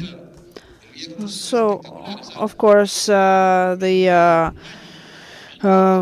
Via Crucis, the crossover highway, is spectacular. We have made this addendum with the concessionary in less than a year, the one that goes from Pocosano to Ica. It took us almost 8 years to define a set of public works. And if we examine some of them, in fact, I was with a mayor the other day that was arguing about one of these works because he thought that it was not enough. And I said, okay, Mr. Mayor, we already closed the amendments. So this is, I think, is an important issue on how to adapt. And the other issue that we're working on a lot in the ministry is this combination of public work with PPP. In the case of the public project, under the model of pure government, I think in about 2 or 3 years, this is going to be a more typical public work with a PPP, where it's basically what they call a hybrid PPP, which is basically have a public work under the typical model of a public work, or the government model, and then the role of the government is to involve a PPP where the financing of the work is done within the PPP framework on structures of 30, 40 years, and you don't have to pay this public work as if it were a typical public work. We have to consider, and I think this is an innovative measure, we have to consider how do we combine this. The English have worked on this a lot. They have a lot of experience in this, and I think that we have to consider this line. We can't continue doing public works if we do not have assurance of maintenance through PPP. Thank you, Minister. Thank you so much. Finally, we have Mr. Montero on different innovative issues. We have to be very brief, but thank you so much for your consideration on the matter. Well, I would like to refer to something a bit more global. I think that the best way to unleash the creativity, the power, the energy of private investment is deregulation. I think that is the main objective that we should have, that we should pay the most attention to. We have to deregulate so that investment can flow and can unfold with success with the least number of regulations. But here there is an issue that is not small, and that's the issue of the executive deregulating and the private sector investing. That's not how it works. We need something more. We need human resources of a greater quality. We need control organs that are more effective and efficient, and we need a judicial framework that allows us to repress those things which greater freedoms might invite. That's the point. Deregulation. But if the rest doesn't work, then this will degrade. We already know this. We've learned this from history. So we deregulate, yes, but we need better human resources that are better trained, better experienced in practice and not in theory. That's on one hand. And on the other hand, the control organisms have to work. They have to actually work in an anticipatory fashion, in a prospective fashion. Otherwise, none of this is going to work. Nobody wants to bury the dead. We want to stop people from dying. So, in the control organs, they have to have engineering. They have to have a different kind of technology for work. And, of course, the repression mechanisms, the crime repression mechanisms for non-compliance have to work. We have some emblematic cases, 8 years, 10 years into the project and nothing happens. It does not work that way. So I salute the efforts of MEF to deregulate the contribution. I support it 100%. We have already talked about this. We could radicalize them, but we need to have the support of other things for this to work, so that they work well. And, well, this happens, this thought process of all the strata of the Peruvian society. Thank you, Mr. Montero. Finally, Vice Minister Quispe, from the perspective of innovation, which are the main subjects for the Minister of Production. In 1 minute, please, can you say this? Yes, I would like to highlight what the Minister of Economy mentioned in terms of this change that the PPPs are going to have in being treated differently to public investment. And the other thing that they have announced, where ProInvestment is going to not only adjudicate tax-funded work, but are also going to follow up. I think these things are going to be very innovative, and I think there are lessons learned, fortunately, in the country. We have works that are being executed. There's an interesting portfolio, and I think that the announcements that the Minister of Economy is going to make are going to be quite important for these PPPs to consolidate. Thank you. I think that this was a very valuable panel. I would like to thank all of you, because when it comes to PPPs, and we always talk with Mr. Salardi about this, there are some very large and conceptual issues, such as profitability, uncertainty, but there are also a lot of smaller issues. In Peru, I learned this word that is procedurality. It has to do with this procedural rhythm, and which and the reduction of which implies a lot of effort. And this is an excellent point to present to our audience today. It's a continued effort, but this is a country of many opportunities. We can see this from IBD.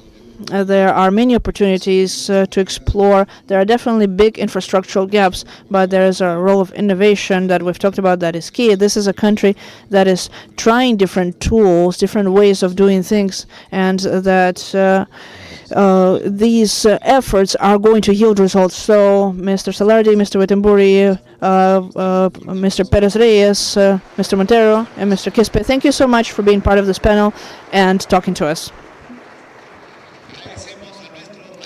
We want to thank our panelists for sharing their knowledges and perspectives with us. We would like to ask you to stand up for our official photo.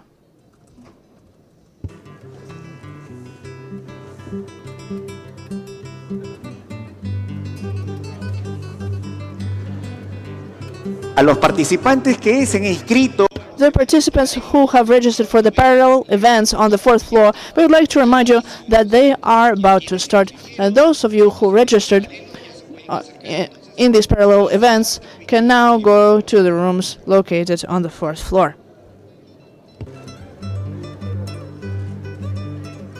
Muchísimas gracias. Los despedimos con un fuerte aplauso.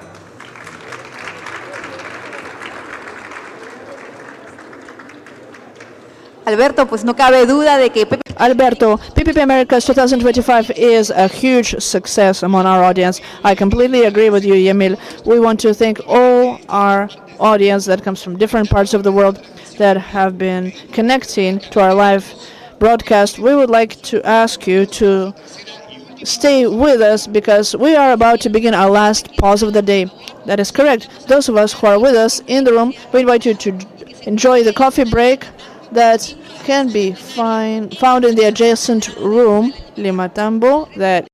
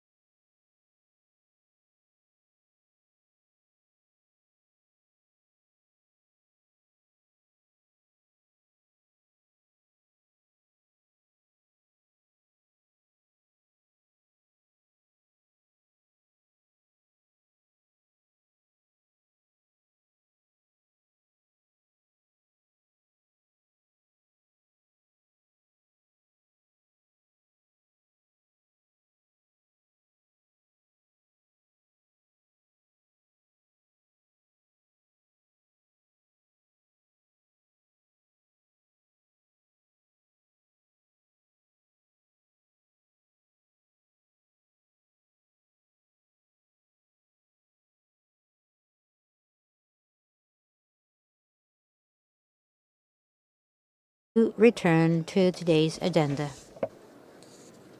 Bienvenidos nuevamente.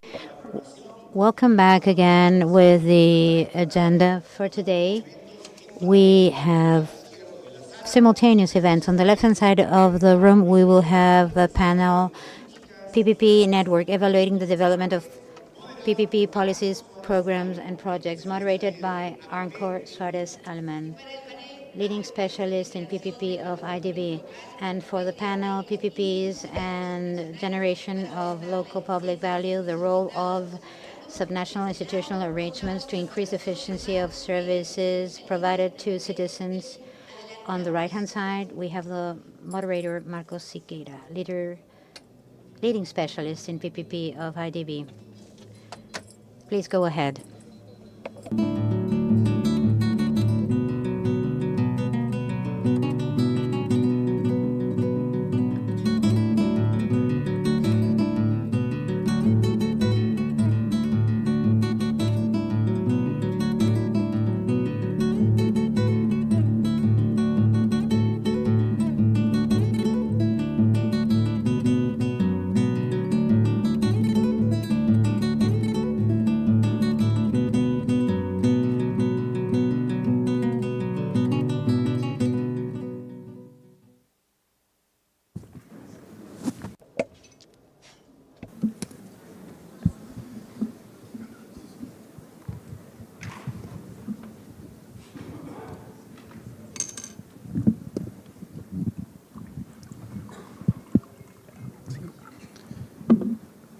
Hola, muy buenas.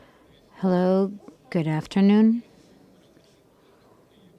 First of all, I'd like to welcome you after a long day with very interesting presentations.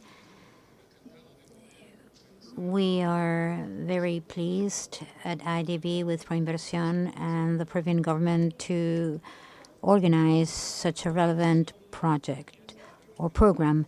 We'd like to focus on one of the components that are vital for the development of projects and to contribute to the economic growth and social processes, evaluating what we're doing, what are we doing well, what can we learn from past experiences. Evaluation is an ongoing learning method, and we want to share what we are doing with the evaluation network in terms of PPPs. We are pleased to work with leading countries in the region, such as Peru, Colombia, Brazil, and Chile, and these are the representatives of these countries. I have been told that it is not a competition with the panel next door, but it is a competition somehow. So if you have these colors, I expect them to laugh, and we will do some gestures so that we have some feedback from you.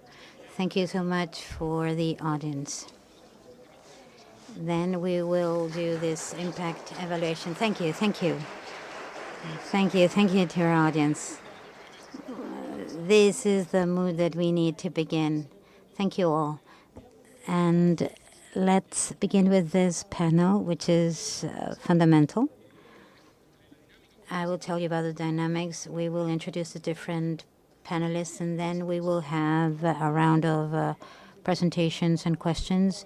I'd like to introduce, first of all, Mara Sousa, who is the director of the Casa Civil of Brazil. Thank you for your presence. Juan Eduardo Chequel, who is the head of concessions at the Ministry of Public Works of Chile. Ivan Lusic is an economist with more than 30 years of solid experience in economic regulation, and he currently serves as Director of Investor Services at ProInversión. And thank you, ProInversión, for inviting us. Luis Eduardo Acosta Medina, he's an engineer, specialist in transportation with many years of experience, and he works as Vice President of Structuring of the Pertinent Agency in Colombia. And Roberto Urunaga, Peruvian economist, a professor and specialist in PPP topics, also concessions and development of infrastructure, and he is a professor at the University of El Pacifico. I have to take this opportunity to share with you that we have worked to create a community about practices for countries that need to improve their public policy in terms of PPP, and several institutions that can help us to do this through a rigorous exercise. So it is important to have ProInversión and the University of El Pacifico present in this panel. We're working with them in an evaluation exercise. It is similar to what we're doing with the National Infrastructure Agency of Colombia and PPI and the University of Sao Paulo in Brazil. So without further ado, I'd like to start with Mara and the work that we are carrying out with PPI. We are very proud to be your partners. And please, Mara, could you tell us why have you chosen in PPI public lighting as the important point of your exercise? Thank you. I'd like to begin by saying that I manage perfect Portuñol, so I will speak in Portuguese. I'd like to thank the IDB. It is very important to be here. It is important to share this route. Brazil has very important information. We have started in this PPP area. The first decision of PPI is that we had to work with only two sectors. First of all, public lighting, an important area, and we could be able to take advantage of a large number of projects structured with the support of PPI. We have lessons learned that we could share with the other countries and perfect other structuring projects. The next area that we have chosen is a health area, specifically the one related to specialized assistance in health. We're talking about hospitals, private hospitals for medium and high complexity areas. Why have we shared both of them? First of all, Brazil has more than 10 projects in the case of PPPs in the health area, but this has never been structured. Only one project in PPI. We have not structured other projects other than that one. And recently, the Ministry of Health has asked us to qualify the health policy. We were very happy about that. The Ministry of Health was supporting the PPPs. It has changed its current perspective, and we were requested to rate the area. It means that PPI will structure new projects, and this would be the first two federal projects in the health area, very significant projects. Under this perspective, we have started to structure the first projects. We cannot make mistakes. Even though there are countries with large experience in this area, but in the case of Brazil, the federal government cannot make mistakes, because if we make mistakes in terms of perspectives or approaches, what will happen? There will be problems in any specific country. We need to align interests, bring evaluations on PPP projects that are already working in the country, and from the lessons learned, we would need to avoid making the same mistakes as others that structure these projects in Chile or Colombia. I do not know what happens in Colombia in terms of structuring. However, in our country, we have a universal health system totally decentralized. With regard to the municipalities, in this perspective, the projects are implemented by the municipalities or at the federal level. Under this setup, we do not have much governance. We do not have control on this project, so we need to understand what they did so that we do not make the same mistakes. You were saying as part of your intervention, I don't know what Colombia does, but let me tell you, next to you we have an expert from Colombia, and it is also important to talk about governance in the case of assessment to develop strong processes. Luis Eduardo, could you tell us about what you're doing with regard to the components involved in the evaluation processes? How could we work on a supplementary basis? What can you tell us about the governance aspect? Good afternoon, everybody, and thank you. I'd like to express my gratitude to the IDB for this possibility of sharing our experience in Colombia. First, I'd like to tell you that in Colombia we have different stages, and the planning and structuring of a project starts at the vice presidency of structuring, where we expect that the ex post assessment allows us to improve the technical, legal, and financial aspects of the projects. We have moved forward up to the 5th generation without having a formal evaluation exercise, but we have been able to pull through, and we have made improvements based on our past experience. The structuring process starts by considering these aspects, learning what we learned from the evaluations, and then the execution part with the execution vice presidency and the contractual enforcement vice presidency.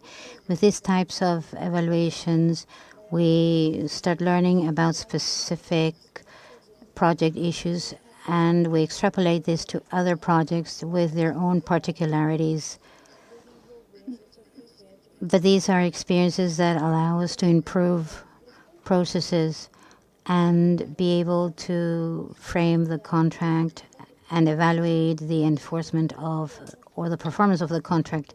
We wish to be successful with these contracts, and there are different areas with regard to road, sea, port, and river transportation in Colombia, and also regarding the social aspects, as we were explaining.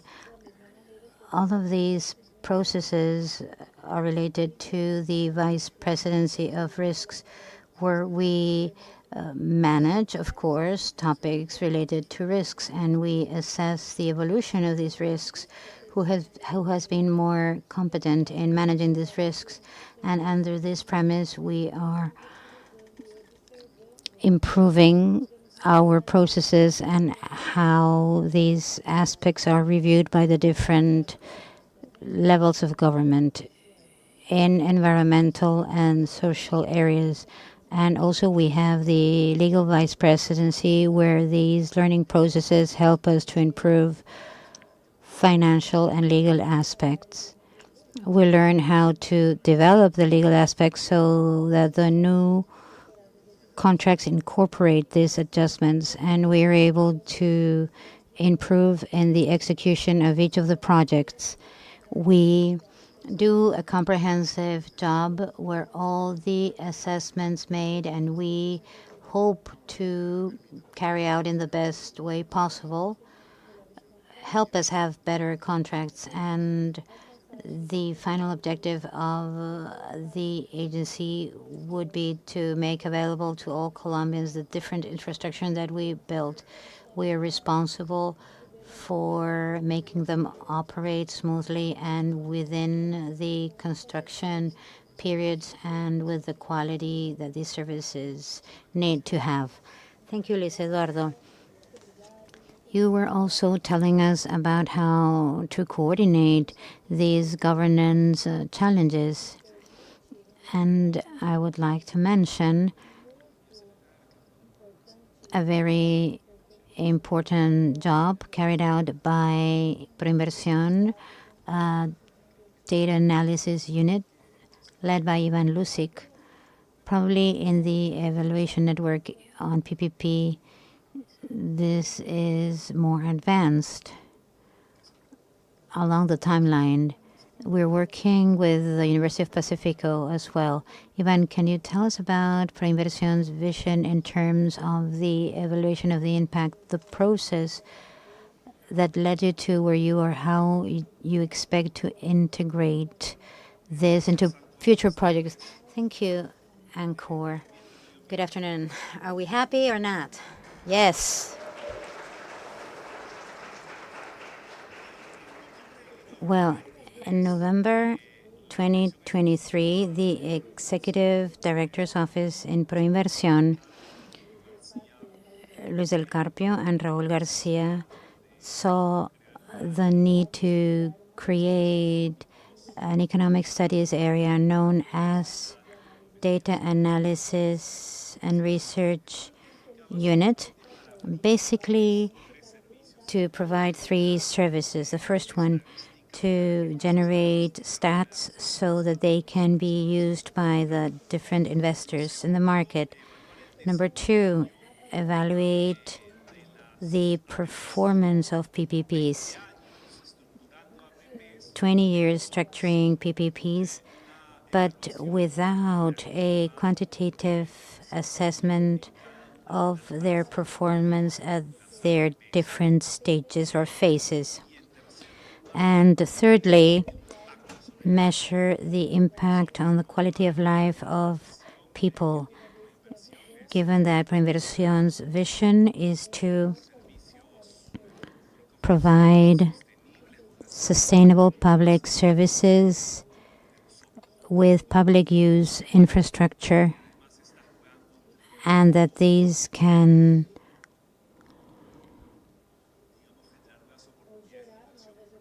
help to generate private investment opportunities in the country. And in this connection, this unit was created, and we started to send 6 monthly newsletters, statistic annual reports, and we worked with IDB with ex post indicators to evaluate the process itself. And for that reason, a while ago, we listened to the ministers who were announcing a reform which empirical evidence is based on these performance indicators by stage. Also,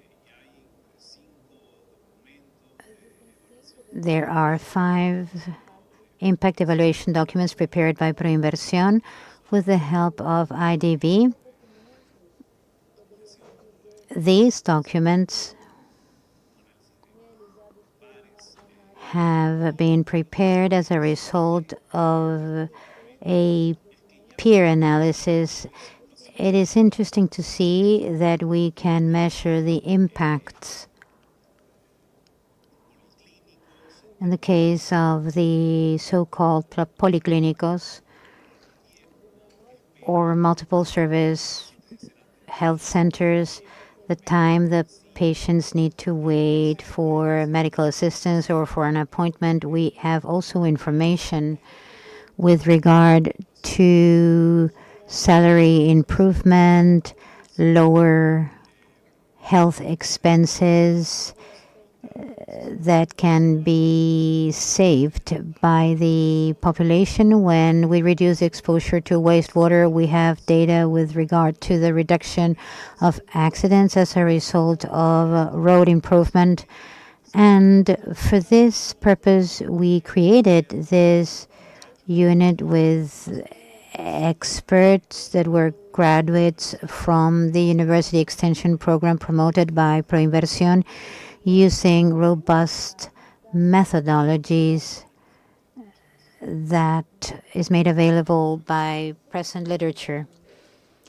Thank you, Ivan. You mentioned two important aspects. First of all, the obtention or gathering of data. I think that this is very valuable, and how we apply rigorous methodologies that allow us to gain knowledge with the causality principle through solid exercises. And we need the academia and prestigious research centers that allow us to implement these exercises. In the case of Peru, with the University of El Pacifico.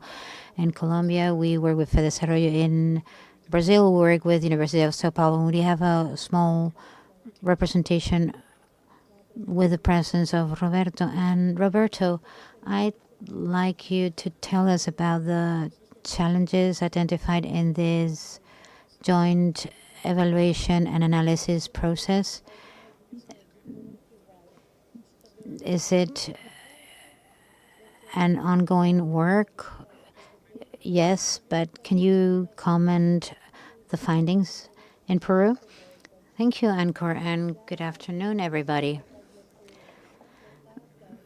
First, I'd like to add something to what Ivan said. It is true, as a result of the study that we are conducting at the university with ProInversión, with IDB support, we have found that ProInversión has a good database, a very good database. At the university, we also have a broad base, but if we join or merge both databases, we still have needs. The process is there, particularly for the measurement of ex post indicators. For the ex ante indicators, given that the information is referred to the process of each PPP, ProInversión already has this information in the white books. We have been working with this information to validate what ProInversión already had and complement this with other statistics. And therefore, if I still have time, I'll mention some figures. Our main problem today is the variables used to build ex post indicators, as Ivan mentioned, that enable us to assess the performance of PPPs. But aside from what we already know, people that are knowledgeable know about the advantages and disadvantages. But in order to prepare true impact evaluation studies, we need a more complete baseline. And I think that we have a deficiency here because we need information from the sectors, from the regulators and the concession holders themselves. So we have been searching for a month or two, knocking on doors, requesting information from the different institutions, and I wanted to mention a very good experience. Aside from what ProInversión already manages, good experience is the experience of OCITRAN, the transport regulator. OCITRAN has been publishing for many years large volumes of information in its website. Not only does it share the concession agreements and all the regulators' reports and the opinions from the regulator, not only does it include all of this information, but also prepares these contract summaries. And we can obtain the export information from all of this information shared. I believe that this is a good practice that could be replicated by many institutions to help us obtain this information. I don't have much time. In the case of the transport and infrastructure sector, we have made progress in certain ex post and ex ante indicators, and it is really interesting to see that as an average, the excess time for PPP execution in this sector is almost 40%. Of course, there are many causes. It is an indicator that is interesting, and also the deviation, the actual or effective offers with regard to the referential values made by the bidders. 65% for contracts where there was only one bidder, the deviation has been 0. Just as it is not good to have high deviations, the fact that we have 0% because there's only one bidder is not good. I have more examples. Your deviation in time calculation was not the best. Thank you, Roberto, so much. And I believe that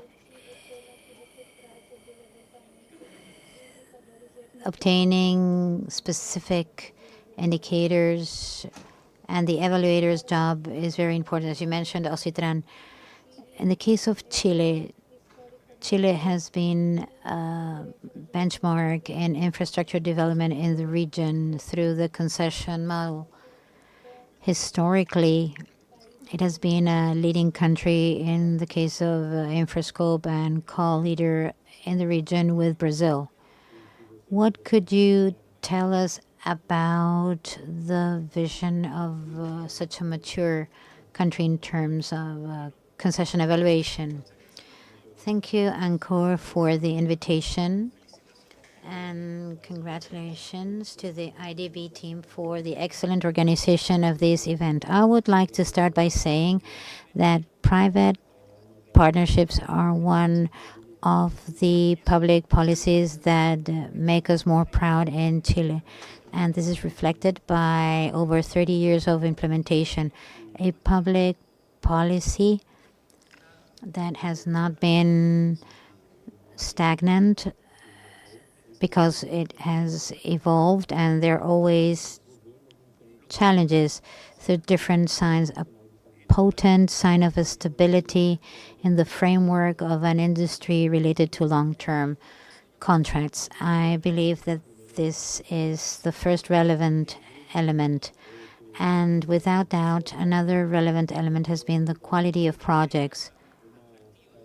An attractive and diversified portfolio over time, and with a robust assessment. And answering your question, in the evaluation of projects, we need to pay attention to the formulation of the project, and also in the case of the ex post evaluation, which allows us to obtain lessons to improve. In the case of evaluation at the stage of formulation, our system is based on the check and balance system. A PPP project, the formulation doesn't begin or end in the Ministry of Public Works. Other public bodies intervene for this assessment. So our evaluates from the social ministry prepare reports and analysis based on a cost-benefit analysis. Then our colleagues from the Ministry of Treasury need to analyze the fiscal impact of the project. They need to evaluate the business model considering subsidies or collateral that affect fiscal spending.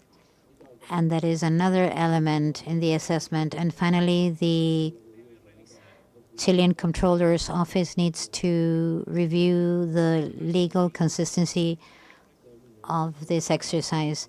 And this is how we evaluate or formulate the problem and prepare the bidding process. Just as important, the ex post evaluation in the case of learning. And there are different aspects. I would like to share some examples so that we can understand where the elements lie to rethink and reformulate things. I would like to mention service quality. We are living in a society that has more expectations with regard to the PPP infrastructure projects. So we need to be careful about having well-established levels in a contract. These levels need to be well measured and properly sanctioned if not executed in the right way. And now, in terms of challenges, we need to take into consideration a factor that was not there 10 years ago, the safety and security expectations in public infrastructure. Now it is a core element. So in each project, we need to pay attention to the proper lighting of the infrastructure, security cameras, access quality. So these elements need to be renewed and highlighted. Another aspect that is being considered is the impact of projects on the quality of life of people. It is not enough to think about the externalities of the project. We need to address them, find solutions, and find the right dialogue, the right spaces, so that together with the communities we can move forward. These are aspects that need to be considered in the ex post evaluation. The audience doesn't know about this, but we're receiving an aggressive message that's saying that time is running out. Thank you, thank you, thank you. If we continue this way, we will start thinking. A shared element in what you have said is the impact analysis, the performance analysis of a certain project. We are facing this on the day-to-day work between planning and execution. Now, Mara, I'd like to ask you in the ex post evaluation, which is very important to evaluate by CP in the case of evaluation and execution. If we talk about the performance assessment, what can you tell us about what happens in Brazil?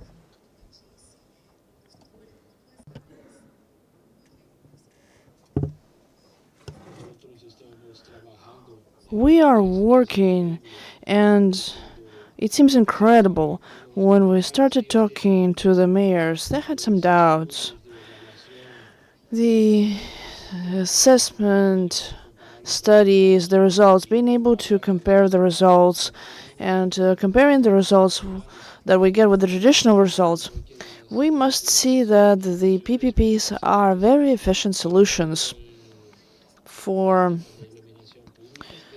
public denomination, but also all these problems that we have based on the project. So it is important to analyze the performance of how we conceived it and what are the results that we're going to get, and see what we can have as an instrument to convince, so that everyone can see that the projects are projects that Brazilian bureaucracy might be used to. But in Brazil, we have a bureaucracy that is not particularly different to that of any other countries, so we have to deal with bureaucracy and also the information that we have. It is important to be able to convince that we must have more structured projects and with which benefit society.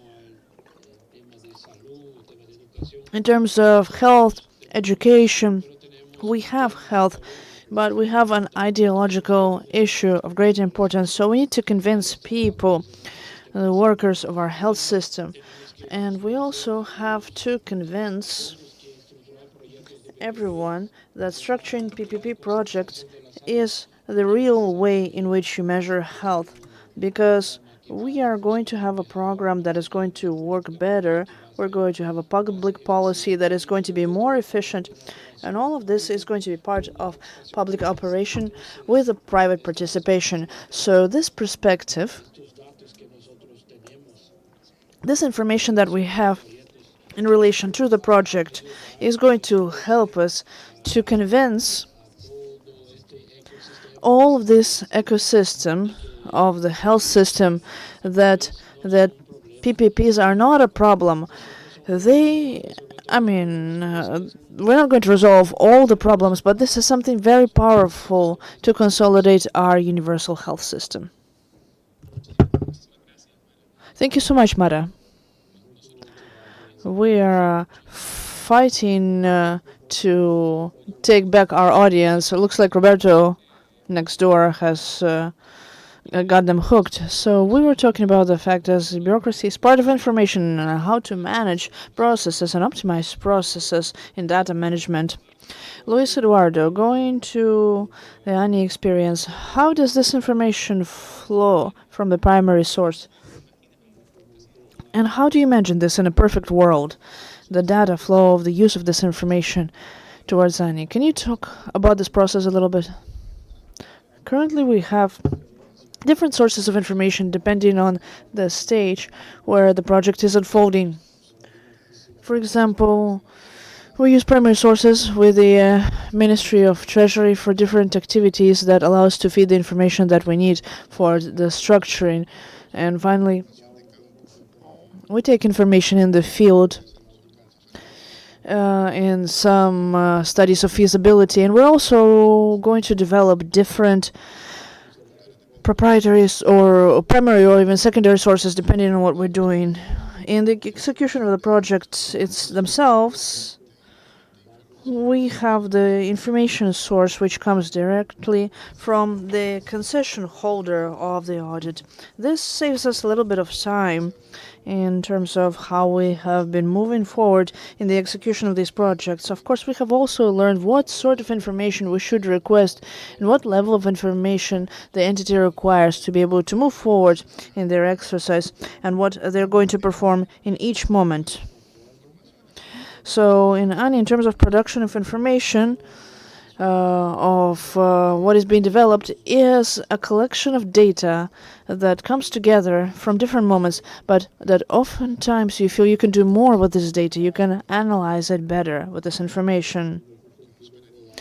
So what you would expect and what the result is and what we would like to discuss with you is to organize the information in such a way that it starts arriving in a way that could be connected to different stages and that it can arrive periodically to a single database that is accessible to different actors that can implement it in the process. I think that would be something very important for the agency to be able to take that step, because the information is something that we have, but sometimes we need to interconnect it a little bit more so that we can participate with other sectors. And this would, of course, strengthen the different stages, both execution and structuring, which we develop as part of the agency. I think that in this sense, in our imaginarium, and we think about the future, this data, and in the same sense, is something that we need to organize for to exploit it better. Thank you so much, Luisa Eduarda. And finally, I would like to use this moment to say that from the IBD in general and from PPP, we're very excited to collaborate in this work with you. I believe in the value of this exercise to improve public policy in Colombia, but also the specific project preparation. So thank you so much for your trust. And I am going to move on to the Peruvian block, and perhaps we can think of a joint question for you as the leader of this whole practice of ProInversión, Roberto as the leader of the Pacifico University. Maybe you can give me different answers to the same question. When we talk about the work in the PPP evaluation work that has a longer path ahead, maybe where you can extend a little bit is on the challenges that you find in this data collection process. What do you think are the main challenges, something that we should avoid that when it comes to transparency of information practices, of publishing and making this information available? Perhaps, Ivan, you can start and then Roberto can continue. Yes, perfect. We are centralizing information that is dispersed and exists in several entities, ministries, regulating entities, contracts, etc., and generating a single database and a registration system for the information that periodically is fed with the ongoing processes. And we are also we are glimpsing the baselines of the project through the direct and indirect scope. Our national surveys have a level of representation per district, but not per commune, which is important. Another important aspect is the consolidation of the team. That is, we link the team to an annual program of university extension where we are recruiting the most experienced, the most skilled people in statistic analysis techniques and econometrics. In fact, every week we incentivize internally with certain research questions, and I will allow myself to reveal the last one to you. The last one was, considering the shock of investments that have been glimpsed based on the upcoming adjudications in connection to the period of 2004-2014, we were likely going to triple that what was already done. So what would be the effect on the per capita GDP and employment? And let's say utilizing self-regressive models, we saw that at one point the growth of direct foreign investment generates 0.12 or 0.15 increase in per capita GDP and 0.5 in employment. So, wow, this is something that needs to be published, something that needs to be communicated, and it's something that is that very much affects the macroeconomic models of the country. Thank you so much, Ivan, and I'm also very excited to follow this path. Roberto, I don't know if you would like to add anything on it, maybe some specific examples. Perhaps I would like to add on this. I mean, I would be talking about the same idea. I think I already mentioned something at the beginning. Perhaps Ivan said this much more clearly. I would like to emphasize the issue of the relevance of this information. We are talking about different industries where the investment terms are much bigger, the amounts involved are much higher, and the undivisiveness of the investment is also much heavier. We do not see an immediate impact, especially when we're developing infrastructure. It takes us a long time to make it operative and to maintain it, because oftentimes we have a series of issues that we maybe right now don't have the time to discuss, but these types of industries, the ones that we're referring to, basically infrastructure and the PPPs, the planning activities and budget activities as such are much more important to organize and take much longer. Therefore, making decisions without adequate information they're not going to be well-informed decisions. They're not going to be opportune decisions or timely decisions. So it is important to have this information that was required, because that effectively ends up generating more interest and attraction on behalf of investors. I had already anticipated, I had already provided some information. I said that there are several PPP projects in transportation that have maybe a single offer. Now, this is almost 40% of the 31 PPPs that we have had in transportation. But this does not mean that there was no competition. When we talk about averages in the pre-qualified bidders in the 31 projects, it was 5.3 in total, there was almost 2 offers per project, so there were a bunch of attractive projects. But the big question with this, I'm going to close out my participation, is that we entered a pretty dark period in 2014, basically 2022 to beginning of 2023, almost 10 years that we basically lost. This is a country that was a leader and still is in these types of projects. And that fortunately 2023 and 2024, we have, I hope I'm not wrong, we have turned the process around. So we need these information sources, we need impact studies, and well, we trust that that is how it's going to unfold. Thank you. Thank you so much, Roberto. And again, I'm very excited to follow this path and be able to develop all this information, indicators, evidence on the impact of these projects. So I am delighted to walk down this path with you. So Eduardo, let's close the session with you, and perhaps you can give us an example on what you have learned in Chile in terms of contract execution and how you have incorporated this into preparation projects. This connection between learning from past projects and the impact on future projects. Go ahead. Regarding what I mentioned at the beginning of the first part of my presentation, the importance of have solutions that have an impact on an economic impact on the projects.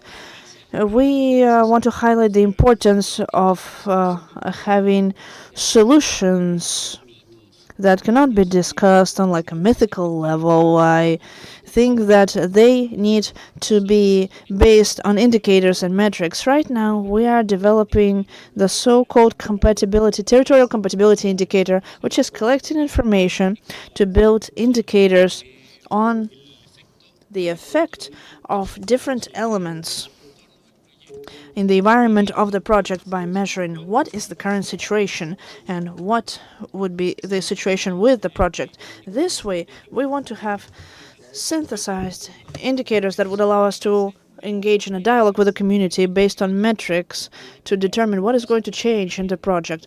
So when someone can say, but this project is going to cut the circulation in my community, or this project is going to alter mobility, well, based on what evidence are you saying this?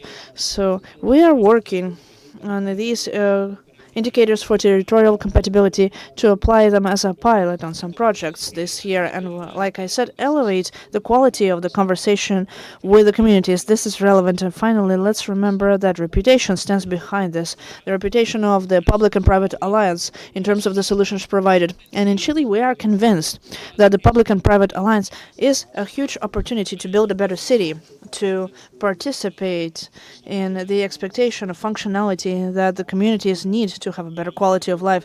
And that is where we want to go deeper. And the second part, and I'm going to finish with this, it's the work of improving sustainability factors in licensing projects that we are developing with the support of IBD. And what we want is to improve going forward the certification, the environmental social certification of projects, and the attractiveness to new investments that currently are on the side of PPP in Chile, such as ASG, that could be favored by the formulation of these projects that are based on these components.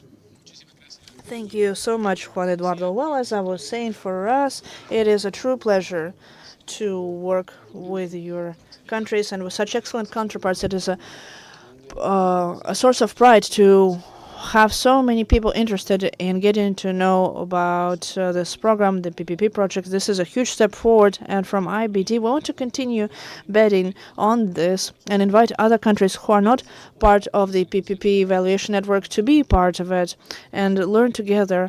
When we get information from the whole, then we can improve our policies faster. I want to thank the wonderful participation of all the panelists, all the colleagues who are behind the evaluation network of PPP, the whole team from the bank, and thank you so much for your enthusiasm and the applause directed at the panel. Bien, agradecemos. We once again thank our panelists for sharing your perspectives and your knowledge. We would like to ask you to stand up for the formal picture.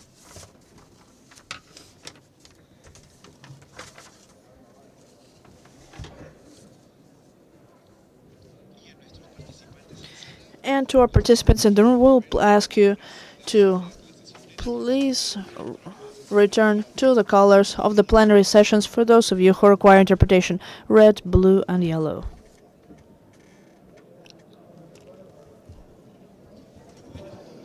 After the photo, we will continue.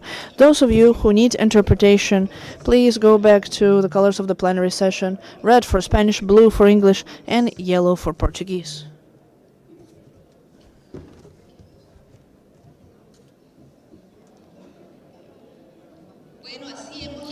So we have finally reached the closing of the first day of PPP Americas 2025. It has been an intense workday full of learning, valuable exchanges, and great ideas that without a doubt are going to continue resounding in the next few days. To our audience following us virtually, we would like to remind you to review tomorrow's agenda on the website of this event. The schedule of this event will reflect your current time zone. And to our audience present in person, thank you for your participation. We will see you here tomorrow at 9 a.m. in this